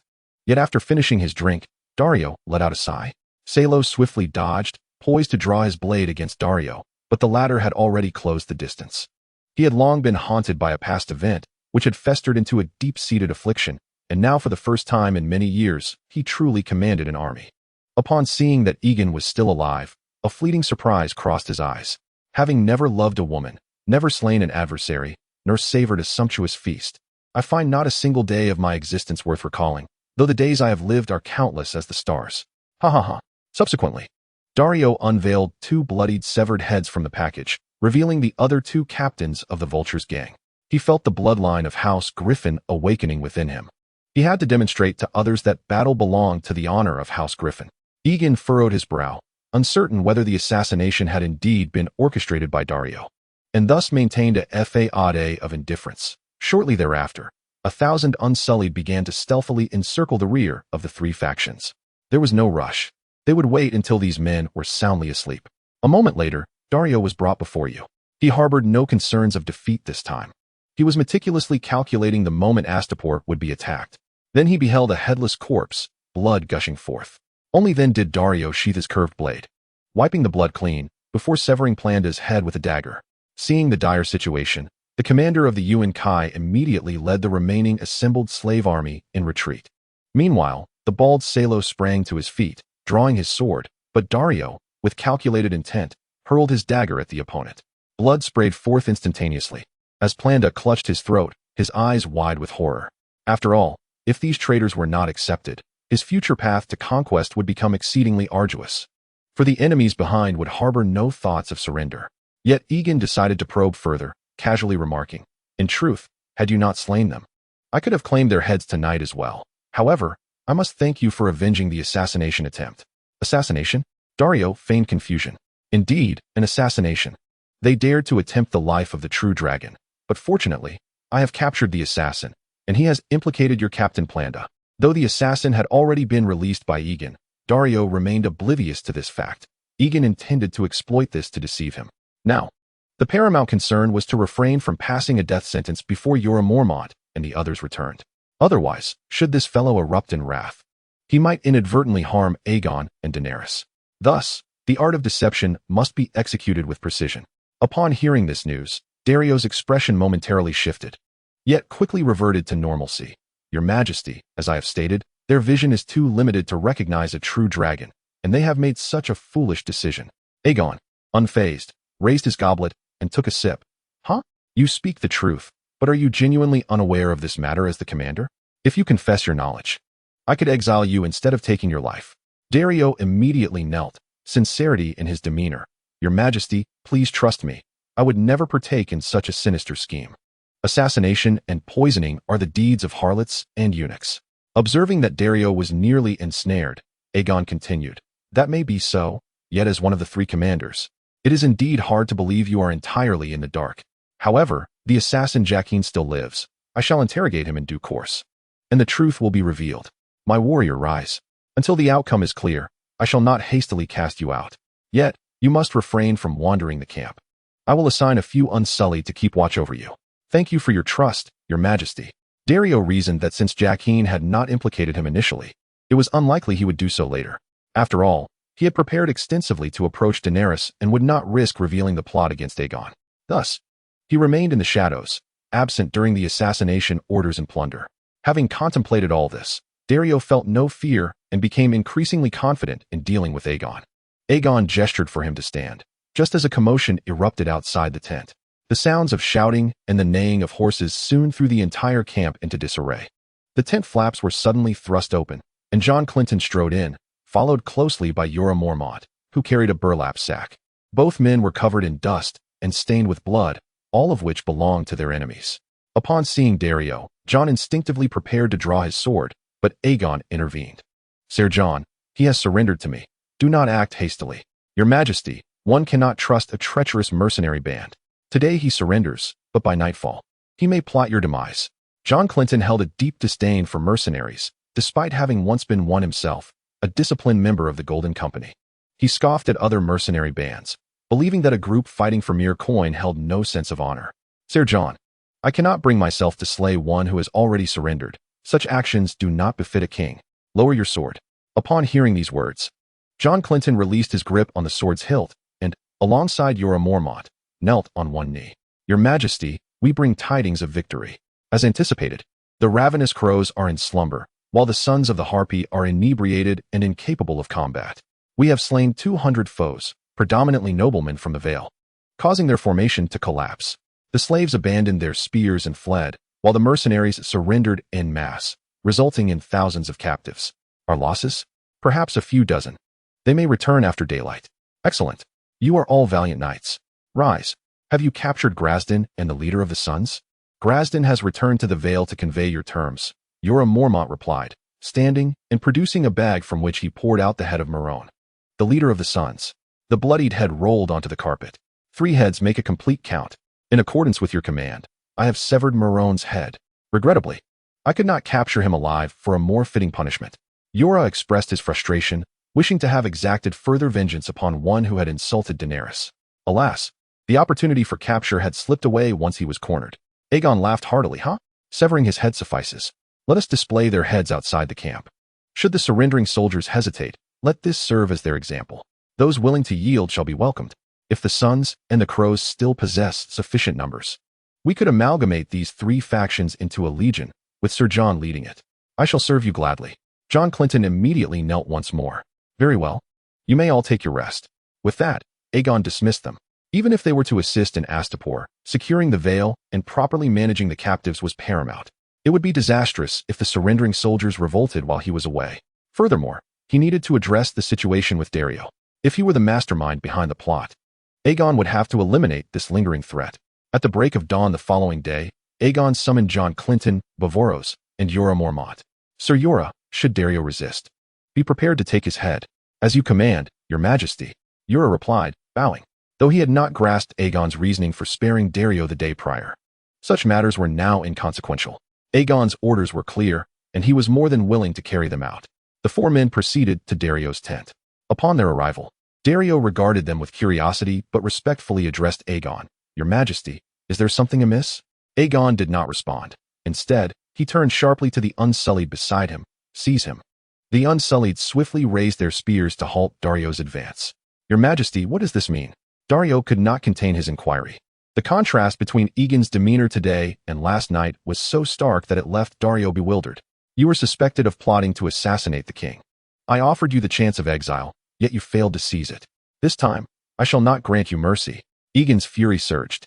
A reminder that he remained a mere adolescent king. Impossible, Your Majesty. That man is certainly fabricating lies. I implore you to allow me to confront him.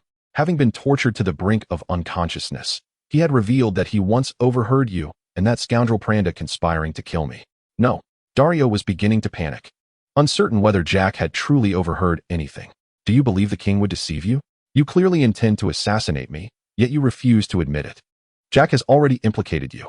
I do not accept this judgment. I demand trial by combat. Daario clung to a glimmer of hope. Trial by combat was a method in the 7 kingdoms to resolve disputes or accusations when evidence of guilt was lacking. The accused could request a duel, wherein each party would send forth a knight to fight. Should Daario slay the knight sent by Aegon, he would be deemed innocent, whereas his defeat would signify divine judgment of his guilt. However, Aegon had no intention of granting him this opportunity. If Daario were truly innocent, he would have protested or awaited Jack's awakening to confront him. But his immediate demand for trial by combat was akin to a werewolf succumbing to a final, desperate explosion. There are already witnesses attesting to your guilt. Trial by combat is unnecessary. Indeed, ruthless as he was, Aegon had little else to say. I have faced many adversaries, none less than him. I have also served as a mercenary in contested lands, where many were inferior to a well-trained knight. Aegon took a sip of wine. Then let us execute him. Since he is guilty, the gods will bless your endeavor. Jorah Mormont grew increasingly irate. You have no right to speak of Daenerys, you wretch. At that moment, Both John Clinton and Jorah Mormont stepped forward in unison. Once the duel commenced, Daario circled Jorah Mormont, awaiting a flaw to reveal itself. The battleground was chosen in the heart of the camp. As the Unsullied formed a circle, their bodies and spears creating a diameter of several meters. Very well, I concur. Sir Jorah, you shall be my champion. I shall, your majesty. Huh, cursed be it. If there truly were a curse from the gods, I would have long since descended into hell. I tell you, the deities of this world have long since fallen into slumber. Do you believe that the 7 gods of Westeros will protect you, or will they safeguard me? Daario smiled at Jorah. The unblemished version is available on 69 Book Bar. The novel makes its debut here. Jorah Mormont touched the wound on his abdomen and coldly glared at his opponent, saying, "You have no understanding of honor. You are merely a scoundrel." Outside the golden tent, Aegon and Daenerys sat, the latter casting a worried glance at Jorah Mormont.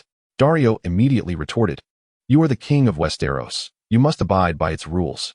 Jorah contemptuously replied, "You are unworthy to speak of the divine. The gods shall only curse you." While Jorah Mormont's combat prowess was uncertain to John Clinton, he believed that this knight, who had once won a tournament championship, should be capable of defeating Daario. The Unsullied maintained impeccable discipline, remaining unaffected by the brawl, thus only a handful of them stood as a living barrier around the arena. Although Lisa had been declared a nun by Aegon, Jorah Mormont remained infatuated with the woman who had betrayed him, even seeking her out on several occasions. Should he fail, he would find a mightier knight to protect Daenerys. However, he would not permit a man like Daario to dishonor Daenerys. If she must marry, it should be to a duke or Aegon himself. "Let us share a drink before the duel," Aegon suggested, pouring a cup of wine for Jorah. This predicament left Aegon in a quandary. While he could refuse the trial by combat, kings generally did not dismiss such challenges. Without armor, Jorah was more agile. One must be wary of his curved blade, for he was a ruthless mercenary. Jorah Mormont smiled slightly, saying, "Your Majesty, before any battle commences, no one possesses absolute certainty of victory. Your Majesty, he wields that authority," John Clinton reminded as Aegon remained silent. This unacknowledged affection had also been mirrored towards Daenerys. Though he understood that marrying her was beyond his reach, the two soon separated, Daario's blue hair billowing in the air as he circled Jorah, who continuously adjusted his stance. "Only someone like you would believe the gods are slumbering. They reside within the hearts of men, and demons dwell here as well. Clearly, the demon within you has already slain your opponent. In the name of the warrior, he would bestow strength upon the righteous. Now, the trial by combat begins." "Indeed." Daenerys cried out in concern. Daario charged at the Knight of Bear Island, bending low to slash at Jorah's legs just as he closed in. However, Jorah countered, swinging his sword to sever Daario's arm at the shoulder, disarming him with a single stroke. Blood sprayed forth, yet Daario gritted his teeth against the agony, swiftly drawing a dagger with his left hand to thrust towards Jorah Mormont's neck. Jorah joined in a toast. "May the 7 protect us. I am willing to serve your majesty." Jorah Mormont accepted the command with eagerness. The sky was overcast, the sun concealed behind dark clouds. A chilling wind swept through the scene, causing shivers to ripple through those present. She was perplexed by the true significance of this trial by combat. If the king had adjudged the opponent guilty, should he not simply impose a punishment? Daario had exchanged his opulent garments for a suit of light wooden armor, acquired from the fallen soldiers of the ravenous crows. He had never favored the cumbersome plate armor, as it hampered his agility. The curved blade scraped against the iron armor, producing a piercing sound, and then a crimson stream of blood gushed from Jorah's abdomen. Rising to his feet, Daario continued to laugh. "You harbor affection for her. You aspire to possess her. Yet, with that silver-haired king present, you must relinquish her." Jorah Mormont appeared taken aback by this revelation, pausing momentarily before nodding. "Indeed. I am fond of Princess Daenerys primarily because she bears a resemblance to Lyness. However, throughout our journey, Daenerys' kindness has compelled me to lay down my life for her. She ought not to be defiled by such a shameless mercenary. Do you possess confidence in defeating your opponent?" With that, he swung his massive sword at Daario, who deftly evaded the strike. Daario then lunged toward Jorah, aiming a blow at Jorah's abdomen. Aegon subsequently rose, proclaiming, "In the name of the Father, he shall adjudicate the truth of your innocence. Fear not, your majesty, that Tyroshi lacks any armor, and my longsword surpasses the length of his curved blade. I shall certainly strike him down, but the wretch intends to kill you today." Daario chuckled, casting a sidelong glance at Daenerys. "You too are enamored with that silver gold-haired princess. I can see it in your eyes. You cannot disrupt my resolve. Even without divine intervention, I shall slay you. Your majesty." I beseech you to permit this trial by combat. I will sever his head." The judgment was set for after breakfast, leading the participants to prepare themselves. Aegon, bearing exquisite wine from the noble houses of Astapor, sought out Jorah Mormont, who was diligently polishing his armor and sword. Aegon clapped Jorah on the shoulder, stating, "I do not require your demise. I only need you to vanquish the opponent. The oath of a dead knight bears no weight for me." "Ha ha, and what of it? Does your god grant you strength?" "Your Majesty." Upon seeing Aegon approach, Jorah Mormont greeted him warmly. "Yet you remain willing to fight for me to slay him, even at the potential cost of your own life." In an instant, Jorah raised his sword and struck, the clash of blades resonating sharply. He was fortunate for the protection of his plate armor. "You two are fond of Daenerys, are you not?" Aegon inquired suddenly. Jorah Mormont downed his drink and smacked his lips. "I still cannot acclimatize to the wines of Slaver's Bay. I prefer the spirits of Bear Island." With that, Daario swung his blade toward Jorah's wrist, only to be deflected. He then aimed for Jorah's neck, prompting Jorah to merely retreat. After delivering his words, Daario advanced with great strides, his curved blade arcing upward toward Jorah's right hand, the swiftest method to connect with Jorah's body. "Ha ha ha, when I return to Westeros, I shall certainly indulge." Jorah Mormont stood resolutely in the center, continually turning to face Daario, his sword raised, poised to strike. In a sudden movement, Jorah tilted his head, and the dagger grazed his face and ear, leaving a long scar. Daario attempted to rise in defiance, but this time Jorah denied him the opportunity, swiftly bringing his sword down upon Daario's head. In an instant, Daario's head was severed, blood gushing forth. "I told you, you are merely a wretch." Jorah spat vehemently. After dealing with Daario, Aegon summoned Jon Connington and Daenerys into the grand tent. "Your Majesty," Jon Connington began to inquire, but was promptly interrupted by Aegon. "The people of Yunkai and the New Guys have allied. The fleet from New Guys will launch an assault on Astapor in a few days." The two were instantly taken aback. "Your Majesty, are you certain this news is true?" Jon Connington asked cautiously. "It should be. It was revealed by the assassin I let go. He had no reason to deceive, and besides, Astapor currently has only 2,000 unsullied guards, which indeed poses a risk." Upon Aegon's proclamation, a heavy silence enveloped the room. The pirates outside were clamoring wildly. This further substantiates that liberating Slaver's Bay is no simple task. These trading city-states are largely opposed to Aegon. Throughout this journey, Aegon has been the most caring figure for her since the noble Ser Willem, even more so than her brother Viserys. "Rest assured, unless I fall first, Princess Daenerys will not suffer a scratch." These men were recruited by Aegon, comprised of the freedmen of Astapor, yet they had not been trained for long, making it implausible to expect them on the battlefield. However, they could assist with logistical support. The alarm bells rang, causing the bustling crowd at the docks to swiftly retreat into the city. Jon Connington wished to voice further objections, but Aegon decisively stated, "This matter is settled. I shall send Grey Worm along with Belwas to assist me in the rescue. Ser Jorah has been injured, and you must ensure Daenerys' safety." The walls and towers were teeming with crossbowmen and catapults. Ser Jon prepared the troops for an assault on Yunkai, yet the battle did not ensue. Yunkai's forces had been nearly obliterated, so a standard advance would suffice to capture them, yet the return to Astapor was fraught with uncertainty. However, Aegon commanded, "Ser Jon, you and Daenerys shall continue marching towards Yunkai. I will lead half of the Unsullied to provide assistance." "Your Majesty." He left countless treasures in Astapor, but only 2,000 guards. "Now is our moment to seize them. Let us charge in, and all those treasures shall be ours."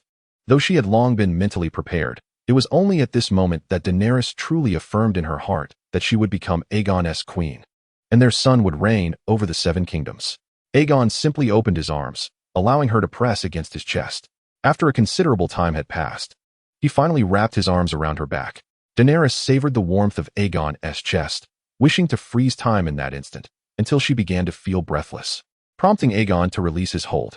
While she did harbor concerns for Jorah, her feelings for the two were distinctly different. "Missandei," they called Missandei. "Missandei." They all smiled at her, reached out their hands, and knelt in reverence. The great tent fell silent, leaving only the sound of their heartbeats echoing in the stillness. The walls of Yunkai were constructed of yellow bricks rather than red, yet aside from the color, the scenery bore no difference from Astapor. Crumbling, fractured walls, tiered pyramids, and colossal statues of harpies perched atop the city gates. This band of pirates disembarked from the port, swiftly pillaging the deserted docks before continuing their charge toward the city of Astapor. After parting ways with Aegon, Daenerys continued her journey to Yunkai alongside Jon Connington. Daenerys glanced at Missandei. What were they shouting? The following morning, the city gates swung open, and a line of slaves emerged slowly, behind whom were the many bound masters. The rebellion that had erupted the night before had claimed the lives of most slave owners. These were the captured, with only a few managing to flee amidst the chaos. I have vowed to restore House Targaryen. How could I perish in the slaver's bay? Thud, thud, thud. Such armaments were considered formidable even among the ranks of pirates. Daenerys would not typically be so sensitive, but today the injury to her knight, Jorah Mormont, had filled her with worry and fear. Hearing those words, Daenerys slowly lifted her head, and Aegon leaned down to kiss her lips. You rescued me from the Dothraki savages and from Viserys. You promised to make me your queen. Your Majesty, you will return one to you? On the ship were bands of pirates clad in dark leather armor, wielding long knives. This indicated that the slave owners had secretly conspired while Aegon was establishing order in Astapor. Otherwise, a hastily formed alliance would not have acted with such swiftness. The pirate king of the Isle of the Snakes, with a tumor on his neck, stood at the prow of the ship, drawing his sword toward Astapor. Aegon grasped Daenerys' right arm with his right hand and pressed down on her lower back with his left, as if he wished to meld her body into his own, while Daenerys' hands tightened around Aegon's back. The slaves cried out once more, and others echoed their calls. I am his woman, I am his queen. Daenerys could not help but think. Aegon nodded in satisfaction and subsequently instructed the Grey Worm to assemble the army of 4,000 Unsullied, while John Clinton also set out to organize the defectors and the remaining troops. Ser Jorah had sustained injuries, and though I feared for his life, my greater concern lay with you. The Unsullied stood like statues, starkly contrasting with the nearby pirates. The silver-blonde Targaryen had departed over 10 days prior. On the azure horizon, a dozen pirate ships, bearing the sigil of the dragon, cut through the waves, swiftly making their way towards the harbor ahead. Your Majesty, please allow me to lead the forces to your aid.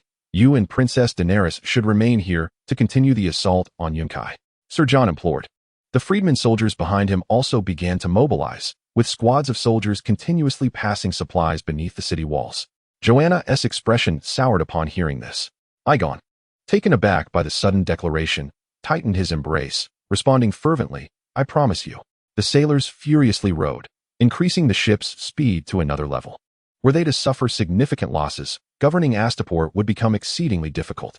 They had scarcely marched for a few days when the Yunkai had already established contact with the Giscari and prepared to ambush their rear.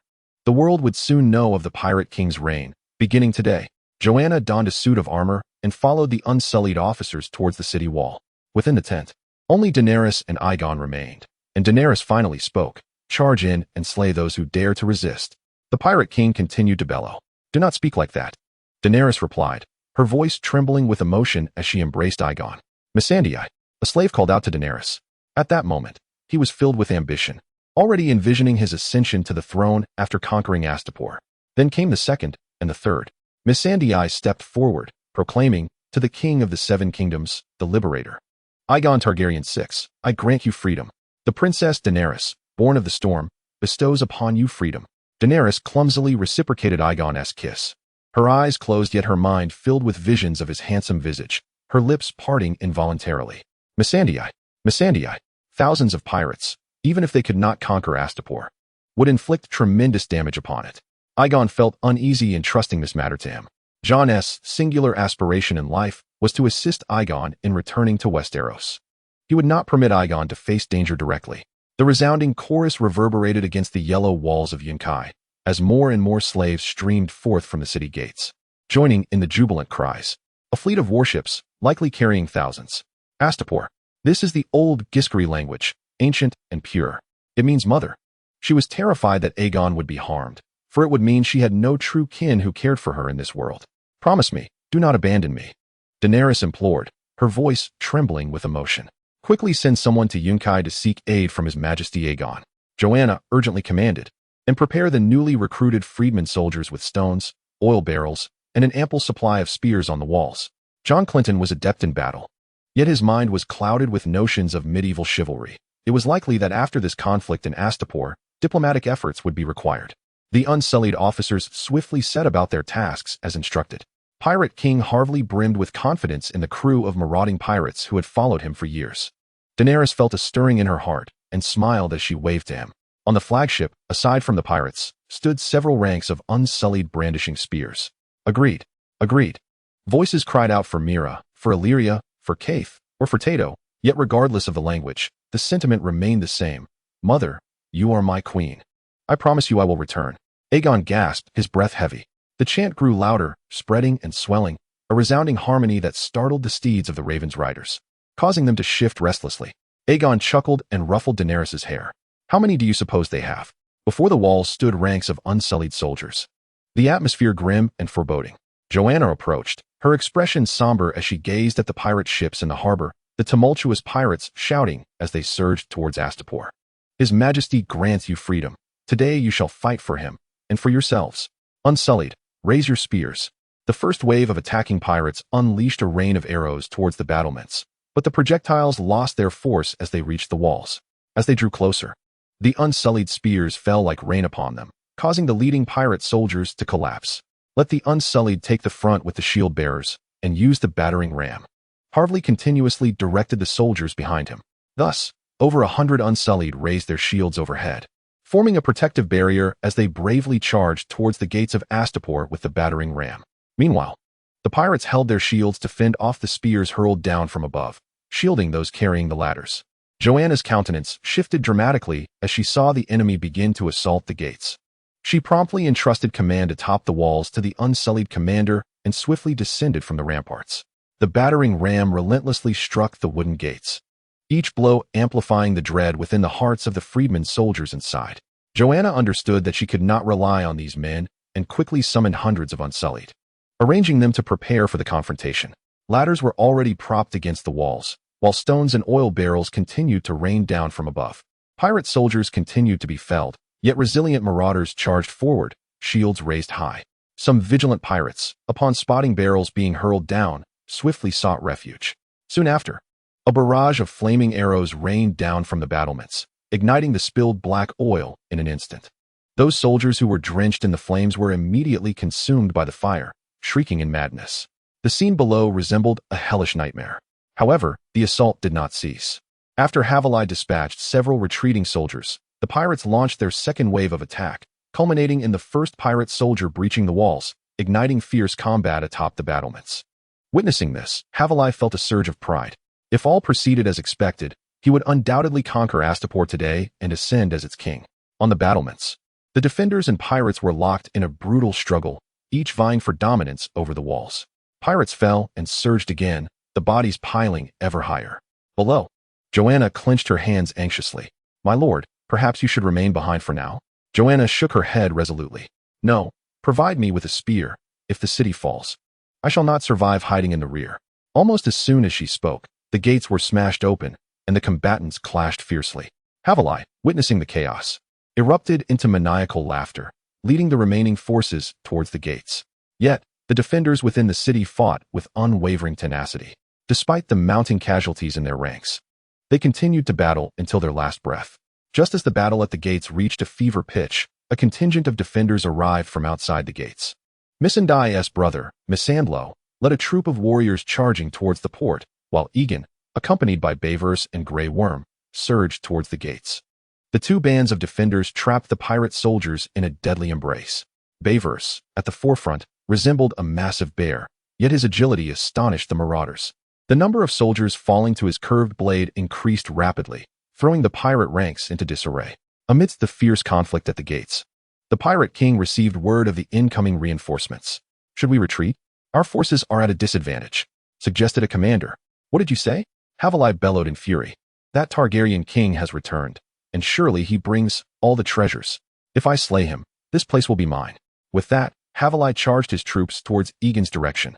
The pressure at the gates instantly lessened, and Joanna breathed a sigh of relief upon hearing the sounds of battle outside. The ferocious pirate king soon bore down upon Aegon, but standing ready to confront him was Bayverse. Aegon rarely engaged directly with such formidable warriors, preferring to let his subordinates take the lead. His own experience was still lacking, and a misstep could lead to dire consequences. There exist brave generals, as well as elder generals, yet those who embody both valor and age are indeed a rarity. Aegon has consistently reminded himself of the death of Rhaegar, instilling within him a resolve to always prioritize his own survival. He vowed never to engage in combat with these foes until his swordsmanship ascended to a higher echelon. Haveli, in his laziness, erupted into a fit of rage upon Aegon's refusal to duel him, furiously brandishing his blade towards Bevos. The clash of their swords ignited sparks that danced in the air. Meanwhile, Grey Worm engaged the nearby pirate, ensuring that Bevos could confront the grotesque pirate king alone. Bevos, possessing remarkable agility, sought opportunities to strike decisively. Just as Grey Worm thrust his spear at the pirate king, Bevos took advantage of the moment when the adversary raised his weapon to block. He deftly severed the pirate's left foot and swiftly maneuvered behind him, delivering a lethal blow to his head. The sight of Haveli's demise sent the pirates into disarray, and under the leadership of the remaining commanders, they fled towards the harbor. However, the Unsullied had already secured the docks and had boarded several warships. The Unsullied encircled the beleaguered pirates. The pirates relentlessly assaulted the forces at the docks, but after numerous failed attempts, they eventually surrendered. The Unsullied swiftly took control of the capitulating pirates. Who among you is the leader? The pirates pushed forth two high-ranking commanders from Haveli's ranks. What are your names? Aegon inquired coldly. Harlan, Henry. Harlan bore a long scar across his face, while Henry sported an eye patch over his left eye. Very well, I, Aegon Targaryen VI, grant you the opportunity to surrender. Before Aegon could finish, Harlan spat on the ground, saying, Bah, just kill me. It would be more merciful. Henry, standing beside him, scoffed in disdain at Aegon. Aegon had not anticipated such defiance from the pirates of the Serpent's Isle, yet he quickly regained his composure. It would be simple to end your lives, yet I require naval training, and I cannot train an army with two commanders. Therefore, one of you must choose to die. As he spoke, he produced two vials. The vial on the left contained a lethal poison, while the one on the right held harmless water. Choose wisely, he instructed. Or, if you prefer, you may both perish, and I shall select a commander from among the rest. Upon hearing this, the two men exchanged a subtle glance. Henry still averted his gaze, but Holland seized the vial representing purity and drank it down in one gulp. Holland, you scoundrel, coward! Henry exclaimed, his fury palpable. You cannot blame me. You heard it yourself. Even if we perish, others will continue to be chosen. What is the purpose of resistance then? Yet, Aegon chuckled mischievously. Well done, but I seem to have misremembered the vial. As Aegon's words echoed, Holland erupted into frantic screams. The potion's effects took hold, the toxins constricting his muscles and tightening his throat. Holland felt as if someone had grasped his throat, desperately clawing at it in a futile attempt to breathe. But the air flowing into his lungs diminished. The sensation of suffocation engorged his mind, his complexion darkening to a sinister purple, his eyes bulging in terror. Moments later, Holland fell still. The pirates present gazed at Aegon in sheer horror. I have never held you accountable, Arianne. I should have confided in you sooner, but in this world, walls have ears. The fewer who know, the better, but now I can speak freely. I no longer need to prolong your suffering. The correct information lies within the pages of the 69-book club. Next, we must seize the trade routes at the Slave Bay, New Guise, and the Isle of Serpents, effectively choking this maritime trade passage to ensure our safety at Slave Bay. In simple terms, I require a fleet to plunder the merchant vessels of Volantis and Qarth. Beyond that, you must not raid elsewhere. If I were in his position, I should not have revealed myself so soon. Instead, I ought to have contacted the lords opposing Robert. If you are captured, you will not face execution like pirates, but rather be taken as prisoners of war, with the king paying a ransom. However, you must offer a portion of the plundered wealth to the king. The Unsullied will oversee the accounting of your spoils. Father. Arianne greeted Prince Doran Martell, her father. Privateering license? Princess Arianne Martell followed the guards toward the flowing gardens of her father, Doran Martell, Aegon's uncle. Aegon continued. Arianne fell silent for a long while upon hearing the full truth. Yes, a privateering license, issued by the king. You may still plunder. Henry, perplexed by this unfamiliar term, pondered. Volantis and Qarth are beneficiaries of the slave trade. These individuals will inevitably stand opposed to Aegon. Thus he intends to strike first, preempting their response. I admire your courage, yet sometimes surrender is not a disgrace. It may save more lives, at least those of your friends and followers. You have one more choice. Either submit, or I shall end your life. Unlike the life of a pirate, once you obtain a privateering license, you may seize the merchant vessels of Volantis and Qohor. Upon hearing his daughter's lamentations, Prince Doran's long stoic visage finally shifted. Ah, Arianne. I had intended to reveal this to you at a later time, but now that Aegon Targaryen has emerged, I shall disclose the truth. In fact, I have already arranged your betrothal to Viserys Targaryen, awaiting his return to Westeros to claim the Iron Throne, using your queenship as a bargaining chip for Dorne's support. Yes, I have heard that Daenerys Targaryen accompanies him. If he were an impostor, she would not so readily trust him. The king of this sun-kissed realm is indeed different. No ordinary monarch would permit his navy to engage in piracy. This greatly displeased her, highlighting her father's favoritism. Subsequently, Prince Doran tirelessly sought various marriage prospects for her, furthering her belief that he intended to usurp her rightful place as heir, prompting her to reject each proposal. Is that not akin to piracy? One below could not help but murmur. This time, Henry did not exhibit the same rigidity. Evidently, Harlan's betrayal had shaken his resolve. Throughout the journey, Arianne Martell appeared remarkably nonchalant, reasoning that she had previously lived as a pirate and now merely as a sanctioned one. I shall divide you into 2 factions, training you as 2 navies, and I will issue you privateering licenses. As Arianne spoke, she embraced Prince Doran, who affectionately patted her back. Your uncle and I have plotted for years to avenge Elia. I swear to unseat the usurper from the Iron Throne, to utterly dismantle the Lannister lineage, ensuring they pay in blood for their transgressions. This is why I have been so cautious and refrained from revealing the entire truth to you. Aegon chuckled and shook his head. The latter's assurances are somewhat more favorable. There may even be honor in it. Why not pursue it? Excellent. Henceforth you shall be my admiral. Rise now, for there is another battle to be fought. You must also facilitate the union between Daenerys and your brother. After all, piracy is not an honorable pursuit. Father, I ought not to. I should trust in you. Father, no need to speak further. I shall seek out Aegon, she declared, ready to heed his Majesty's summons. Aegon then led the group back to the city of Astapor. Perhaps this time, I shall become a queen, Arianne mused. Dorne, Sunspear. After traversing several archways, Arianne finally beheld her father, Prince Doran, who, with graying hair and a notably slender frame, sat in a wheelchair upon the balcony, quietly observing the fountain below. Upon hearing Aegon's veiled threat, Henry finally softened. What do you intend to do with us? Her long-standing conflict with her father persisted. For Dorne could indeed be inherited by the eldest daughter. Yet, she had once witnessed her father pen a letter promising to bequeath the princely title to his brother. Father, do you intend for me to ascertain whether this Aegon is truly Elia's child? Arianne could no longer contain herself upon hearing this and tearfully implored her father. I am also your child, yet you constantly think of my brother. I am the legitimate heir of Dorne. Henry immediately knelt, signifying his submission. Although she was aware of her betrothal to Viserys, her aspirations lay in becoming a queen or the ruler of Dorne, rather than merely the wife of a prince from Dragonstone. Prince Daemon remained non-committal to his daughter's declaration. I have heard, but if the deceivers wish to seize the crown, they must concoct some tale. Daemon dismissed the nearby guards, and then spoke slowly. Have you heard? Your Aunt Elia's child, Aegon Targaryen, still lives. He has vanquished the pirates of the Stepstones. Thus, the options were clear. Either slay Viserys or eliminate Aegon. Very well, you may take more men with you. If he is not the true Aegon, I will bring back Daenerys. Indeed, go forth. In Astapor, Aegon convened a council after effectively managing the battlefield and the surrendering pirates. Although Henry yearned to win Joanna's favor, she remained cold toward the defector. Aegon, however, was forthright. The reason for my return is to guard against a surprise attack from new guys, yet I did not anticipate encountering Henry and his company. It appears another battle awaits us. What? Henry was taken aback by Aegon's words, while the others expressed concern. They were uncertain of the strength of new guys' forces or the reliability of the pirate defectors. Are you surprised? Aegon inquired curiously of Henry. Indeed, your majesty. We learned from new guys that you are the king of Westeros and might seek to reclaim the Iron Throne, which is why we chose to remain on Cedar Island. Awaiting your departure from Astapor, Henry laid bare their circumstances, enlightening Aegon and Joanna to the truth.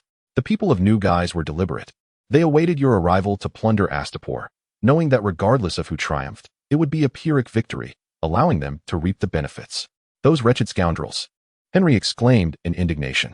If not for your own greed, how could they possibly exploit you? Joanna retorted sharply. As a merchant, she harbored little fondness for the pirates. Yet she bore her discontent in silence, for her fortunes were tied to Aegon. Henry found himself at a loss for words. But it was Aegon who stepped in to alleviate the tension, stating, "What is of utmost importance now is our united front against a common adversary. We must not engage in infighting. I have granted them clemency, and they are now part of my navy. We must cease this quarrel." Joanna nodded in agreement. And Aegon further commended her. Joanna, your defense of Astapor has been exemplary. The city will rely on you in the times to come, while I shall lead the others to confront the new Giscari. Your Majesty, Perhaps it would be prudent for us to remain in Astapor and conserve our strength? Joanna expressed her unease regarding the band of pirate soldiers. As we await news of reinforcements, we can exploit this intelligence gap to catch them off guard. What are your thoughts? I believe your strategy is remarkably astute, Your Majesty. The new Giscari's freefolk force numbers barely over 5,000, and they will need to leave some behind to guard their city. We have the opportunity to annihilate their naval contingent. Henry's excitement was palpable. These individuals were warriors at heart, and having been wronged by the new Giscari, the prospect of retaliation was exhilarating. Not even the advances of the courtesans from the Isle of Serpents could dampen his thirst for vengeance. Very well, then it is settled. Aegon made the final decision regarding the plan. A portion of the pirates would sail away from Astapor, leading the new Giscari to mistakenly believe they had plundered the city, thereby luring them into an attack. When the boarding commenced, the Unsullied hidden in the ship's hold would emerge to engage the new Giscari forces fiercely. Aegon would lead another naval contingent, along with the Unsullied, to flank the enemy. Grey Worm would command 2,000 Unsullied directly to New Giscari Island. The defense of Astapor had already seen hundreds fall on both sides, so Aegon left Joanna with 1,000 Unsullied to continue guarding the city, dispatching the remainder to the fray. Henry was tasked with leading the remaining 3,000 pirates and 1,000 Unsullied into direct combat. Aegon also instructed Joanna to prepare the necessary equipment for battle, yet she hesitated upon seeing him. Your Majesty, I still harbor doubts about these pirates. If we overextend ourselves, they might well turn against us. In these extraordinary times, we must learn to harness every available force. They will undoubtedly be the first to charge into battle, and once they suffer significant losses, they will have no choice but to comply. Aegon too was reluctant to rely on the pirates, but the army was critically small. It was impractical to deploy raw recruits barely trained for a fortnight.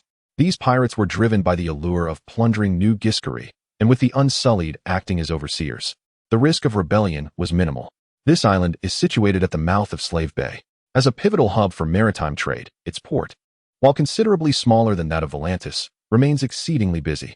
However, today, the port of New Guise appears more desolate than ever. The benevolent lords of New Guise have dispatched their navy, leaving merely 1,000 soldiers to defend the city. Many merchant and fishing vessels that once docked at the port have been requisitioned as warships, resulting in a notable reduction in the port's bustling activity today. The morning mist has yet to dissipate, and the light from the distant lighthouse is barely discernible. Grey Worm, leading 2,000 Unsullied soldiers, has stealthily infiltrated the port amidst the fog. Upon catching sight of the port's outline, Grey Worm promptly issued the command to accelerate. A fleet composed of dozens of fishing boats, merchant ships, and rowing warships surged towards New Guise. By the time the Unsullied disembarked, the defenders of New Guise finally reacted. Yet, at this moment, the Unsullied had already landed in large numbers and were advancing towards the city gates. Trained similarly to the soldiers of New Guise, the Unsullied fought with greater ferocity due to their consumption of the courage wine. The defenders of New Guise, caught off guard, fled without even deploying the elephants within the city for a direct confrontation. Slaves, take up arms and slay your masters. Aegon Targaryen VI has liberated you. The Unsullied charged into the city, shouting these words instilled in them by Aegon. These declarations ignited further chaos in an already tumultuous situation. The slave masters, who initially sought to flee with their slaves, abandoned them upon hearing this, hastily escaping with their riches, though most were slain by the Unsullied and the rebellious slaves. Within half a day, New Guise was subdued by the Unsullied. The liberated slaves, upon witnessing their leader, Grey Worm, fell to their knees in reverence, akin to worshipping a deity. In that moment, Grey Worm felt he was no longer merely an Unsullied, nor just himself. He felt he had become Aegon. Chapter 38. Strategy. After conquering the city of Yunkai without shedding blood, Daenerys chose not to advance towards Meereen, but instead to consolidate her rule in Yunkai, awaiting Aegon's reinforcements before proceeding further. Your Highness, trade with Meereen has already been severed. Our forces are too numerous. If this prolongs, we may face famine within the city. The price of grain has already surged threefold. The atmosphere in the pyramid during today's meeting felt notably tense. Although Yunkai has been subdued, the army of the Unsullied now numbers in the thousands, and their consumption of provisions is alarmingly high. The cultivation of food cannot be accomplished in a short span, rendering this issue exceedingly urgent.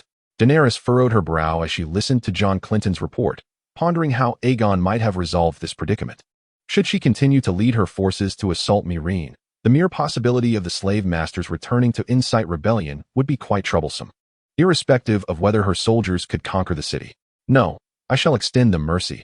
A ruler must show compassion to their subjects. However, I must ensure that they release the grain. John Clinton, though uncertain of Daenerys's intentions, nonetheless sent for the merchants from Yunkai. Upon hearing this, the assembly nodded in agreement, and soon the unsullied guards ushered them into the council hall. Among the crowd, some timid souls, hearing the derision aimed at Daenerys, could not refrain from cautioning. She still commands an army. We must not be overly aggressive. The Dothraki acquire their sustenance through plunder. We can trade food with the peoples they have raided. I concur with your decision, Your Grace. John Clinton supported. Haha, Adasden, you speak most truly. This time, I shall see how much this wench is willing to pay for our grain. Should she please me, perhaps I shall sell her a bit more. Upon hearing Yora's words, the others fell silent. She recalled how Viserys intended to marry her off to a Dothraki man named Drogo. It seemed the princess of this sunset kingdom could no longer contain herself. Initially, she believed she could endure for a few more days. He too held disdain for the barbaric Dothraki, let alone engage in trade with them. Your Highness, I still believe we should not act too rashly. I have heard that the heads of the slave masters in Astapor have been displayed upon the Pride Square. Even from afar, one can witness that horrific scene. However, Yora countered, the prices within the city have already tripled. If we trade with the Lazarene, it will take at least 2 weeks to transport the grain back. Your Grace, the 3 sister cities of Slavers Bay, aside from Astapor, are mostly self-sufficient. Yet Astapor relies on provisions brought in from other trade city-states, or the Dothraki. You know, after raiding, the Dothraki typically sell their slaves in Astapor first. The good masters of Astapor pay top prices for those enslaved children. Adasden, known for his uncompromising nature, seized the opportunity to manipulate Daenerys and continued to incite the others. Our grain can also recruit soldiers, if we can hold out for a few days. Their lack of provisions will surely incite rebellion. Adasden chuckled. In my opinion, we should refrain from selling grain to her. In a few days, the prices will rise even further, and then we can make a significant profit. After a long silence, Daenerys finally lifted her head and commanded, Ser Yora, gather the merchants of Yunkai. Soon after, the merchants of Yunkai arrived one by one at the pyramid.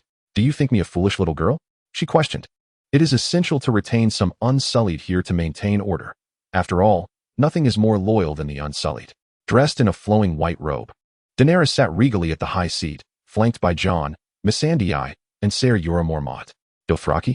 Daenerys frowned upon hearing the term, prompting laughter from those present. Moreover, she added, the Dothraki raid and sell people into slavery. You would have me trade with them? Your Grace, Jorah spoke earnestly. A wise ruler must learn to collaborate with diverse peoples. He wished to elaborate further, but Daenerys interrupted. You need not continue. I shall never trade with the Dothraki, not now nor ever. King Aegon would not permit it either. Indeed, Dothraki, if you wish to resolve the current grain crisis, it would be prudent to purchase their plundered sheep and food. Are we to force them to yield their grain? Daenerys shook her head resolutely. Before the meeting had even commenced, the merchants clad in golden togas began to conspire amongst themselves. Ser Jorah, having spent considerable time in Essos, you must know where we can procure food from the Bay of Slavers? Daenerys turned to the injured Jorah Mormont. Enough. We must unite.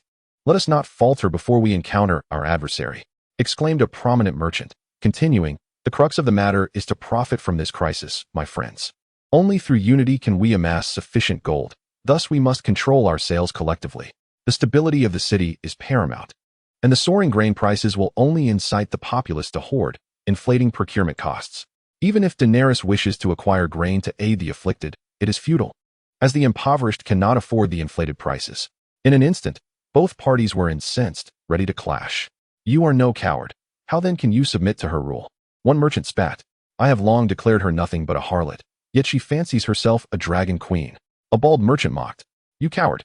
A mere whore from Valyria has you trembling. You are unworthy to be called a Giscari. Adasden retorted angrily at the gaunt merchant who had just spoken. Certainly not. You are more astute than anyone else. As the merchants encountered Daenerys, they bowed in deference.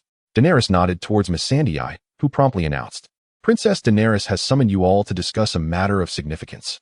The crowd, upon hearing this, could not suppress their delight, yet feigned confusion, inquiring, What might your highness require of us?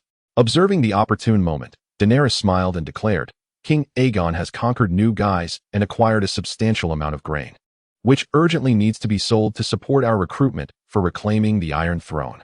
You are the most experienced grain merchants of Yunkai, and I seek your counsel on how to secure the highest prices for our goods. At this proclamation, All present were taken aback. The merchants had arrived under the impression that Daenerys intended to negotiate for them to provide more grain to stabilize prices. They were utterly unprepared for this unexpected turn of events, which left them in a state of bewilderment. The Valyrian king had captured new guys and wished to convert grain into gold, and this silver-haired princess sought their advice on selling grain? The stark contrast between their expectations and reality rendered them speechless for a moment, until Daenerys, noticing their silence, prompted them to respond. "Your Highness, we are but humble merchants, versed only in the old ways of trade. It seems rather presumptuous of us to offer you suggestions," one merchant ventured. Daenerys furrowed her brow at this remark, retorting, "After engaging in the grain trade for so long, do you not know how to sell at a high price? Or do you believe I am a foolish girl, unworthy of the demands of a king? Your Highness, we harbor no such thoughts," the merchants pleaded. In truth, the principle of selling grain at a high price is quite simple. The sellers merely need to raise their prices. Everyone must eat, otherwise. It matters not if one possesses all the wealth in the world. I am not a child, gentlemen. I am aware of such simple truths. However, this market does not revolve around me alone. If I desire to sell at a high price, others must do the same. Thus, I have summoned you to ensure we can maintain elevated prices when selling on my behalf. Gradually disposing of the grain from new guys will not go unrecognized by King Aegon. As Daenerys concluded her statement, the merchants exchanged glances, perplexed. Even Jon Snow and Jorah Mormont, standing on the platform, regarded one another with confusion. Jorah struggled to grasp Daenerys' rationale, while the merchants were astonished that the princess had called upon them to maintain high grain prices. The remaining attendees turned their attention to the influential merchants gathered in the center. The current predicament is exceedingly awkward. Prior to this meeting, they had conspired to unite against Daenerys, intending to further escalate the grain prices. Now, Daenerys seeks to maintain the status quo, even aiming to share in the profits. So, should they still oppose her? In that moment, the merchants found themselves at a loss for ideas. "Esteemed colleagues," Daenerys prompted as the silence lingered. "Your Highness, if the crown has requests, we shall certainly do our utmost to comply. Rest assured, we will strictly regulate the daily grain sales upon our return." "That is splendid. I appreciate your cooperation," Daenerys replied with a smile. This meeting took everyone by surprise. It was initially expected to erupt into fierce confrontation, with Daenerys potentially leveraging her military might to coerce the merchants. However, the proceedings unfolded remarkably smoothly. Once the grain merchants departed, they immediately convened privately. "Do you think we should collaborate with that silver-haired harlot?" Adasden exclaimed angrily. "Collaborate with her? What nonsense! They are Valyrian, their veins coursing with tainted blood. We are Giscari. How could we possibly ally with such a vile people?" The Valyrians had enslaved the Giscari for millennia, and those Giscari who fancied themselves heirs to the ancient empire's legacy were deeply resistant to the Valyrians. Consequently, many voiced their agreement with Adasden's sentiment. Yet, some countered. While that may be true, if both parties stand to profit, then cooperation may not be such a grave matter. The speaker was a merchant who had previously clashed with Adasden. Hearing this, Adasden scoffed. "Humph, your eyes are only for gold. Having forgotten the glory of the ancient Giscari empire, I dare say your gaze nearly longs to settle upon that silver-haired Valyrian woman's bosom." "What do you mean by that?" "You are the one whose gaze seems intent on the other's rear." Their long-standing rivalry flared once more, leading to a heated exchange until others intervened. "Esteemed colleagues, we should prioritize our interests, yet we must not ally with that harlot. She is far too naive, believing that her military would compel our cooperation. If that Valyrian king arrives in Yunkai with grain, prices will assuredly drop. Our aim should be to sell our grain at elevated prices during this period." Upon hearing this, the assembly nodded in agreement. The soaring grain prices in Yunkai stemmed from a shared understanding that the Unsullied would consume vast quantities of grain, leading to a temporary shortage. Thus, they seized this opportunity to hoard supplies for profit. News of Aegon's return indicated that the market's deficit would soon be alleviated. The consensus was clear: grain prices would inevitably decline. They do not believe that Aegon will return and control the grain prices alongside them. Rather, they are inclined to think that Daenerys is merely employing a stalling tactic to amass more wealth. Consequently, their current plan is to sell off their hoarded grain before Aegon's return. Why do I suspect that this news may be false? Adasden feels something is amiss. A rational ruler would not inflate grain prices for the sake of profit. Do you truly believe that a mere teenage girl could deceive so many of us? "It seems your mind is still entranced by her," retorted the thin man disdainfully. Adasden shot him a disapproving glance, unwilling to engage further. "I, too, doubt that the silver-haired woman possesses such cunning. Moreover, None know where the fabled silver-haired king vanished after defeating the Ironborn. He left with thousands of unsullied. I believe he is quite likely to seize New Guise. Some present were aware of the alliance between New Guise and the Ironborn, and they nodded in agreement with this speculation. Gentlemen, we must rely on our sincere cooperation. It will take the king approximately 20 days to travel from the Ironborn to New Guise and back. Meanwhile, that woman has been entrenched in the Ironborn for over 10 days. We have only a few days left. Ah, my stomach aches. Adasdan clutched his abdomen. His face contorted in pain. The others displayed signs of impatience. Get lost. Adasdan hurriedly covered his stomach and exited, while the thin merchant, who had always been at odds with Adasdan, watched with wide eyes. Once Adasdan left, he immediately sought out his subordinates. Quickly, bring out our grain and sell it all. Now, my lord, the grain prices could still rise. Are you certain you wish to sell everything at once? Of course, once those fools catch on. We want to be able to earn as much. Hurry, sell it all, regardless of the price. Chapter 40. The Plummet of Grain Prices, Part 2. My lord, have you received news of His Majesty's conquest of New Guise? Once the grain merchants departed, John Clinton could no longer suppress his curiosity. Daenerys smiled. Of course not. The information Lord John and I received is identical. Then you mean to say, the old lord muttered, suddenly enlightened. I understand now. You intend to provide them with false information to induce them to sell their grain willingly. After John Clinton spoke, his gaze toward Daenerys transformed. It no longer bore a condescending air, for he now regarded her as a capable princess, indeed a competent ruler. Yes, I never intended to collaborate with these individuals. However, persuading them to willingly part with their grain is no simple feat. Without an incentive, they will not act. Since they are willing to hoard grain for profit, it stands to reason that they would also scheme against one another to sell their grain early in pursuit of the greatest profits. Once they have sold off this stock of grain, it will suffice until our trade with the Ja people is completed. At that point, it will matter little whether His Majesty has secured the New Guise. Of course, I am but a young girl, and my thoughts may not be entirely refined. What do you gentlemen think? I truly believe you are indeed the sister of Prince Rhaegar. Jorah Mormont smiled at Daenerys. The Targaryens are either mad or magnificent. It is evident that both you and His Majesty belong to the latter. John Clinton also offered his compliments. The following morning, the market in Yunkai was more crowded than usual. The recent scarcity of grain had troubled the populace for some time, and many waited for hours outside the grain merchant shops in hopes of purchasing food. Although summer was waning and the weather in Yunkai had turned chilly, these individuals preferred to brave the night's cold winds, garbed in their tattered robes, rather than face hunger. As the sun rose, the hungry throng outside the grain store slowly roused themselves. Adasdan's shop opened as usual, immediately surrounded by eager citizens seeking to buy grain. One by one, they formed a queue. The master has declared that there is plenty of grain today, as long as you have your copper coins ready. You shall all be able to purchase food. The steward's words ignited a frenzy. In recent days, customers were often informed of shortages at various grain stores. Now, Adasdan boldly proclaimed an abundance of grain, causing those who had been lingering outside other shops to rush toward Adasdan's establishment upon hearing the news. As sacks of grain were carted away, other merchants began to feel perplexed, dispatching individuals to investigate. At that moment, a rival grain merchant, who had consistently opposed Adasdan, stepped forward, exclaiming, "Our grain is also plentiful, and it is cheaper than what Adasdan offers. A pound of grain is at least 2 copper coins less expensive than theirs." With this proclamation, the first shot of the price war was officially fired. Hearing the commotion, the buyers quickly turned their attention toward this merchant. Meanwhile, the other grain sellers received the news. Adasdan had preemptively sold off their grain, and if they did not act swiftly, all their grain would be left unsold by the time the king returned. The crowd was incensed by Adasdan's apparent betrayal. Yet it was not the time to address these traitors. They could only hastily send people to retrieve Adasdan and his companion, while secretly dispatching their own subordinates to lower prices. Every grain merchant was frantically mobilizing. The price of grain began to plummet. Within half a day, it had returned to the levels prior to Daenerys' arrival. However, the downward trend in grain prices showed no signs of abating. Some grain merchants, in their pursuit of maximum profit, had previously borrowed funds with the intention of stockpiling grain to resell at a substantial gain.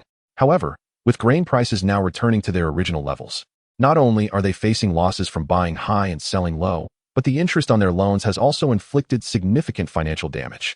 Consequently, they are compelled to act swiftly to mitigate their losses, aiming to liquidate their inventory before prices plummet further and settle their debts. As a result, grain prices continue to decline, and the common folk, who missed the morning opportunity to purchase grain, watched the prices tumble with growing trepidation. Those who had grain at home, merely seeking to stockpile, have withdrawn from the market, transforming a seller's market into a buyer's market. With the further shrinking of buyers, grain prices keep falling. By evening, the price of grain has dwindled to half of its initial value. The king of the Sunset Kingdom has conquered New Guise and is set to bring in ample supplies of grain. This news spreads like wildfire among the lower classes of Yunkai, eventually morphing into exaggerated claims that the grain from New Guise could sustain the Yunkai people for an entire year. A sense of unease envelopes the grain merchants. The night remains bitterly cold, yet the crowds of commoners outside the grain shops have dissipated, leaving the merchants restless and sleepless. At dawn, the grain shops open their doors early. Today's price for grain is merely 1 copper coin. Daenerys listens in disbelief to John Clinton's report. While she anticipated a drop in grain prices, she did not expect it to plummet to such an absurd extent. Indeed, the price for a pound of grain is now just 1 copper coin. It may even fall further. John Clinton remarks with a hint of excitement, having never witnessed such a scenario. Well then, if that is the case, we should seize this opportunity to purchase some grain and prepare for the assault on Meereen. Daenerys commands, "As you wish, Your Grace." The narrative continues with updates, including the completion of scenes involving the Horse King, although there may be delays. For those interested, feel free to explore my other work in the realm of A Song of Ice and Fire, titled The King of Mercenaries, which is purely a gratifying read. In Meereen, the army of the Unsullied, under the command of Aegon, alongside pirate soldiers, has decisively defeated the free army of New Guise. The remnants of the latter flee in disarray, only to return home and discover their possessions have been pilfered, ultimately regrouping and heading towards Meereen. Aegon, after dispatching 3,000 Unsullied to garrison New Guise, returns to Yunkai with the newly allied pirate army and 1,000 Unsullied, leaving only a few hundred to maintain order in Astapor.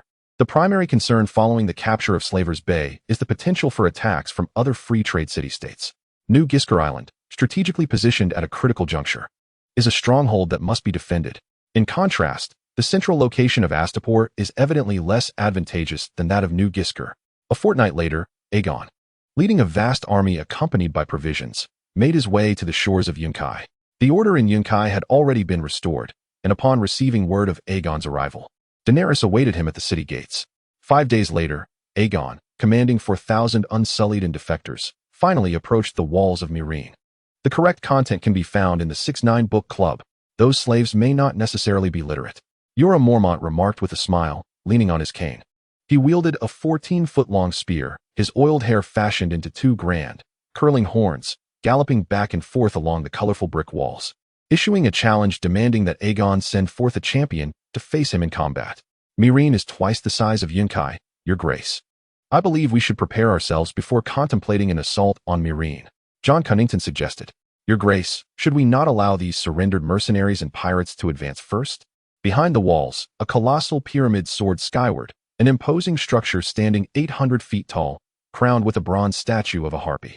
As Aegon was arranging the specifics of the assault, the gates of Meereen swung open.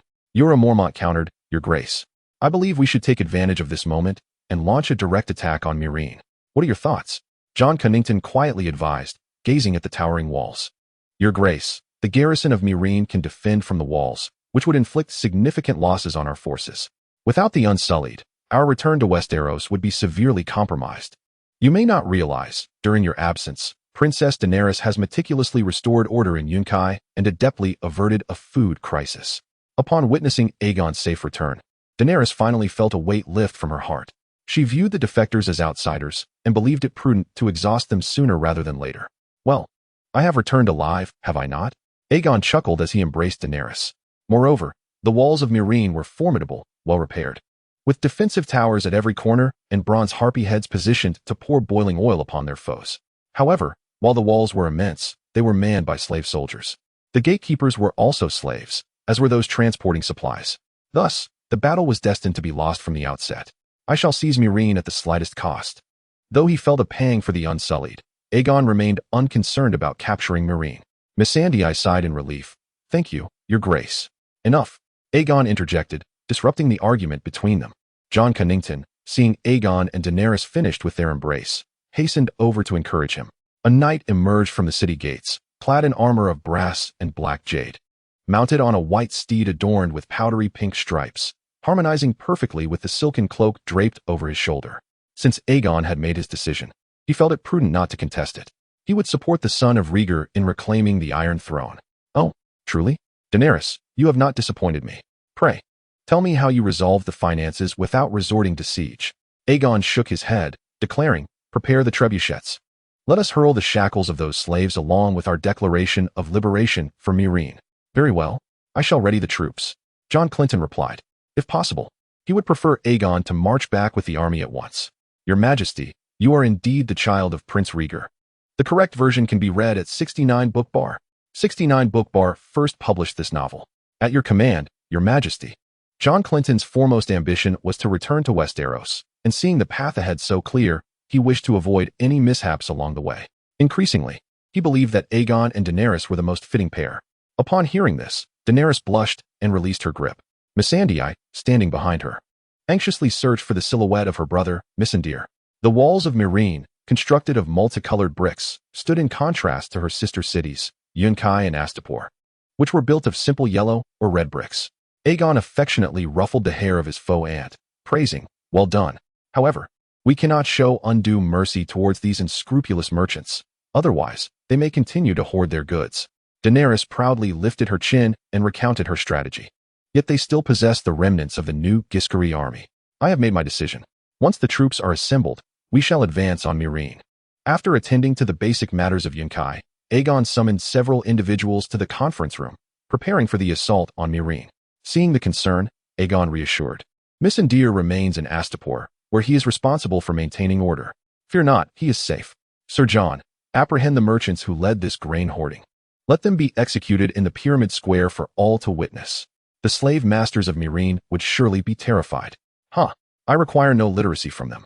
Their fear upon seeing this will suffice, and the collars already speak volumes. The pirates and mercenaries erupted into fervent cries, eager to confront their opponents in duels. Your Majesty, shall I step forth? John Clinton pressed his hand against his sword. He was reluctant to allow the pirates or mercenaries to take the field, fearing that a loss would severely dampen morale. Not necessary. Sinbel was. Is he not the strongest warrior in Meereen? Chapter 43, Night Raid. The Cloaked Knight of Meereen, atop his grand steed, insulted the besiegers for an entire hour, mocking the purity of their forces as a eunuch army. The defenders of the city of Milan cheered from the battlements. His name was Ozenak Zopar, who, after convening a military meeting, reported to Bronbemp. This man was the newly elected leader of the Sun's Brigade, chosen by his mercenary comrades. Prior to joining the Sun's Brigade, I had served as a personal guard to his uncle. These lords are nothing but fat maggots. The women are quite fair, provided one does not gaze upon the wrong lord inappropriately, lest one pay with their life. I had a friend named Scabo, who was gruesomely eviscerated by Ozenak, who claimed that Scabo had violated a lady with his gaze, and that this act was to defend her honor. Such an assertion is absurd beyond belief. How could one violate another with mere eyes? Nevertheless, his uncle was the wealthiest in Milan, and his father commanded the city's defense forces. So before he could bring about my demise, I scurried away like a rat. They watched as Ozenak Zopar dismounted from his white warhorse, removed his outer cloak, and brazenly relieved himself towards the charred olive grove, the very site of Aegon's golden tent. Witnessing this pompous display, John Clinton could hardly contain himself. Your Majesty, allow me to slay him. Ozenak Zopar, leveling his spear, charged forth. The correct content can be found in the 6-9 book. The robust Bavoros sat in the shadow of the large tent, feasting on sausage. Bavoros, resembling a stone, firmly obstructed the horse's path, his broad back taut. Ozenak's spear was aimed at his chest, the bright iron tip glinting in the sunlight. Aegon was uncertain whether John Clinton could prevail against him, and thus he did not intend to risk John. There is no need. Armor will only slow you down, Sir Jorah remarked. In the arena, one does not wear armor. The audience wishes to witness bloodshed. Having spoken, he finished his meal, wiped his oily hands on his trousers, and summoned his servant to fetch his curved dagger. After all, Bavoros could handle the opponent, so why complicate matters? Without awaiting a reply, he trudged heavily from the olive grove towards Ozenak Zopar, reminiscent of the legendary tale of a hero slaying a tyrant, prompting Aegon to think that this fellow deserved a war steed. From atop the high walls of Milan, the laughter grew increasingly boisterous as hundreds of defenders emulated the valorous heroes, urinating down from the battlements as a gesture of disdain.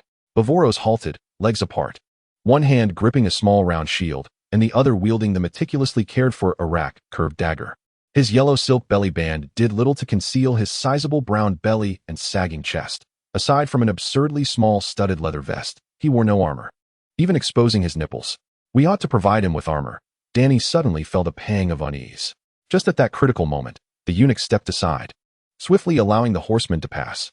Ozanak Zopar charged for the third time, and Dany clearly observed that he was aiming for Bavoro's side. Akin to a knight in Westeros during a joust, rather than a Dothraki charging headlong into his foe. "What is he doing?" Dany inquired. "Are you certain you wish to send him in a battle?" John Clinton remained somewhat hesitant. Osnak dismounted from his steed, drawing his long sword just before the burly Beavos charged. The clash of steel rang out like a violent storm, swift and indistinct. Before long, a gash appeared beneath Beavos's pectorals, blood staining his chest, while a curved Arak blade was embedded between Osnak's horns. The white warhorse stirred up dust as it thundered towards the formidable Beavos, its patterned cloak billowing in the wind, while the city of Myr screamed in fervor. In contrast, the cheers from the besieging forces were sparse, as the main body of the Unsullied stood silently in formation, their expressions as stone-like as the battlements. "Show off," Sir Jorah remarked. As the blade was presented, Beavos cast a sidelong glance at its edge, murmuring before sheathing it back into its leather scabbard and fastening the sword to his broad waist. "That spear is too long," Sir Jorah commented. "Beavos merely needs to avoid the tip. That fool should charge directly at him instead of trying to be graceful. Jon, you are my capable aide. There will be a time for your strength later, but now is not the moment for you to engage." Considering the flat expanse of ground that allowed the warhorse to accelerate, yet also enabled the eunuch to evade the cumbersome 14-foot spear, Myr's pale guardian endeavored to anticipate his opponent's movements, adjusting his spear at the last moment to catch up with Beavos' evasion. The guardian circled his mount, raising the spear. And witnessing Beavos' lack of counterattack, the Myr inhabitants atop the walls shouted even louder. Beavos had once been a slave in this arena. Should the noble Osnak fall to such a man, it would greatly shame their lords. And even a victory over such a disparity in status would hold no pride for Myr. Beavos was prepared. This time he crouched instead of sidestepping.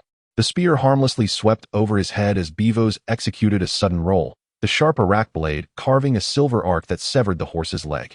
The warhorse screamed and collapsed, throwing the hero from the saddle.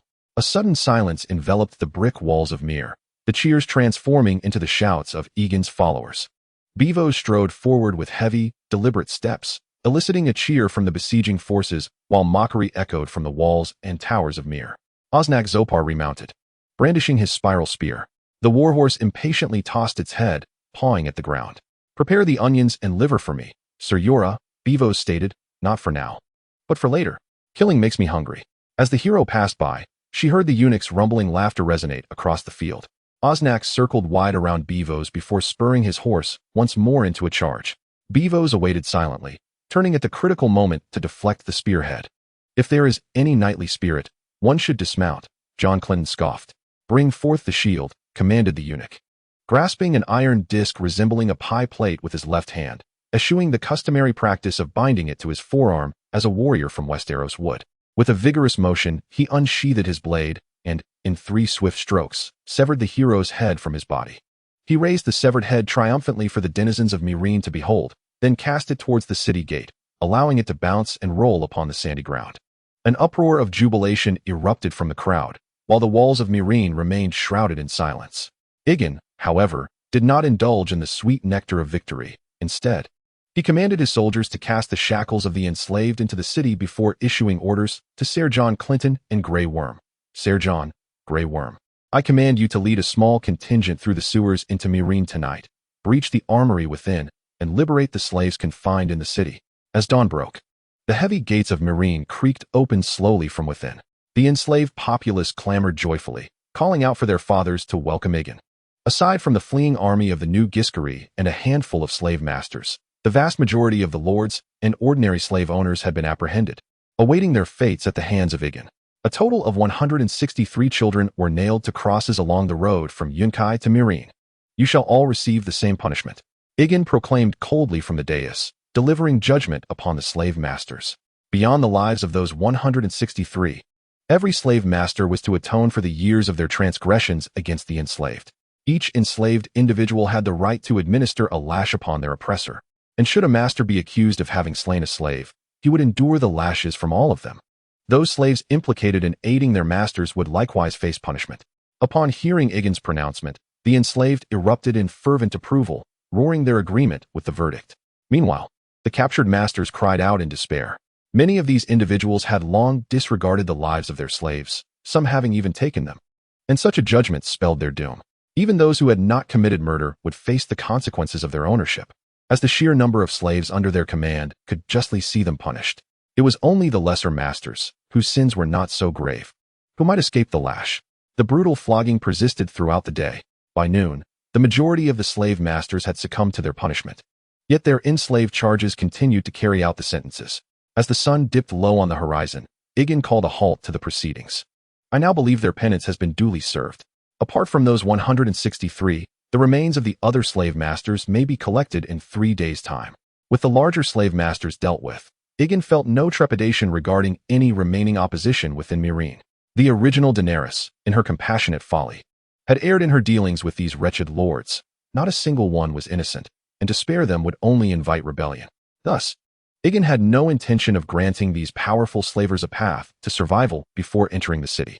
Your Majesty, it is time for us to embark on our journey back to Westeros, suggested Jon Clinton. Jon, the Slavers' Bay has yet to return to normal operations. I shall not so easily relinquish this group of slaves to the next slaver. Let the current free citizens of the city send some representatives. I will revive the arena. Half an hour later, Aegon received several representatives sent by the former free citizens and the liberated slaves within the tallest pyramid of Meereen. I have heard that the arena of Meereen is the most renowned. Indeed, Your Majesty, that is the arena of House Dasnak, though nearly all its members have been executed. A bald free man replied eagerly. The arena in Meereen is now a vital source of income. I will continue to develop it, but from now on, the combatants will not be slaves, and the victors shall receive substantial rewards. I need you to work together to ensure the stability of the arena. The representatives immediately bowed in gratitude. I also want you to spread good news throughout the city. Before the arena reopens, I shall wed Princess Daenerys. The bald free man instantly retorted. Your Majesty, you should marry the holy woman of Meereen. This will solidify your rule. Do you all feel the same? The Meereenese spoke in unison. Your Majesty, only a union with a Giscari can earn recognition. Very well, on that day, I shall marry both Daenerys and your holy woman of Meereen. This is a tradition of the Aegon Targaryen family. Do you have any objections? Aegon's tone grew stern. It would be foolish to think he would relinquish the Dragon Queen as a trump card. No, Your Majesty. Your union with the holy woman will bring even greater prosperity to Meereen. Witnessed by the Harpy, in the name of the Father and the Mother. Within the grandest temple of the most holy in Meereen, the golden-clad high priestess and Jon Clinton were simultaneously reciting prayers for Aegon's wedding.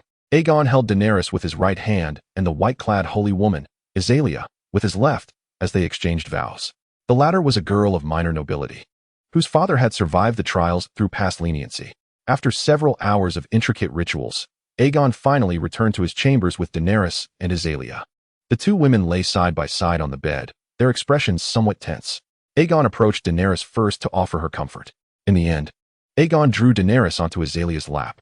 You are both my queens. However, Azalea, you must heed Daenerys from now on. Do you understand? Azalea nodded, her face flushed with embarrassment. Ultimately, Aegon spent most of the night before succumbing to a deep slumber. Meanwhile, in the east of Meereen, in the region of Lazarin, Drogo Caio awaited the arrival of his allies, Moro Caio and Jomo Caio.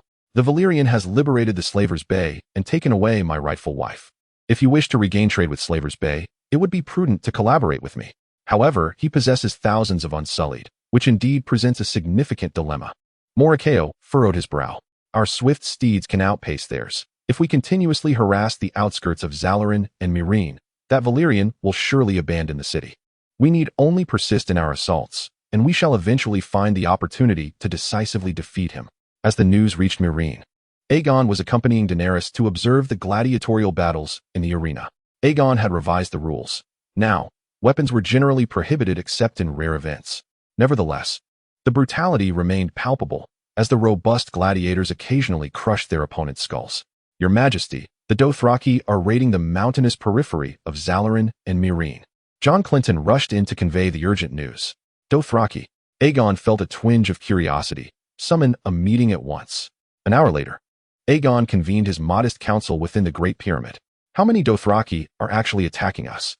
Aegon, after regaining his composure from the shock, focused on addressing the issue at hand.